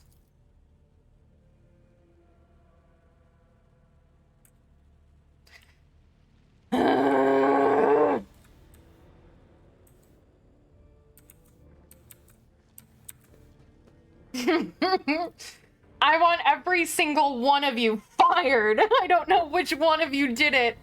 It doesn't matter. I want a whole new crew.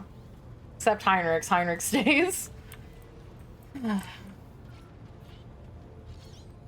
You have my complete attention.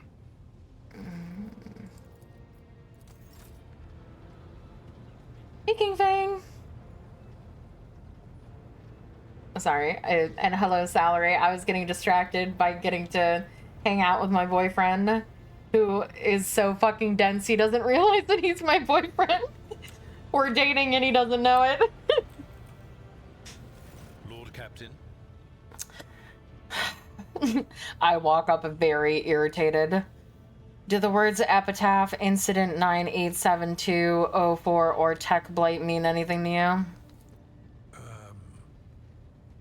No, definitely not. No, I don't recall anything like that.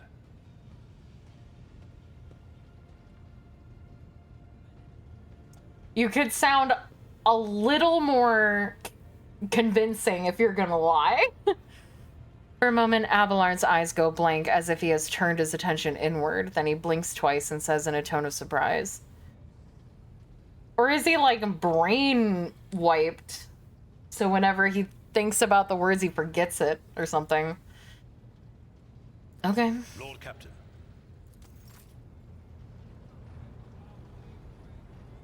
I look at Abelard weirdly.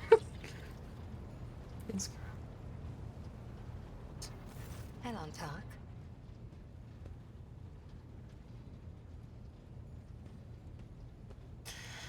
I've been mulling over our conversation, and I can understand why you do not like people, but I think there's something else.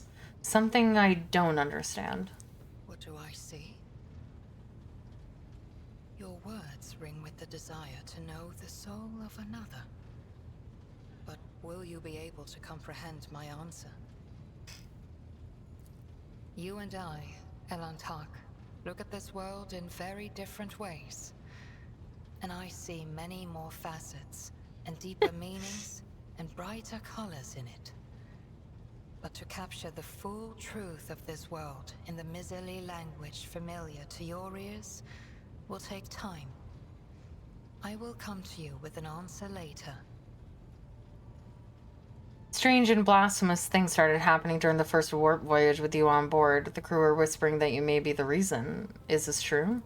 The minions of She Who Thirsts could sense my soul behind the thick walls and thin veil that separate your fragile lives from the roiling fury outside.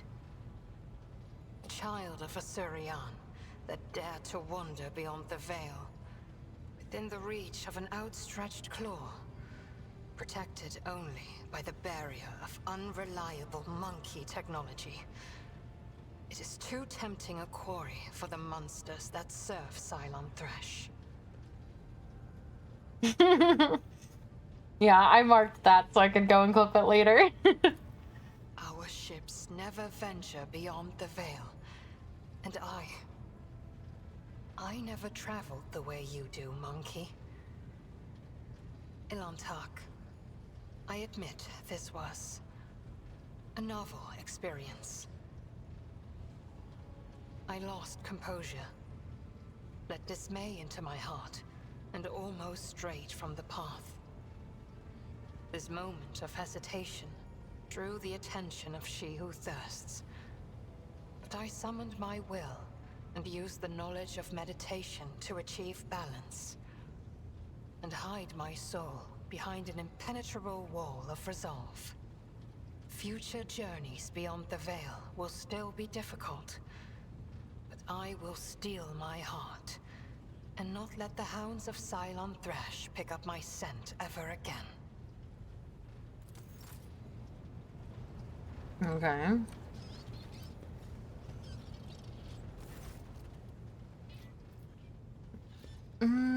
Shipping and transport.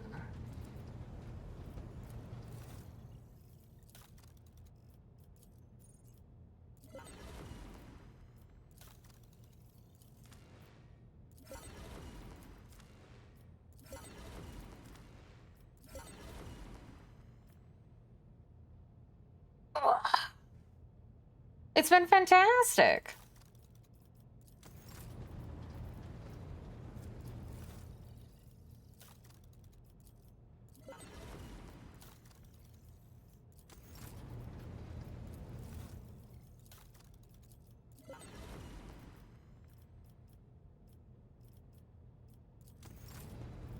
Oh, I don't think I ever actually looked to see if I got new stuff. Finally, melted charges.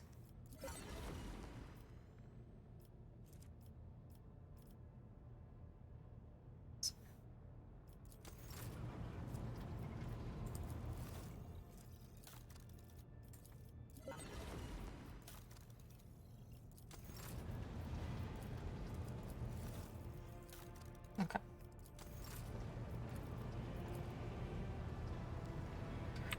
Got that done.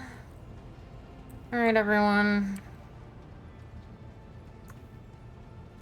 The Omnissiah knows all, comprehends all. Have you studied Demence's neural augment yet? I have destroyed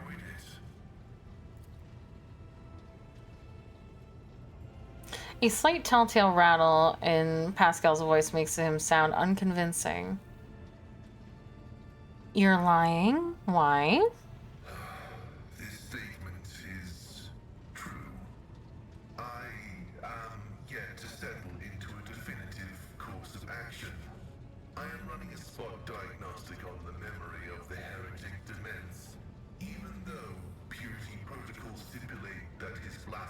knowledge must be eradicated.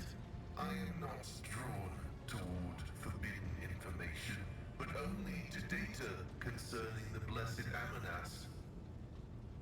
Have you found anything? The success has been partial.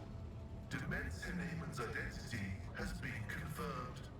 The widespread influence of paranoid motivations is observable in his cognitive processes, which is what seems to have caused him to break his vows. However, extensive regions of his memory have been damaged by forbidden technologies and are, for now, defying decryption. My study of the minds of the tech comrades, Abel, Tarsus, and Demence, has revealed an anomalous similarity between the patterns of damage their memories sustained.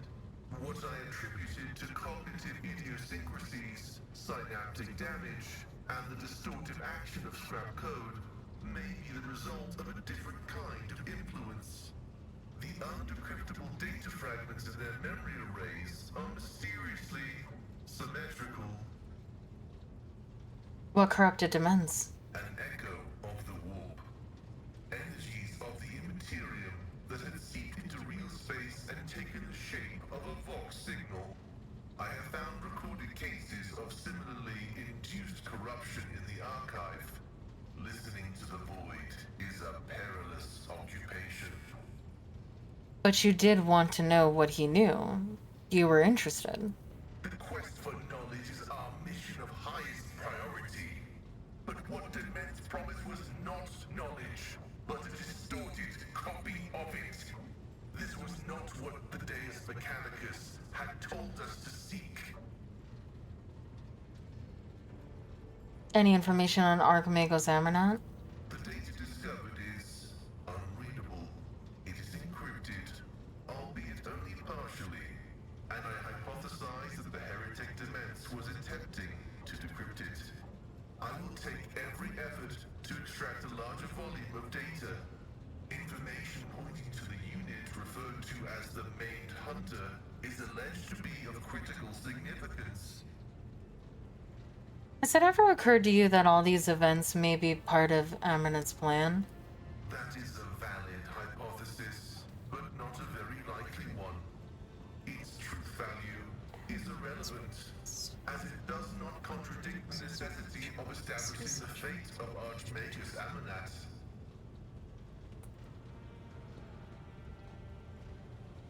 You fear knowledge even as you extol it. Whether knowledge can be profane is the grand question. Lay people find comfort in the delusion that knowledge is merely information. That, in and of itself, it is harmless, and only turns dangerous when it falls into the hands of the wicked.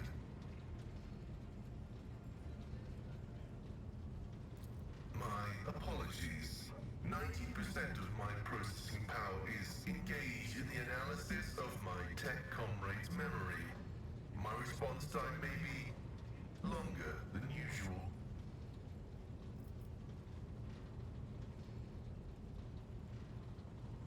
You seek knowledge because it's what you enjoy doing. So do what you enjoy. Otherwise, what's the point of living? That too is true. I thirst for knowledge, and the Omnissiah has rewarded me with the gift of a mission to seek it. Perhaps it makes no difference to him whether good or ill comes of the knowledge I obtain. He merely wants me to obtain it. The tech priest lowers his head pensively. The mechadendrites slow down smoothly, and the steely overtones disappear from Pascal's voice. Continue your research. Response: affirmative. The decryption will continue with diligence and caution. Okay. Hello, Johnny. May the Exalted One protect you.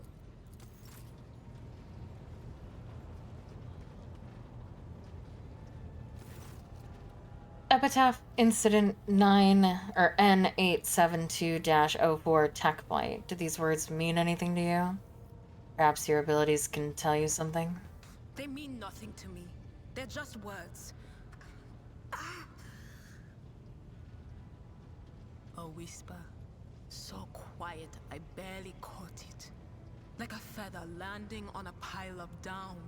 Something about damned ambitions, antiquity, terrible antiquity. And chance.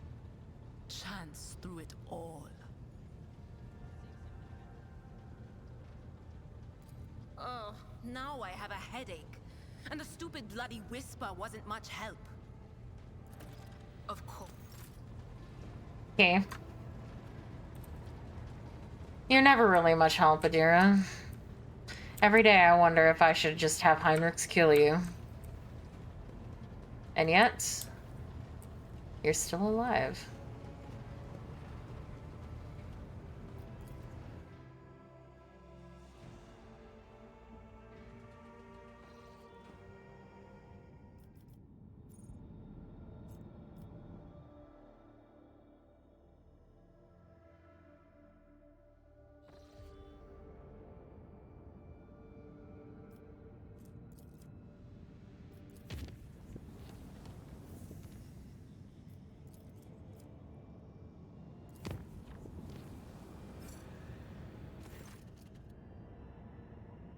An auxiliary generator chamber on the auxiliary deck was overgrown with the thick stems of some thorny plant. The voidsman reported vegetation throbbing and sighing, and when they tried to lop off an offshoot, the cut started oozing a disgusting pus. Some officers claimed to have heard someone trapped among the thorns. The desperate weeping of a woman's voice echoed from inside the compartment. Seal it off! As soon as the voidman started welding the chamber shut, a heartbreaking cry rang out and green shoots burst out of the gap. However, the crew's loyalty to the rogue trader and their unshakable faith in the God Emperor spurred them to finish the task. Only when the ship left the Immaterium did the diabolic moaning subside.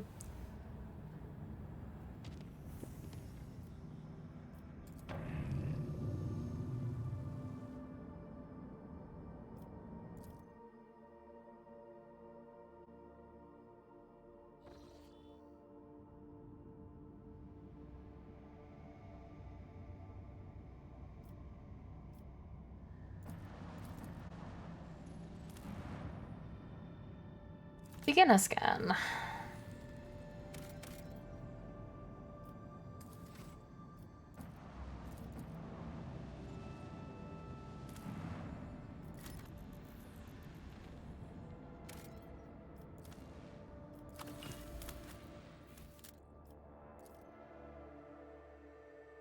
I do not remember. Oh, is this the... This is a trap. It's a trap!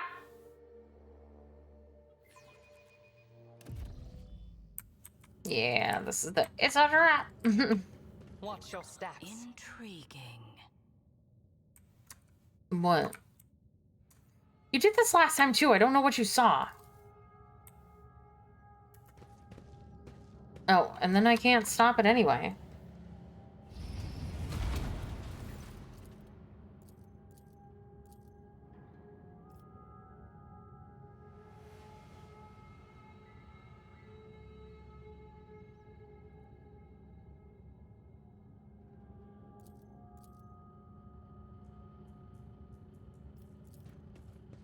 My success was inevitable.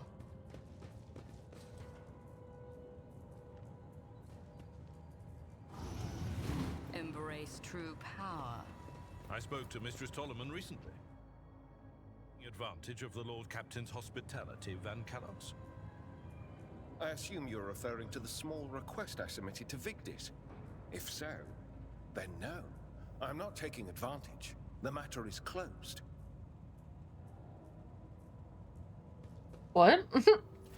What did he request? I'm so curious. Keep a sharp eye.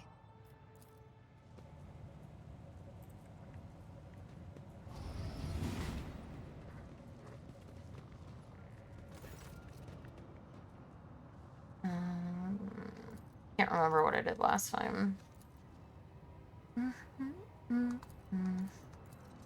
You will die screaming. Will I?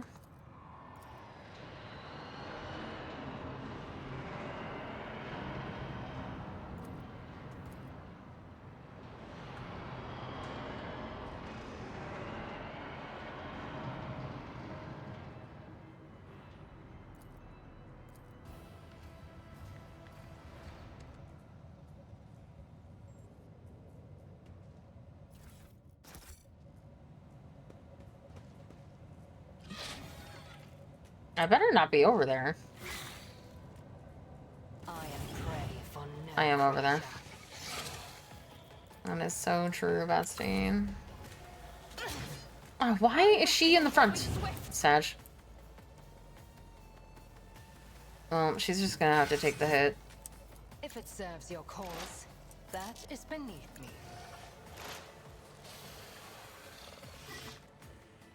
I move swiftly to strike.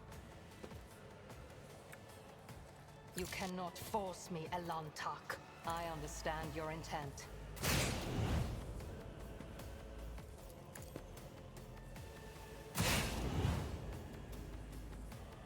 I am not your Xenos pet, monkey. Isn't this a job for the serfs? Do not dare ask. Deliver us. Me? If you insist, Lord Captain. Isn't this a job for the serfs? My god, it's still alive. I will do my duty. You know, I'll be honest, I kind of forgot I wouldn't let him go if if I did that. Hello?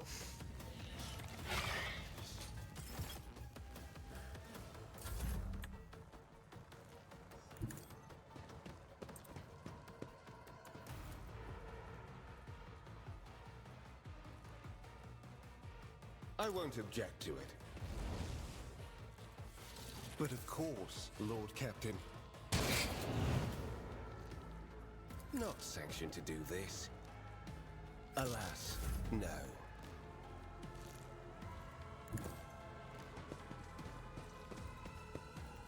My competences are not that universal.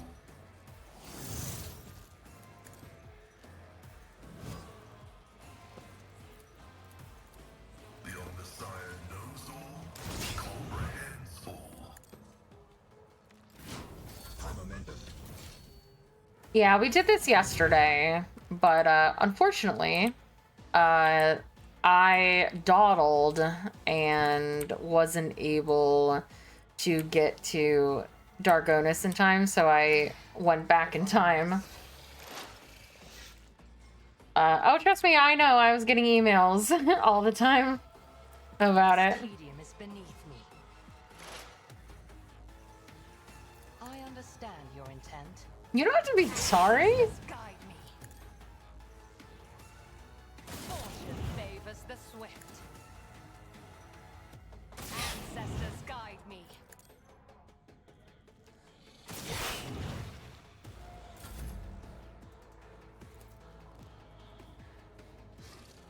Step aside. The navigator is coming. She can't reach. But I am a navigator, not a servitor. yeah, That can is bring it closer. Hey, Dials.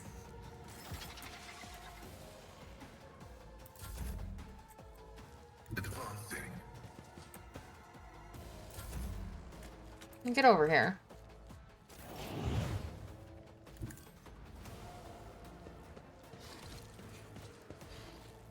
Indeed. It will be done. Someone else can do this. I'd rather not. Get me a target. For the throne's glory. I won't do that. See you later, Ark. Thanks for hanging out. I won't object to it. Holy terror, smite your enemies. Someone's death wish is mine to grant. Let's see. I don't think I got a single turn. Party G strong. The Inquisition sends their regards. I'm done with this one.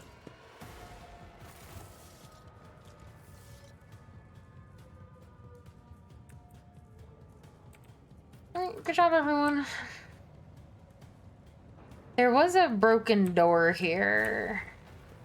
I remember I didn't have the means of opening it, I think. That made me sad. Yeah. But I have the melted charges now. Taught me many things. Oh, and of course there's melted charges in here.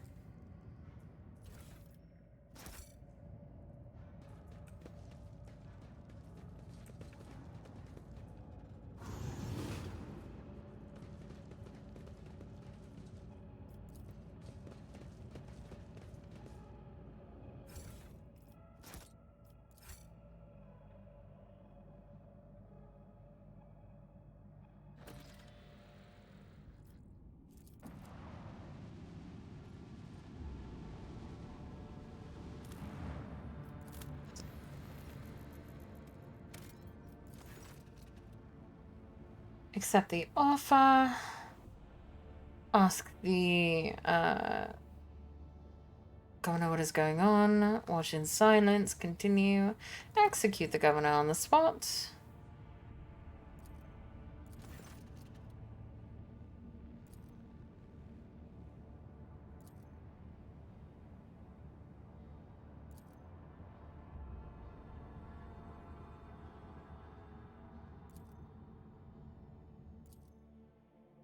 Yeah, and then he threw me somewhere random.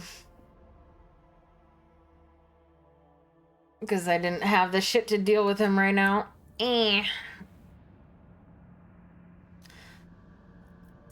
am I now? I kind of forgot about it.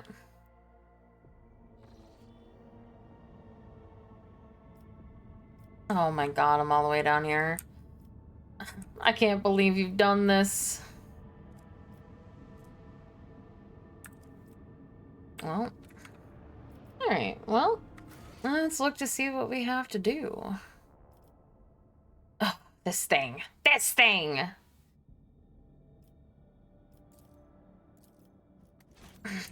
I mean, we're here. So I guess we might as well.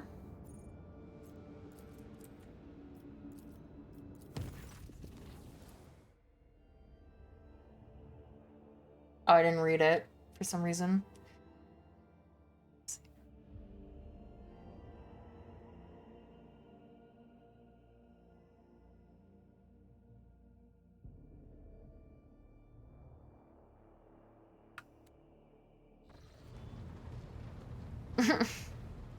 Oh, hey, Iliad.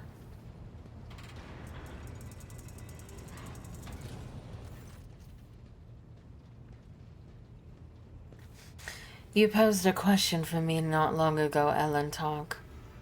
And now I am here to present you with my answer. With fluid grace, Iliad emerges from the shadows of the captain's bridge. Her face seems to glow under the lumen lights, her expression slightly more pensive than usual. You have my complete attention. Then listen closely to my answer, Ellen Talk. You may struggle to comprehend what is to be said, being accustomed to reveling in your own might and skewing the world to suit yourself. Pitch your understanding not toward my words, but the sense that lies hidden in the shade of the sounds. Iliad half crosses her eyes, her words unfurling slowly and melodically.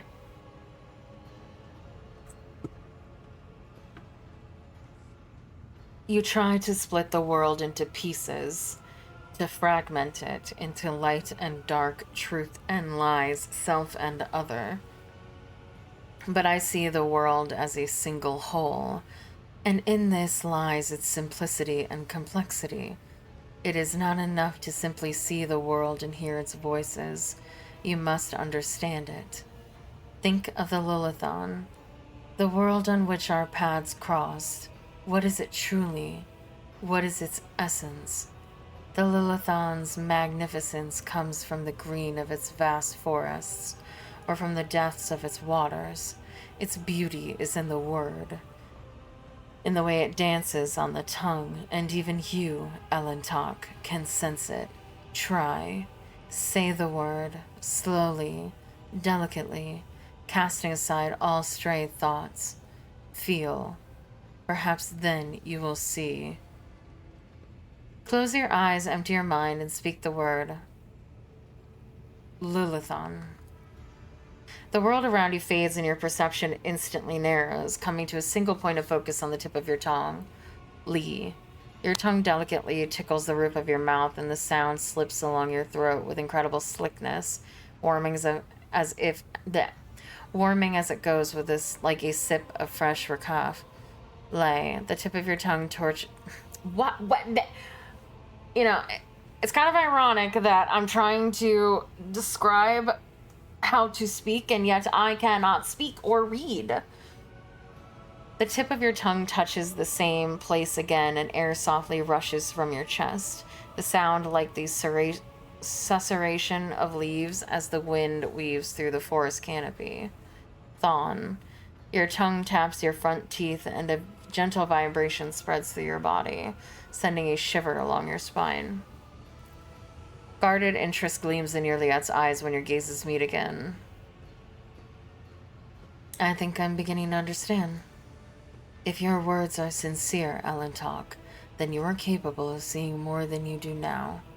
Instead of the lifeless clamor of monstrous mechanisms, the roar of engines and the discordant voice of your followers, I hear and attend to silence. It arises in moments of spiritual serenity, and in that stillness we become witnesses to the transformations of our own inner world. Mon Ki lives pass so swiftly. You rush through them for the sake of a chosen goal, but thoughts of transience and loss frighten you, and so you drive such thoughts away and drown yourself in the daily tumult. But it is fleeting moments which enter our lives and quickly vanish from them, that the soul's fortress grows. A moment's blooming, an hour's wilting, the splendor of each lies in its ephemerality. So too the memories of those who have left our side and no longer walk the path with us. And in you, Elentalk, I see much more than just another Mon Ki. Your true essence lies in your will, which is capable of changing the world around you and within you. It lies in your ability to create and to understand your creation, and in your ability to destroy. It lies in your kins's mind cannot grasp, what their primitive sight cannot behold, but I can see it.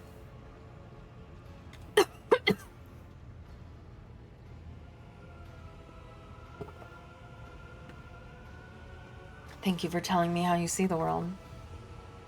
And what do you make of it, Elentalk? How differently do you see the world?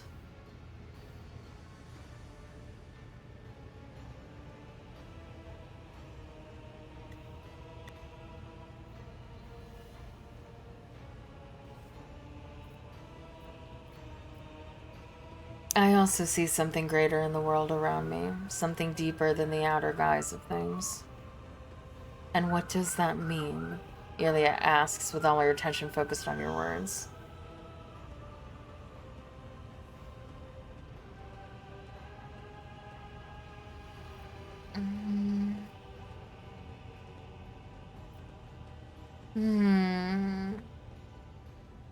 I see the uniqueness of every creature and everything, and it pleases me. I can follow the line of your thoughts, Elentalk. Every form, color, creature, and being possesses its own charm and capacity to stir our emotions. Millions of stars in the darkness, the inimitability of void crystals, the plethora of intelligent and primitive life forms that inhabit the galaxy. The world manifests itself in endless diversity, and in that lies its true magnificence. Juliet says nothing for a time, silently watching you from under her half-lowered lids. Now that we have each shared our truth about this world, I would like to know if your thoughts about me align with those of your kin, Elentalk, or if you see me differently.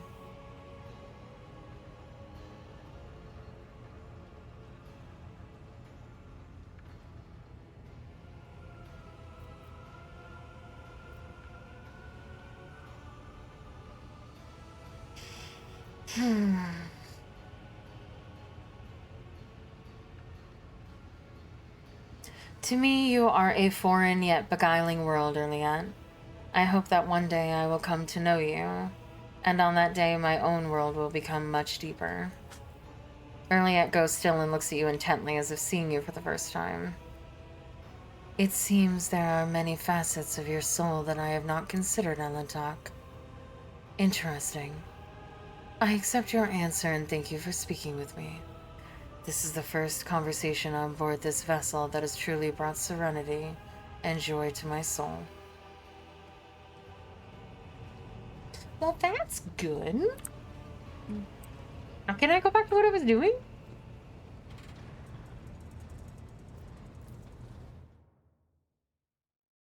Now to go bang my head against this old chestnut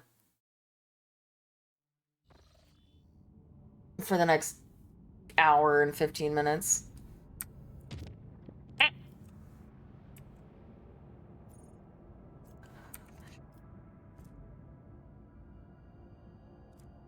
Where am I? No, I'm trying to... Where am I trying to go? I'm trying to go down here.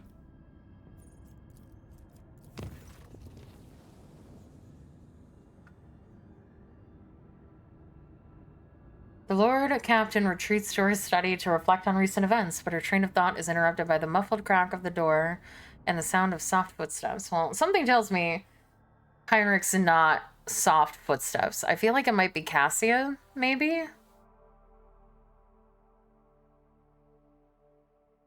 Unless it's Erliette again.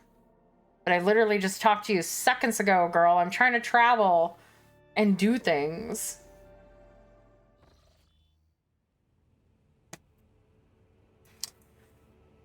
Elentok, I finally found you in this dwelling. You just talked to me 5 minutes ago. Erliette comes closer and smoothly makes an unfamiliar gesture with her hands. This symbol has many meanings. Humility, grief, loss, shame, regret. I hope you will accept them all, because I am sorry for what happened to your world, to your subjects, to your palace, and for what my kin did to them. Why are you apologizing? It's not your fault. Erliette shudders so slightly that you almost miss it. She opens her mouth and turns away, searching for the right words.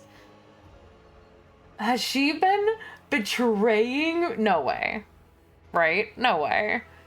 My words will not heal the wounds nor bring back the fallen, and they will not restore your protectorate, however. Erliette falls silent, and her deep, piercing gaze seems to reach down to the very depths of your soul. Erliette? Look, Elentok. The gaze of a child of Assyrian can penetrate deeper than a monkey's, and I can see all the heaviness that has accumulated in your soul during our travels. I see it. In your gestures, in the tilt of your head, in the change in your scent. If you will allow me. This is the first time you have heard Erliette sound so indecisive and guilty. I will help you cast off this burden and cleanse your soul and mind of worry.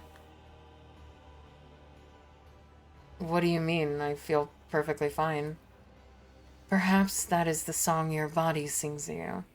The exhaustion of mind and soul is much more subtle and easily missed. How exactly are you going to help me?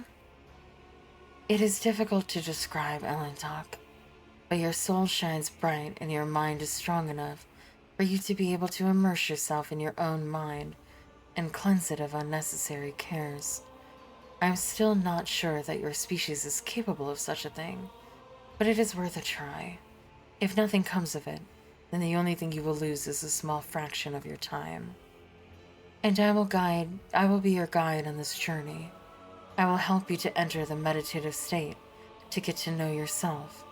Of course, that is if you let me. Immersing yourself in your soul is a deeply intimate process, but you will not be able to do it without me. Erliette thoughtfully brushes a strand of red hair away from her face.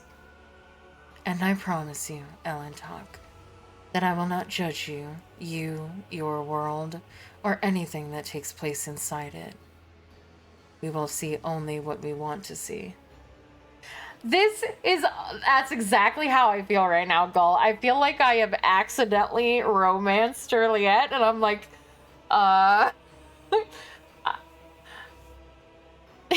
oops.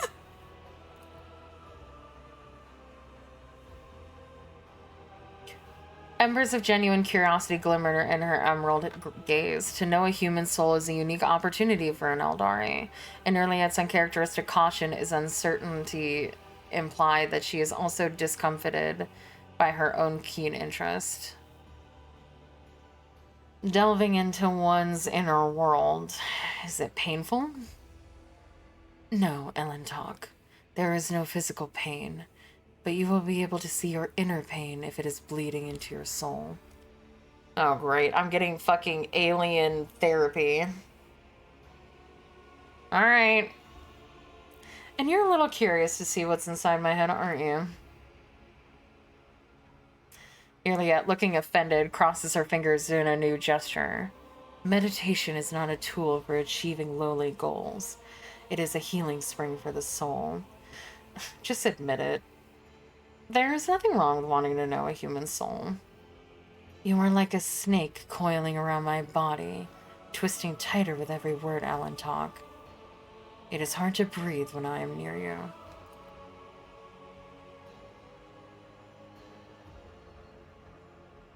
Yeah, I definitely think I accidentally fucking romanced her. Oops. Actively tries to flirt with Heinrichs. Wants to play chess. Just trying to be a normal, decent person.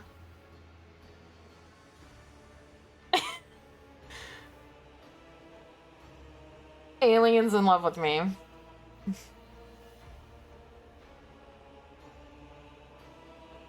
Yeah, I know. I was just...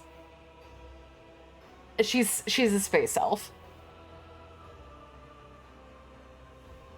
You are tired of fighting the raging waters of your life, and so I am holding out my hand to you. The choice to grab it or to fight alone is yours to make. So make it. I mean, if it were me, I would fight alone. I'm such a, like, insular person. I'd be like, no, you don't get to go with my brain. But I'm so interested to see if I can, like, if she, like, flirts with me, and then I'm like, wait, no, that's not what I... Alright. What the hell, right? Juliet nods slowly. She is clearly surprised by your compliance. Then we need to find a suitable place, somewhere quiet and serene. Like my bathroom? That apparently is my bathroom? It is my bathroom! Lucky for you, this isn't a game that limits you to one romance. I can sleep with everyone? Why haven't I been doing that?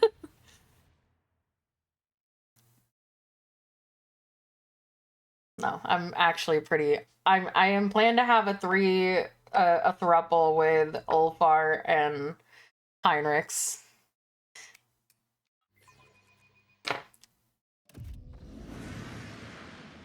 Harem route? Accidentally, I guess, yeah.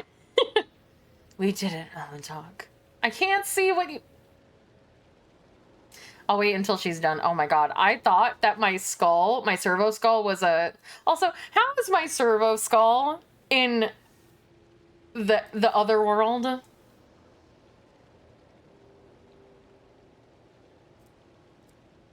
Okay. Let go of everything, Alan Talk. Doubts, fears, emotions. Cast off the weight of your body. Clear your mind. Good. Now try to look inside your soul. Look at it, shining timidly, and dive in. We did it, Alan Talk. So far your world resembles the real one, but soon you will learn to go deeper. Remember that everyone here is just a reflection of your thoughts, feelings, and desires. Do not be afraid to look them in the eye. Oh, well, I have special dialogue because I'm flirting, what's his name? Why did I just call him, what's his name? Heinrichs? One date with an alien and I've suddenly forgotten my boyfriend's name? Awkward. Hey, Cassia. Is that me? Hey, Cassia. It's good to see you. Please don't hate me forever.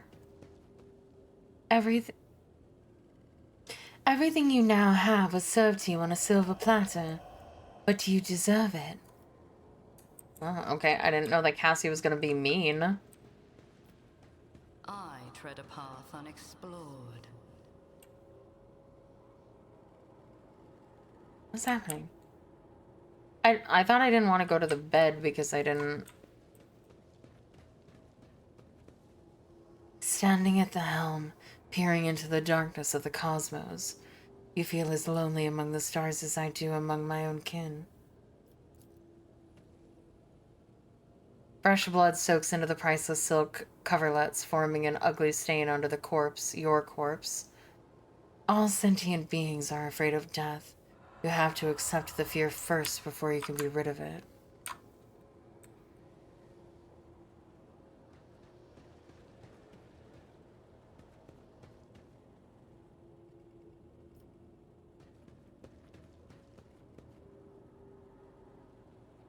Fucking dickhead. Have you already forgotten me, Celine? Oh, don't ever forget me, not even for a moment. Because as soon as you turn away, I will plunge the shot of my sword into your throat. The burden of responsibility lies on your shoulders, Elatok, and your soul grows dull from weariness. Break the chains of exhaustion. I don't know who this monkey is, but your memories of them are akin to slimy mud after the rain. Let's wash it away like spring water, shall we?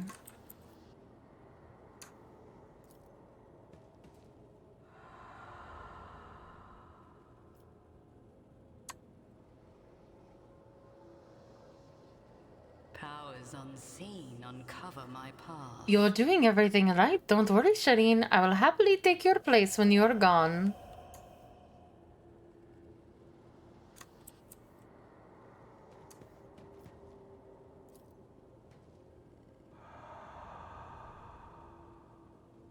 Oh, look, we are there!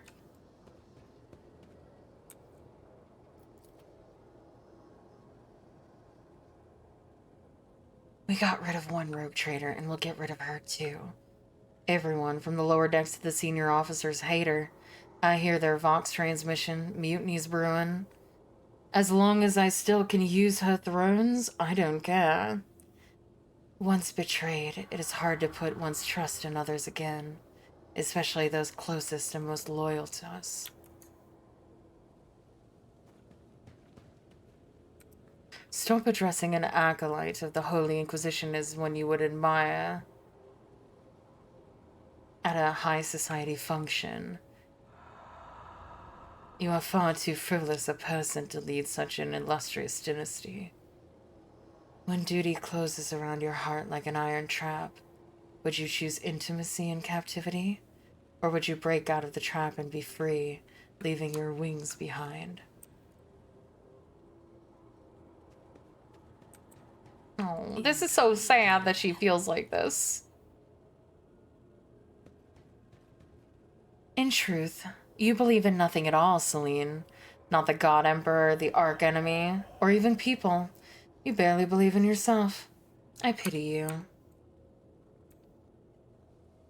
Yeah, well, I haven't taken you on a mission in like 60 hours, so... Oh. Lord Captain, your decisions will doom us all. Lowly pirates perish, risking nothing but their own skin. But what of you? You are putting lives of thousands of crew members and billions of the Protectorate subjects in danger. Hey, Ragnarok! You just got lucky, monkey. But luck is the only thing you have. You are weak, so prepare to suffer. Only the mad and the foolish never doubt their strength. The wise are full of doubt, but they know how to let go of them. What you been up to? Lots of rogue trader. Fantastic, thank you for asking. Putting on airs, Lord Captain. You are distant from the common folk as rusty old footfall is from Terra. Alright, whatever, dear. I am proud of you, Celine. You have become a worthy successor, and perhaps even the best Lord Captain. Some words you need to hear at least once to believe them. I'm very surprised that that's what Theodore's ghost did. Oh, sorry, Pascal, I didn't see you. Unit Celine Whitetail von Valencius's crimes against the sacred laws of the Omnissiah have been logged. Retribution is imminent. Ooh, congratulations on your vacation. Let's seize the opportunity.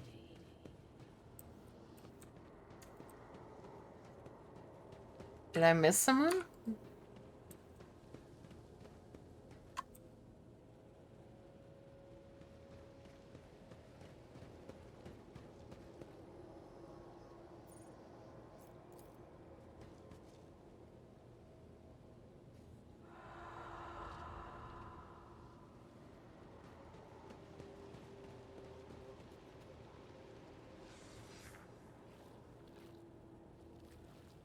I tread a path unexplored.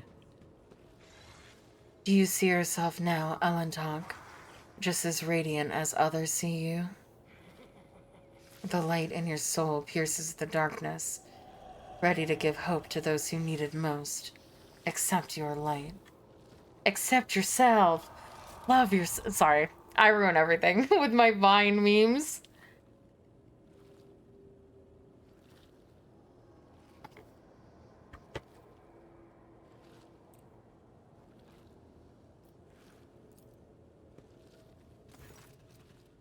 What is this, Monkey? The voice of the incorporeal echo that has made your soul its home seems to sound only in your own head. Juliet's face tenses in surprise. Her features become even sharper as she stares in confusion at the ghostly figures. She says nothing, stealing glances at you, then at the figures again, as if she's waiting for something. Why are you so surprised by these particular echoes of my world? Juliet averts her uncertain gaze. I did not think there would be a place for me inside a human soul, and the memory itself clean, not distorted. This is something I must reflect on and ponder in solitude. When you strive to know someone, they inevitably become a part of you. Juliet gives you a strange look. Your words trouble me with their sincerity, Elentok. Your mind is much cleaner and loftier than I imagined. To become a part of someone. For a second, Juliet lapses into thought.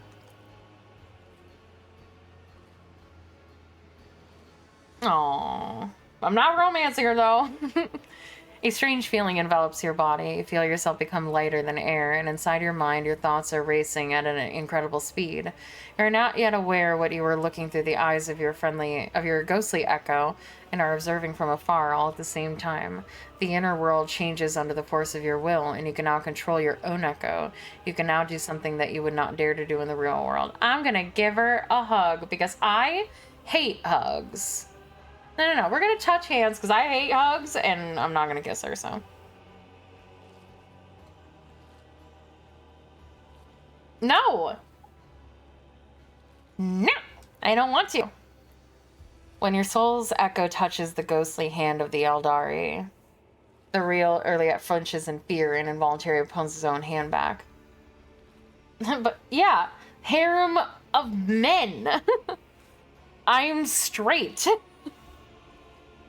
Please, Elentok, this may be your world, but I do not do that again. Juliet's words echo across your world and the ghostly figures begin to disappear. The world around you starts to stretch endlessly.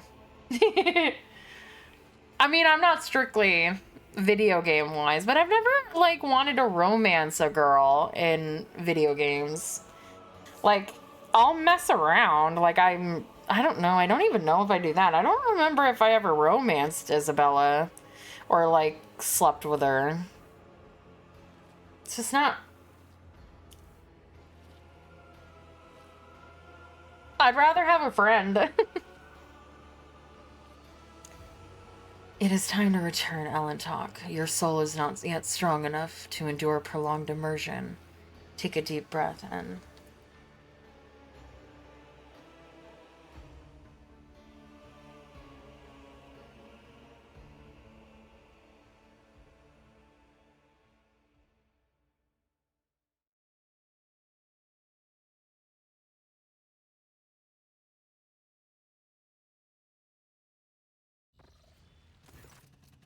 You awaken from your meditation with a sense of vigor and unusual calm, as if you have just taken a shower under a freezing waterfall or delivered a speech in front of thousands of subjects, and your heart swells from the crowd's adulation.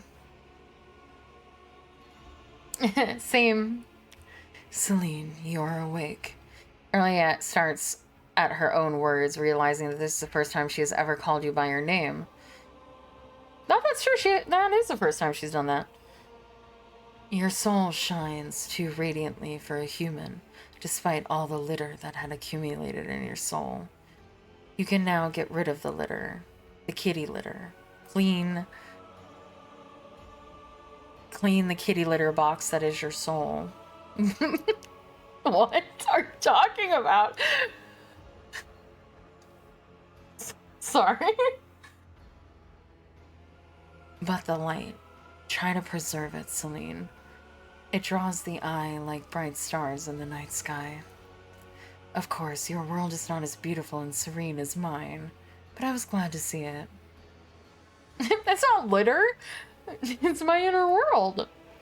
I did not mean to hurt you with my words, Alantok. You saw how much heaviness had amassed in your heart. Try to take care of it. When you were meditating, you did not seem surprised by my relationships with our mutual acquaintances. You long for that which human nature desires, for intimacy with your own kind. I can understand that. Aw. Will I be able to see your world? I do not think so, Alantok. It is impossible to know everything in this world, no matter how much we would like to. And still, my heart sings, for I have helped you find peace, even if only for a short while. Until we meet again, Alantok, may the stars guide us along the safe roads.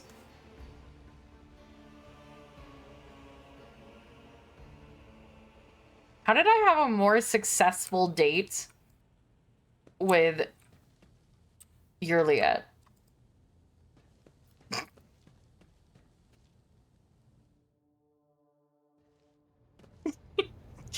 Shut the fuck up.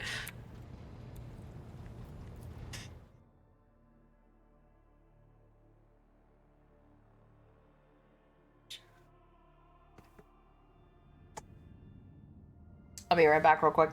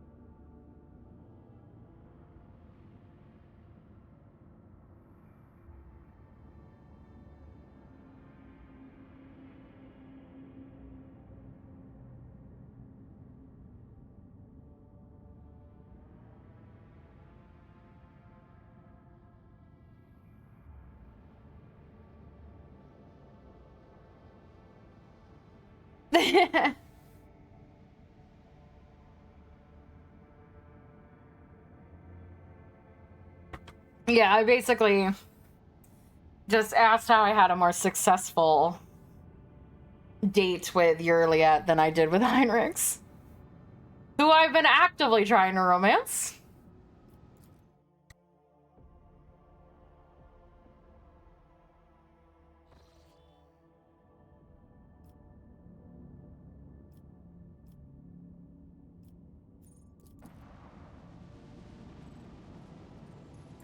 What do you mean?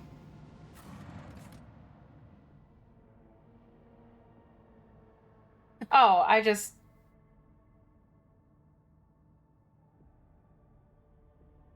No, you said... No, you were fine. You said... I didn't say anything after that, really. Fuck.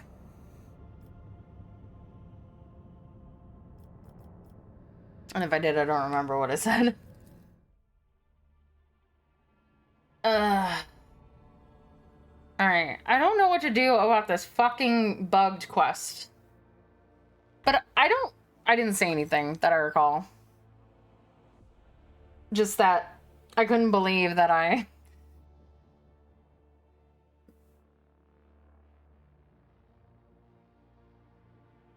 I've been actively trying to romance Heinrichs and all he cared about was a chess game.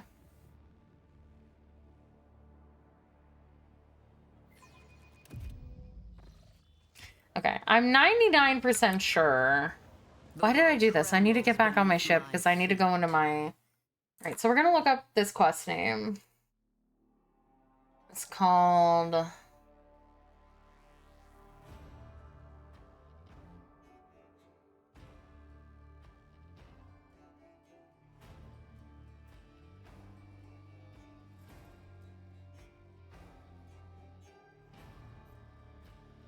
Aw, I know.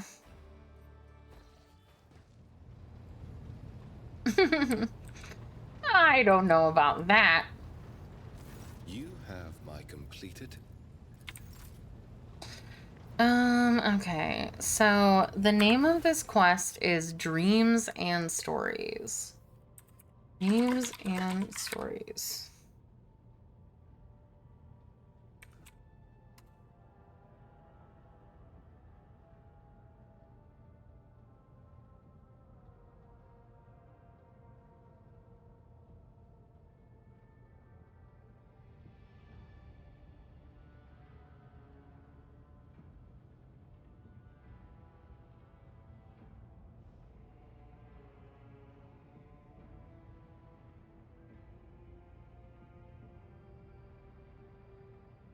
Of course, I picked the most complicated. Go figure. I have to go get my stuff.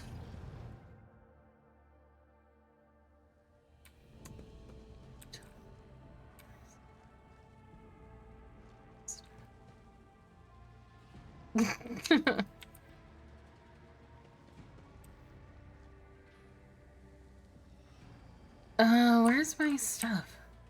Oh, it's in the... I think it's over here. Wait, what? Where's my stuff? Oh, it's over here. I'm dumb. Couldn't find my study.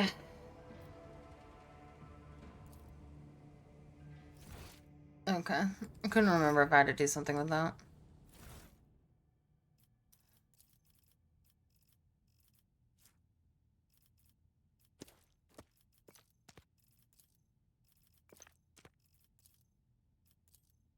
I'm just gonna drag everything into my inventory.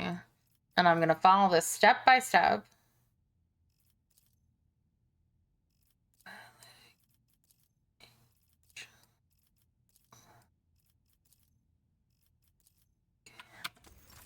All right.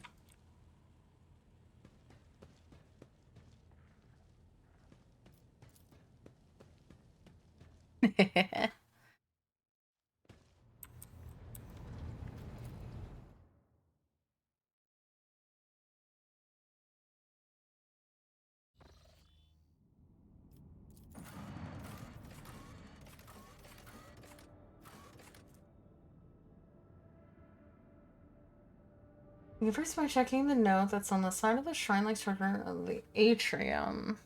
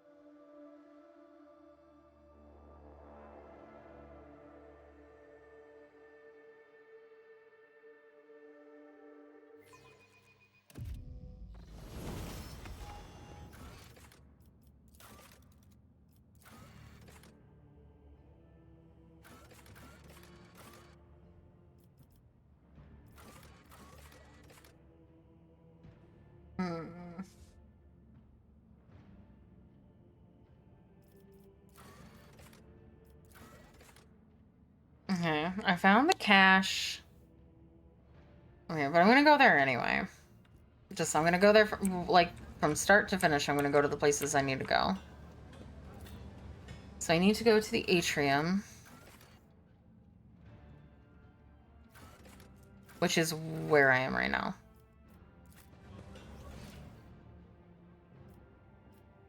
And no, sorry. I have to go to the void deck first. Even though I've completed this, I just have to do it.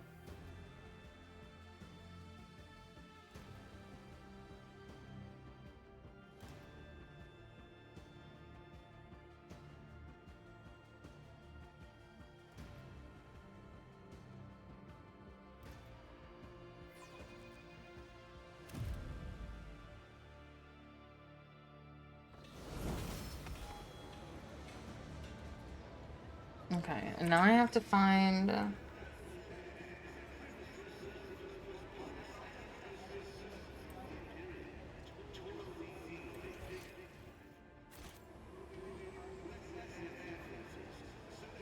Yes, here.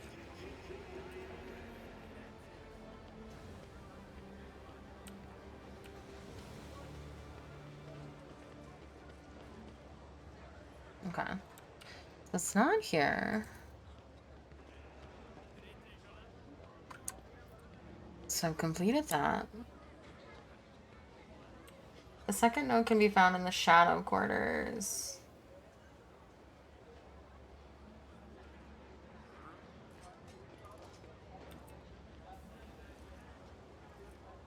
So we have to go here.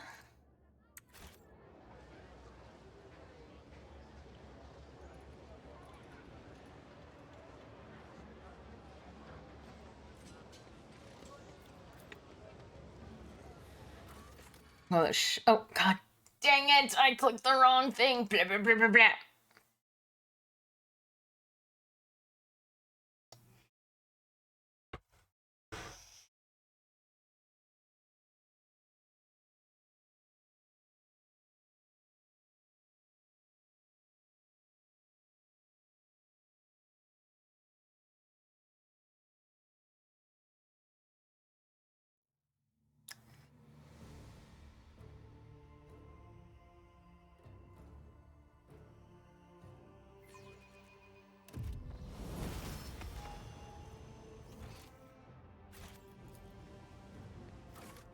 Okay, shadow quarters. The second note can be found in the shadow quarters. It is found in the quarantine area unlocked by the where you... For the shadows are deepest of all quests. Head to the area in the following picture. Ensure you have at least one melter shard and pass a demolition check. Which I have.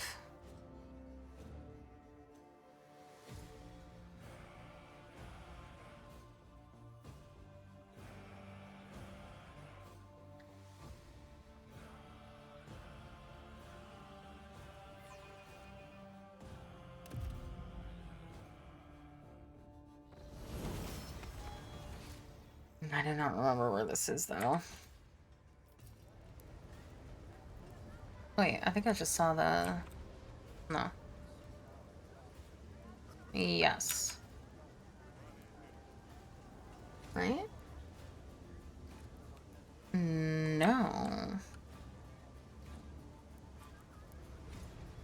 Here is where I need to be.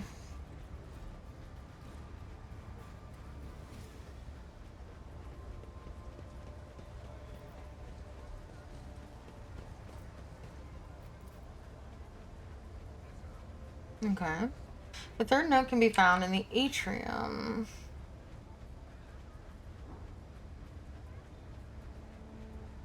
Which I've tried to do a billion times and I can't. Ugh, I keep doing that.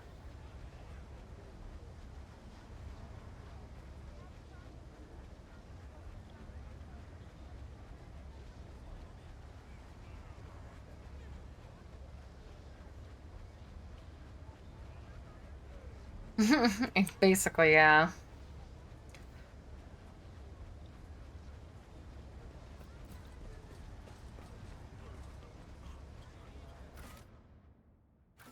I'm gonna have to go back to the atrium. I don't know what bugged out this quest. I genuinely don't understand.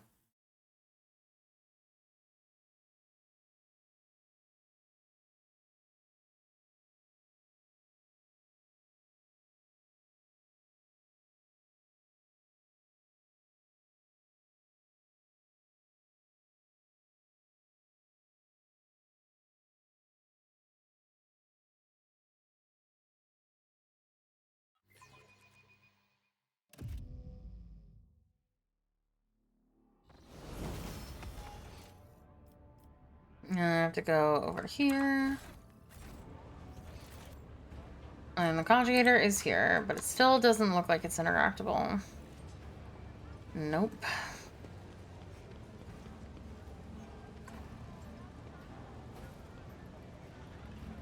Why do you hate me?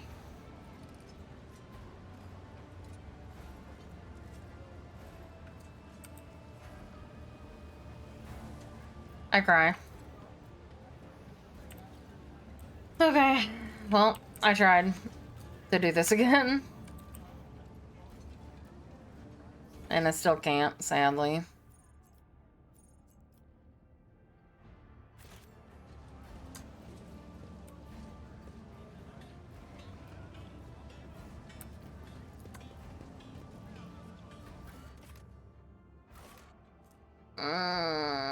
I hate you. I hate that you exist in my quest log forever. Because you're broken.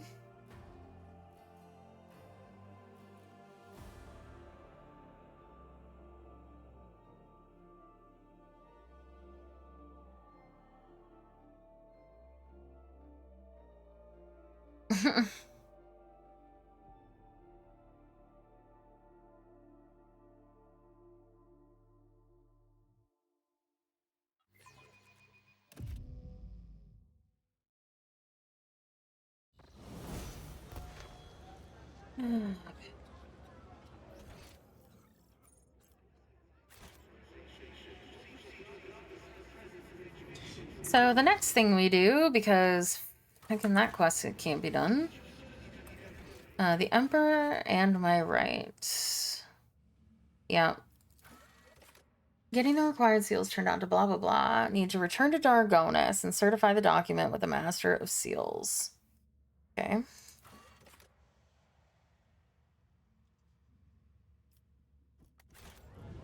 Right, so I guess we're going back to Dargonis.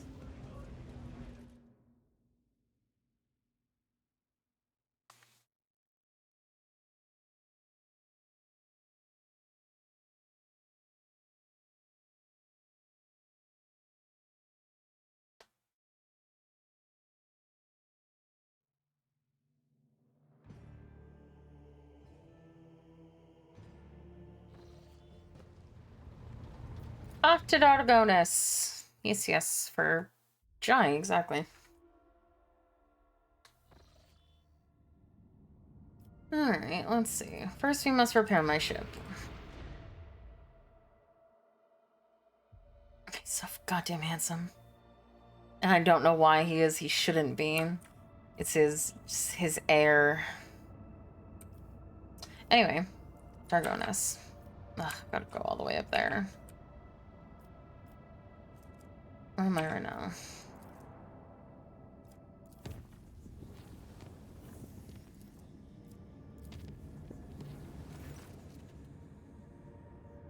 There is a malfunction in the engineering chamber during the warp journey. The accelerator cogitators. Stop it, Ragnarok.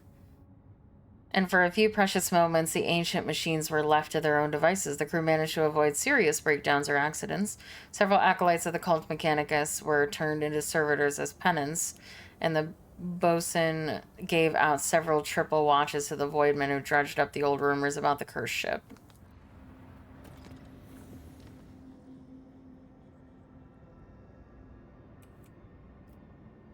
Oh my god, who needs my help this time? Oh, Dargonis.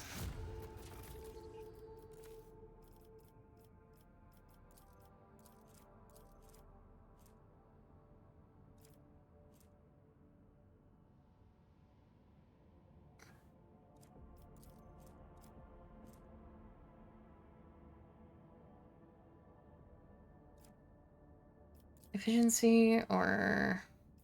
Okay, that's fine.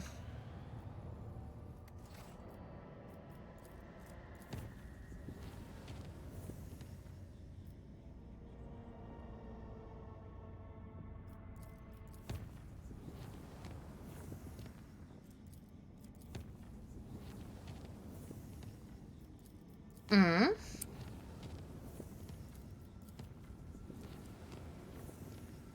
What you're doing? I'm traveling across space. This is the map to get to a particular system that has a particular planet that I need to go to in order to do a quest.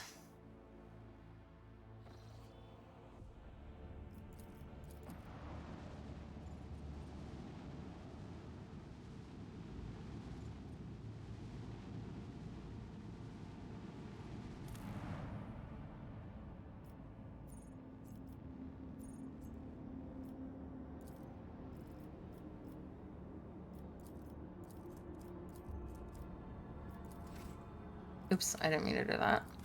No, I don't want to go here. No. I need to go to the... No, I do need to go there. Sorry, I forgot. Right?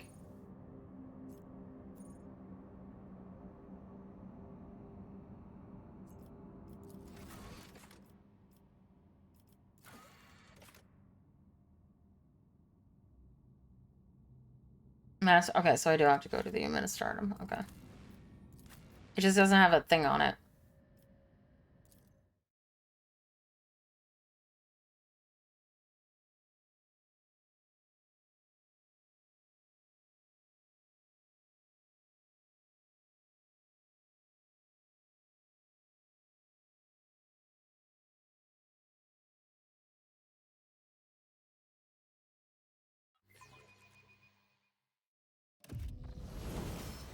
Alright. Master Seals. The world trembles beneath my feet. Oh, I thought they were talking.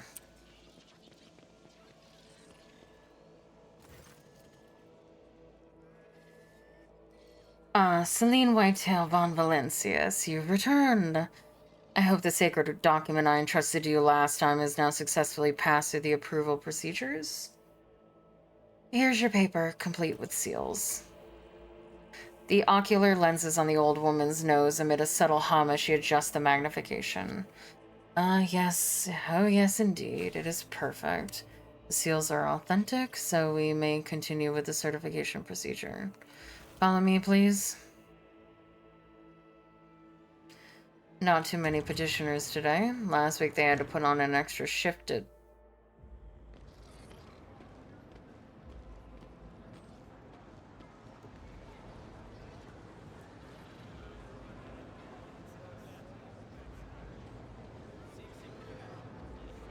Oh my god, there's so many people here.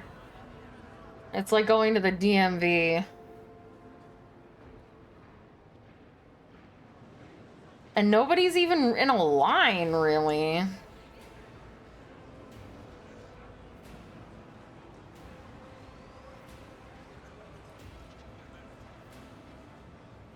I don't want to be here. I want to go home.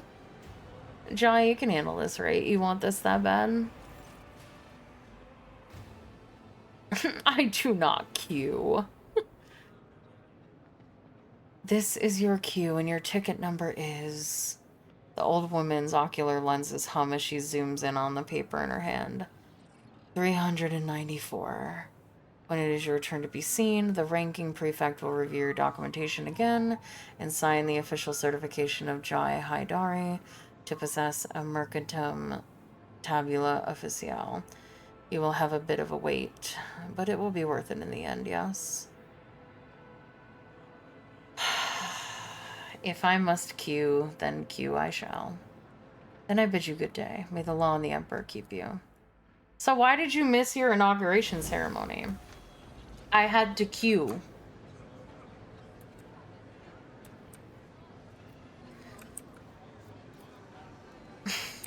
You see, it is very important. Yair just followed. Thank you so much for the follow, Yor. I'm never gonna be able to fucking read anything because there's too much The crowd hums and surges like the sea in foul weather. The smell of unwashed bodies, ancient parchment, and ink assaults your nose. For many petitioners, this is not the first cycle waiting to be seen.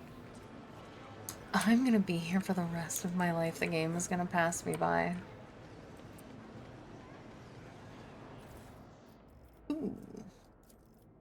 Task list for current work turn.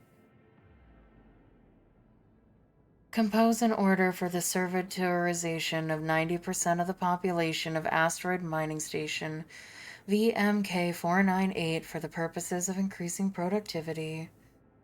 Prepare a set of documents for the reclassification of the world Vebo 6 as a penal colony on the orders of Her Ladyship Theodora von Valencius.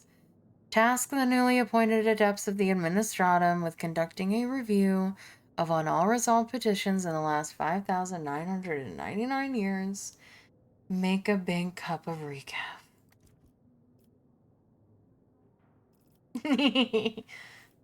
Yes, yes.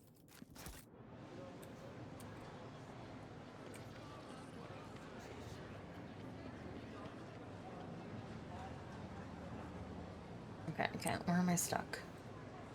Intriguing.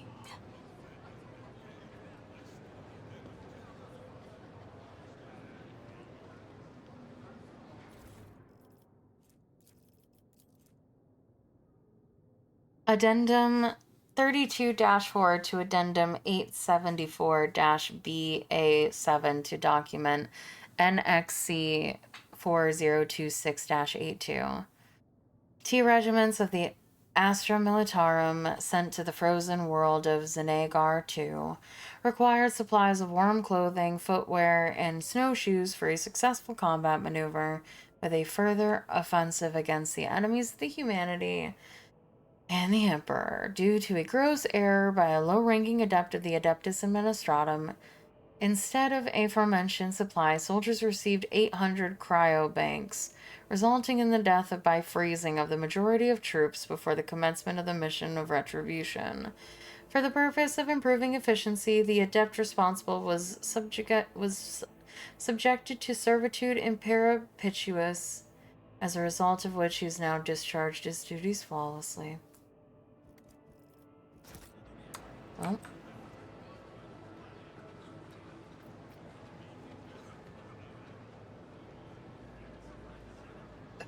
Yeah, there's a person here, but they're not here.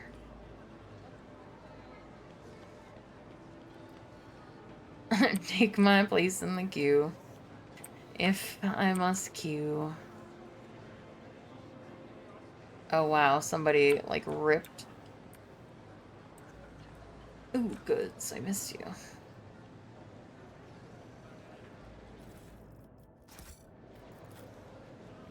Alright, I take my place in the queue. The queue hums with thousands of voices. Someone has rolled out bedding and is setting down to sleep. Someone is playing some bizarre musical instrument. Many are praying. Several high-born petitioners are debating who is here on the most important business.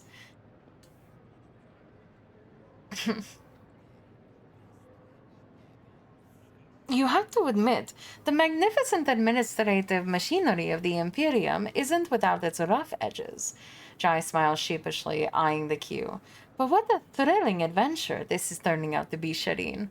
I've never seen anything like it before, and sometimes it's good to take a break from constant traveling, and to give all the hot-blooded newcomers a chance to cover themselves in glory without us in the way.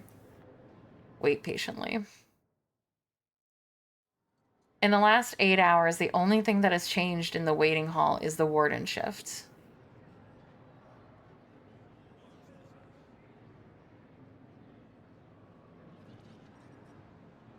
The petitioners in the queue placidly wait the blessed hour when their appeal will be heard by the high-ranking servants of the Imperium. The entire queue perks up at a sudden announcement. Number 285, proceed to the available window. Throne, take me. What torturous trial have we set ourselves in for?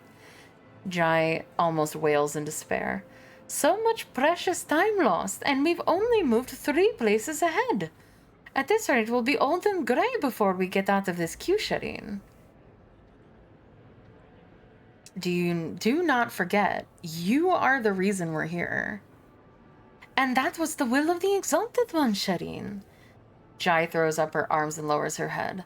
And the Exalted One has granted me insight as to how, with a simple wave of your hand and a few wise words, we can ease our arduous weight.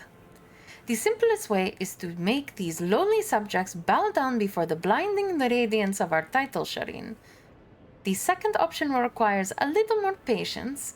I've already found our first the compassionate citizen who is standing 50 paces ahead of us in the queue. Simply offer the right words to unlock his heart and he will gladly swap tickets with you. And also, you have the power to solve the problem of some petitioners, removing their need to visit the coveted window. After all, is there anything an ordinary citizen could want that is beyond the power of the Conqueror of the Stars to grant? All right.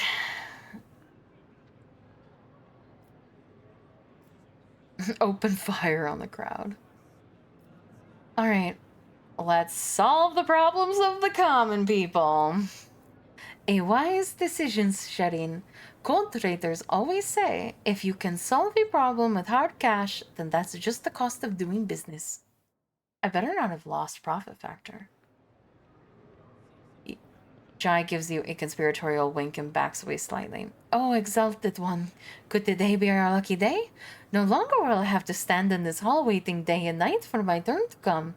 But this kind lady of House von Valencius is a benefactor of the downtrodden, and she has solved my problem. Oh, God. I have become the queue. Esteemed lady, take pity on this poor youth as well. I will give you everything I have, I swear before the Emperor. Only help me solve my problem. We do not need everything, poor wretch. Only your place in the queue. Emperor, grab me patience. The young man, as worn work overalls, comports himself with unusual grace for a commoner. My lady, I have been in this queue for 24 moons already, trying to get a permission slip to wed my fiancée Zazie. Unfortunately, the servants of the Administratum refused to grant it without the signature of a highborn sponsor.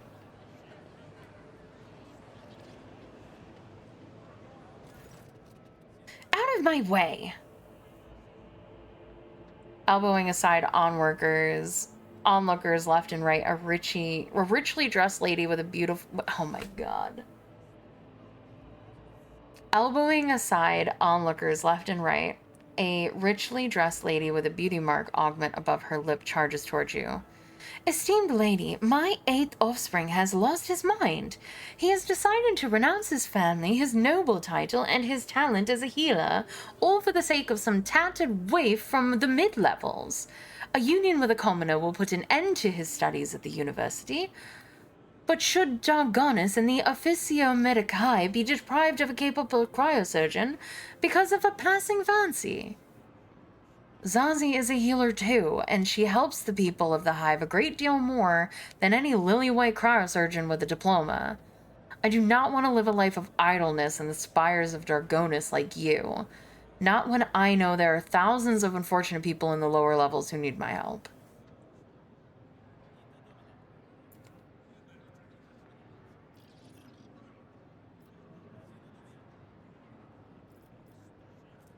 Oh, my profit factor! You wish to study alongside your beloved? Very well. I could just give him the Dargonus University? That's so petty. I just might do it. Here you go. Have the whole University of Medicine. I guess I can do that. It's yours. I can just imagine Abelard is sitting behind me and being like, what the fuck is happening? Here, have the whole thing. The young man blinks in astonishment. What? Yes, of course. That is just what I'll do. Thank you for your generosity, my lady. This is a miracle. Why is she bowing? You have an interesting way of doing business, Shadeen. I'll keep that in mind. Jai's shrewd eyes are alight with interest as she watches the young petitioner leave. After allowing you a brief pause, a hunched ragamuffin approaches you.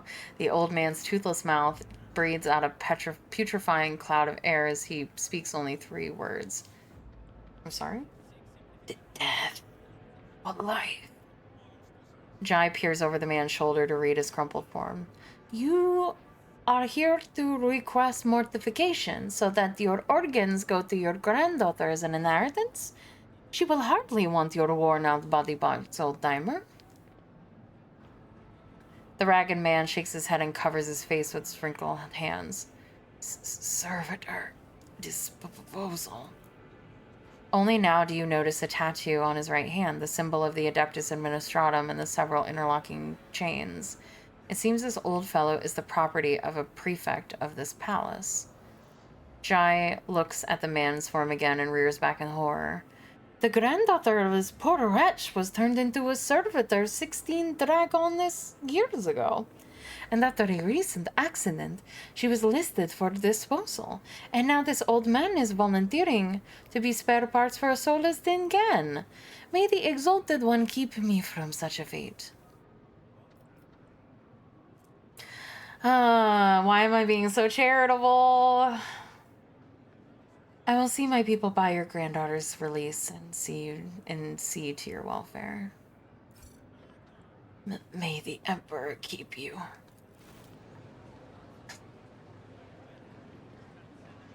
I'm being too nice. I can't help it. Interesting. So that is how the ruler of worlds and all the stars in the sky act when she finds an unfortunate on the edge of her magnificent orbit. Jai nods pensively and beckons the next petitioner forward. A mature woman in a finely made but threadbare dress greets you. I heard you were helping those in need. Well, my family. It's devastated. My life's work, my shop selling rare hats, burnt to ashes. I'm living out my last years as a widow, alone in a cold, deserted manor, without servants, diversions, or delicacies befitting my status. The woman falls silent, her brow raised in expectation of your response.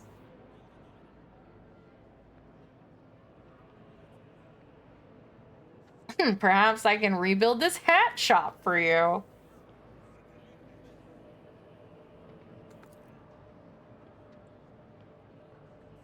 The woman's beleaguered eyes sparkle to life. Why, that's a wonderful idea. Please, take my place in the queue here, I insist. I'll leave my details with your retinue and go.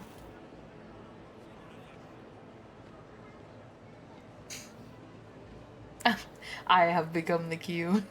I love it. It's so funny. Can I get a fucking chair? Well, oh, I did get a chair. Well, that was amusing. I paid off the last few onlookers who were willing to give up their place. It's a pity they aren't also amenable. Jai inspects the ticket she now holds and nods with satisfaction. We've moved towards considerably in the queue, Shireen, but you aren't ready to stop there, are you? I'll be honest, Shireen. I already tried to convince Heinrich to use his interrogator's rosette. With sweet words and pretty songs I cajoled and wheedled.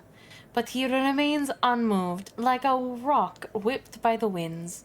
Perhaps he would be more amenable to a request from you? I am not going to bother him.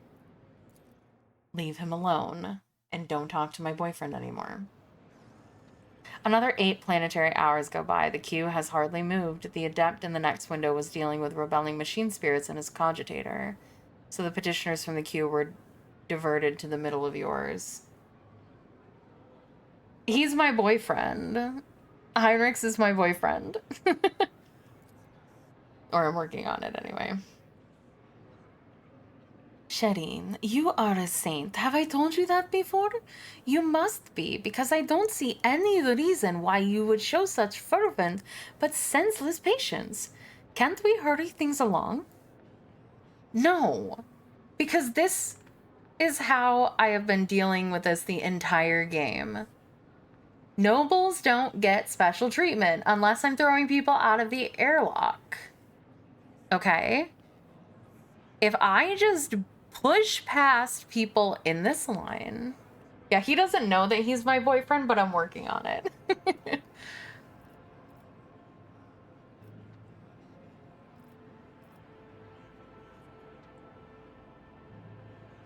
But if I move past everyone in the queue, everyone will just see me as a haughty noble who just pushes everybody aside, and I'm more important than they are, which I am more important than they are, but perception is important to the layman. So we must wait and queue, and if we go and treat ourselves in front of everybody else like we're normal like they are, I don't have to deal with a rebellion in 30 years, because that's what happens in this world.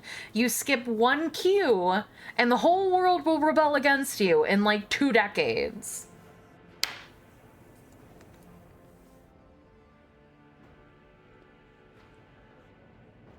Nothing unusual happens. All the certification officers are at their windows and are accepting petitioners, and you have even started growing accustomed to the sounds and smells of this place. Well, Shireen, maybe this time you will lose patience with being patient and decide to move things along a teensy bit faster? Nope. I am going to fucking wait here. Really? I have to?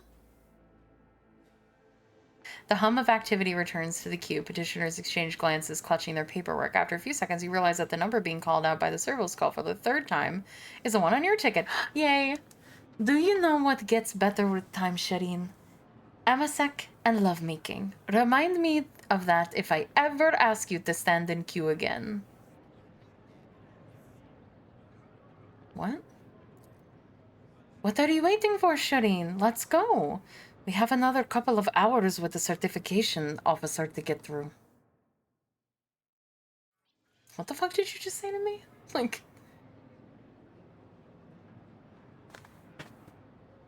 The certification officer leans over the document, his smoothly shaven head gleaming. He's an egg.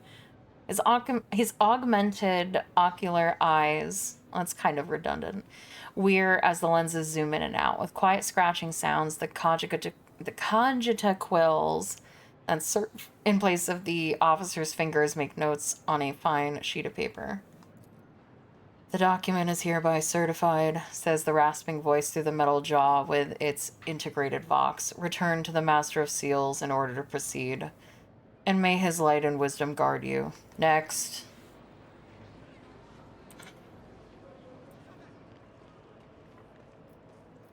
Let's seize the opportunity.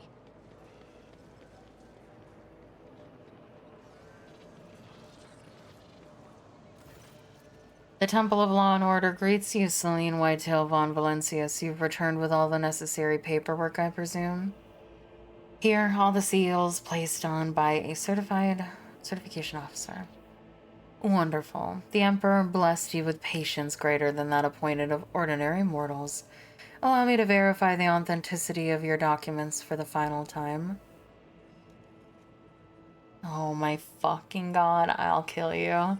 The old woman holds the documents close so that they're almost touching her nose, her mechanical ocular lenses clicking incessantly. Yes, yes, confirmed. Everything is in order. And this one, the seal is smudged slightly. Jaya's smile evaporates, revealing her true emotions. Void Scorpion scratched out my eyes, now what? I suppose I can overlook it, given that the rest has been certified correctly and promptly. Congratulations, Jai Hidari. You are now the holder of a Mercatum Tabula Official. Do not forget to repeat the certification process every 100 Terran cycles. Uphold the law of the Imperium proudly and honorably in the worlds of the Coronis Expanse. And one more thing. Loss of the certificate is a grievous transgression, Mistress Hidari. Lose the original document and you will be unable to regain your status as an official trade representative. Not even with the Rogue Trader's endorsement. Yes, yes, esteemed Damar. Give me the certificate already, come on. Jai's eyes dart over the Mercatum Tabula Official and shine with delight. Praise the exalted one who saw me through all these trials, Shireen. This is something to tell the grandchildren about when we tell them while we're in the line for recertification. How a humble mortal became a trade representative of the Imperium. Let's not bother Let's not bother the Damar any longer, Shireen. Why don't we discuss our next step on the ship? Okay. Embrace true power.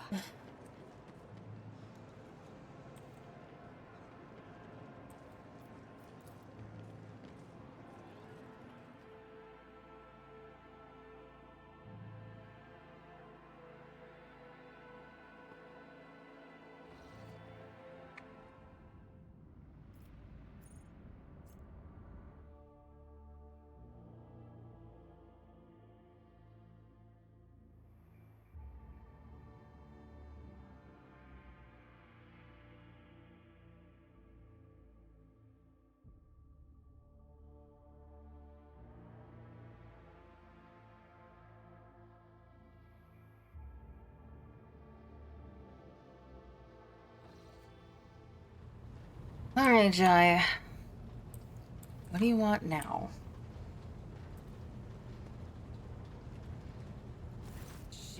Jai Hadari. Light of my Oh. eyes, giver of boons and savior of the needy. From now on, two sons will grace the firmament of the Font Valancius Protectorate.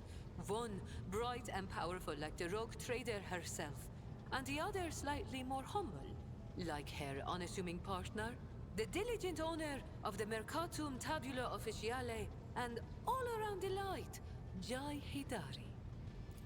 As I promised before, my crew will be your eyes and ears across the entire expanse, Shireen. Just give them time. And of course, the assistant to official trade representative Jai Hidari is already rushing to Dargonis to deliver goods of rare and exquisite quality to you and your people, O mistress of many worlds. And once again, thank you, Shireen, from the bottom of my humble heart. Lose this piece of paper, and I will not help you get another. Throne be my witness. Nothing will make me part with this treasure, Shireen. May the Exalted One be my witness. Him and all the stars in the expanse that shine like a handful of pearls scattered across the dark velvet of the galaxy. I only have one last question to ask. Jai flashes a conspiratorial smile, leans forward, and shamelessly holds your gaze, completely ignoring the disapproving looks of the surrounding officers as she waits for your reply. I would be like, what? What's your question? But unfortunately, that's not an answer. I'm sorry? No? Huh. The RG must have clouded my mind, Shireen. Or was it your piercing gaze? Either way, I only wanted to thank you for your assistance and give you something in addition to this humble gift. Jai produces a small parcel she obviously hid in advance. Oh, that's sad. Oh, I have no doubt you will.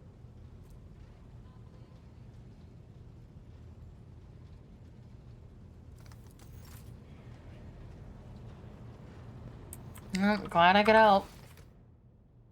The queue I just stood in. Perhaps the answer will come in time. Every vast world is a treasure. Complete a development project, okay?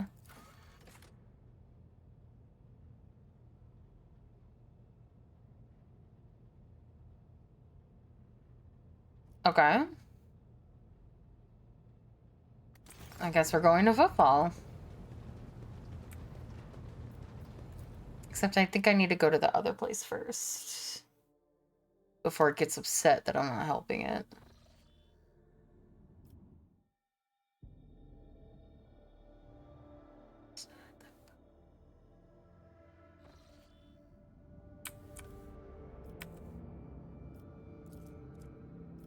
Nah.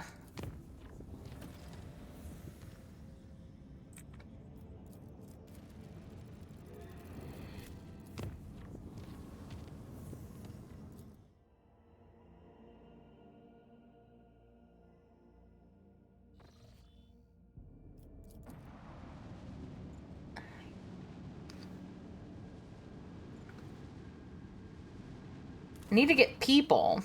Lord Captain, the mines of Vabo 6 are once again in turmoil. At the depths of the level MD Zeta 5, the overseers have discovered a mountain of mutilated bodies. Oh wait, I did this already. Yeah, blah blah. Tell them to stop doing that.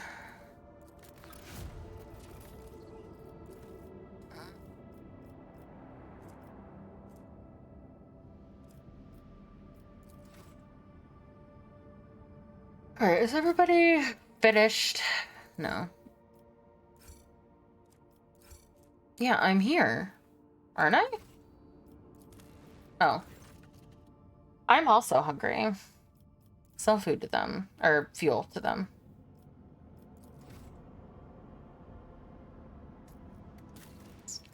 Oh, I had a thing to do on fucking Dargonas.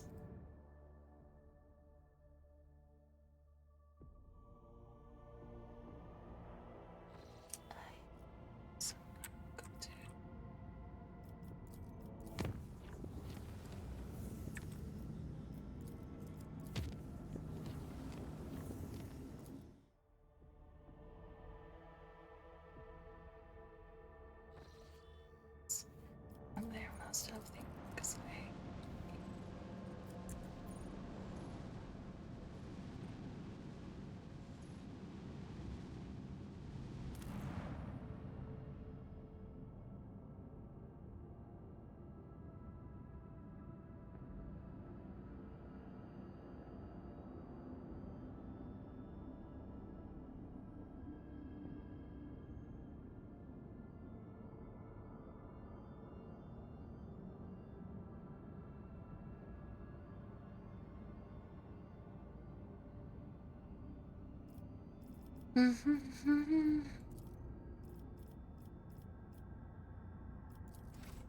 Oh wait, I keep forgetting to click the thing. A feud is broken up between two influential admirals of the Imperial Navy, having already led to armed skirmishes and even outright battles. Calling to attention a favor he once did for House von Valencia, one of the admirals has appealed to the rogue traders' colony for support. Security +2 +4. Deny him help. Sure. The Admiral appreciates the assistance, which has exceeded his every expectation from now on. A ship will launch over the colony. Oh. You're welcome. Alright, I have to go to Footfall now, and then we will end for today, right outside. It does not feel like I have been streaming for 6 hours. I feel like I didn't do anything. Where's Footfall? I thought it was over there. Oh yeah, Footfall's here. Oh my god, so far away. Honestly, can I just... No. Oh, maybe? Oh.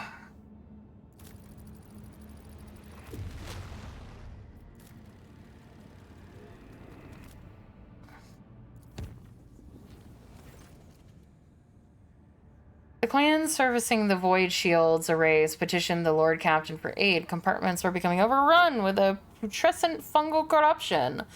The mycelium claimed one chamber after another. The thick black spores poisoned the rogue traders' servants, causing their eyes to burst and their veins to swell until their skin ruptured. The clan was issued reinforced unirobes and gas masks so they could keep working while the soldiers burned away the infestation. We did our best.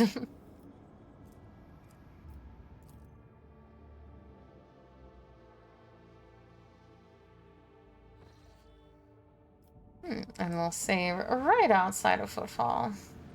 Because we have to go to a part. Oh. Sharina, if you find the spare minute on Footfall when you are not deciding our lackluster fates, I would be delighted to see you at my America in the Amesicus. I'll tell Opti to set aside some decent wine in case you decide to grace our humble party with your luminous presence. Not our fungal infections.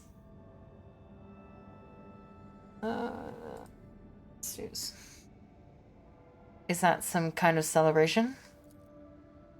It is an occasion celebrated on my world, Ifrit. It is the day when a person shows by their actions that they have reached maturity, that their spirit is emboldened. Among the Ifritian nobility, this day is considered more important than other symbolic events, such as the first cry or the day of repose. And by a wonderful coincidence, my Aramerkar happens to fall on the day when I also wish to celebrate my acquisition of the Mercantum Tabula Officiale. What kind of people will be at this party? Smugglers and thieves? Only my dearest and nearest are invited. People whose visage makes my heart sing and my eyes glisten, and my lip bloom with praises for the Exalted One. That's not to say that you won't encounter thieves or smugglers among them. They make up the majority, in fact. Okay. The lowly regulars of the Amesicus will be telling their great-grandchildren about the time they had the honor of witnessing your dazzling visit to that unworthy dive shedding. That is, of course, if they live long enough to see their great-grandchildren. Why would I be taking her? Oh, no, it's not going to take me there immediately, is it?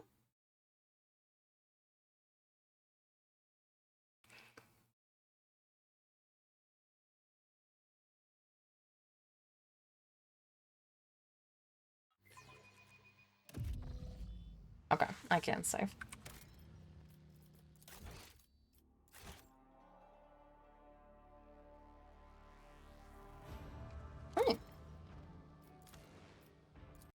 All right, and that big if, and that, if I can figure out where my stuff is,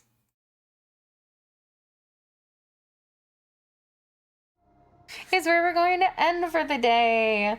Thank you so much, everyone, for spending your time with me. I appreciate it so much. Thank you to Darksiders War, Klop, Naruto GG, and Secondling for following offline. Thank you to Venom for the follow online. Thank you to Mr. Alttab for the raid. Thank you to also Mr. Alttab for resubscribing for what is happening? Why? Stop. Thank you to Mr. Alttab for resubbing for 7 months in a row at tier 1. Thank you to Gull for the 100 bits for gigantifying Celine Love and Gull Squawk.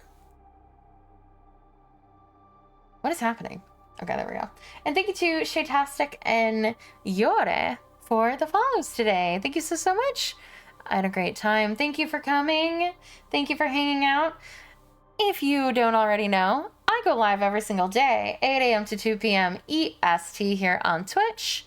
I am trying to finish Rogue Trader, as I have a list of games from Channel Point Redemptions that I have fallen ever so behind on, because people love to request 80-hour games, and I never get to finish them.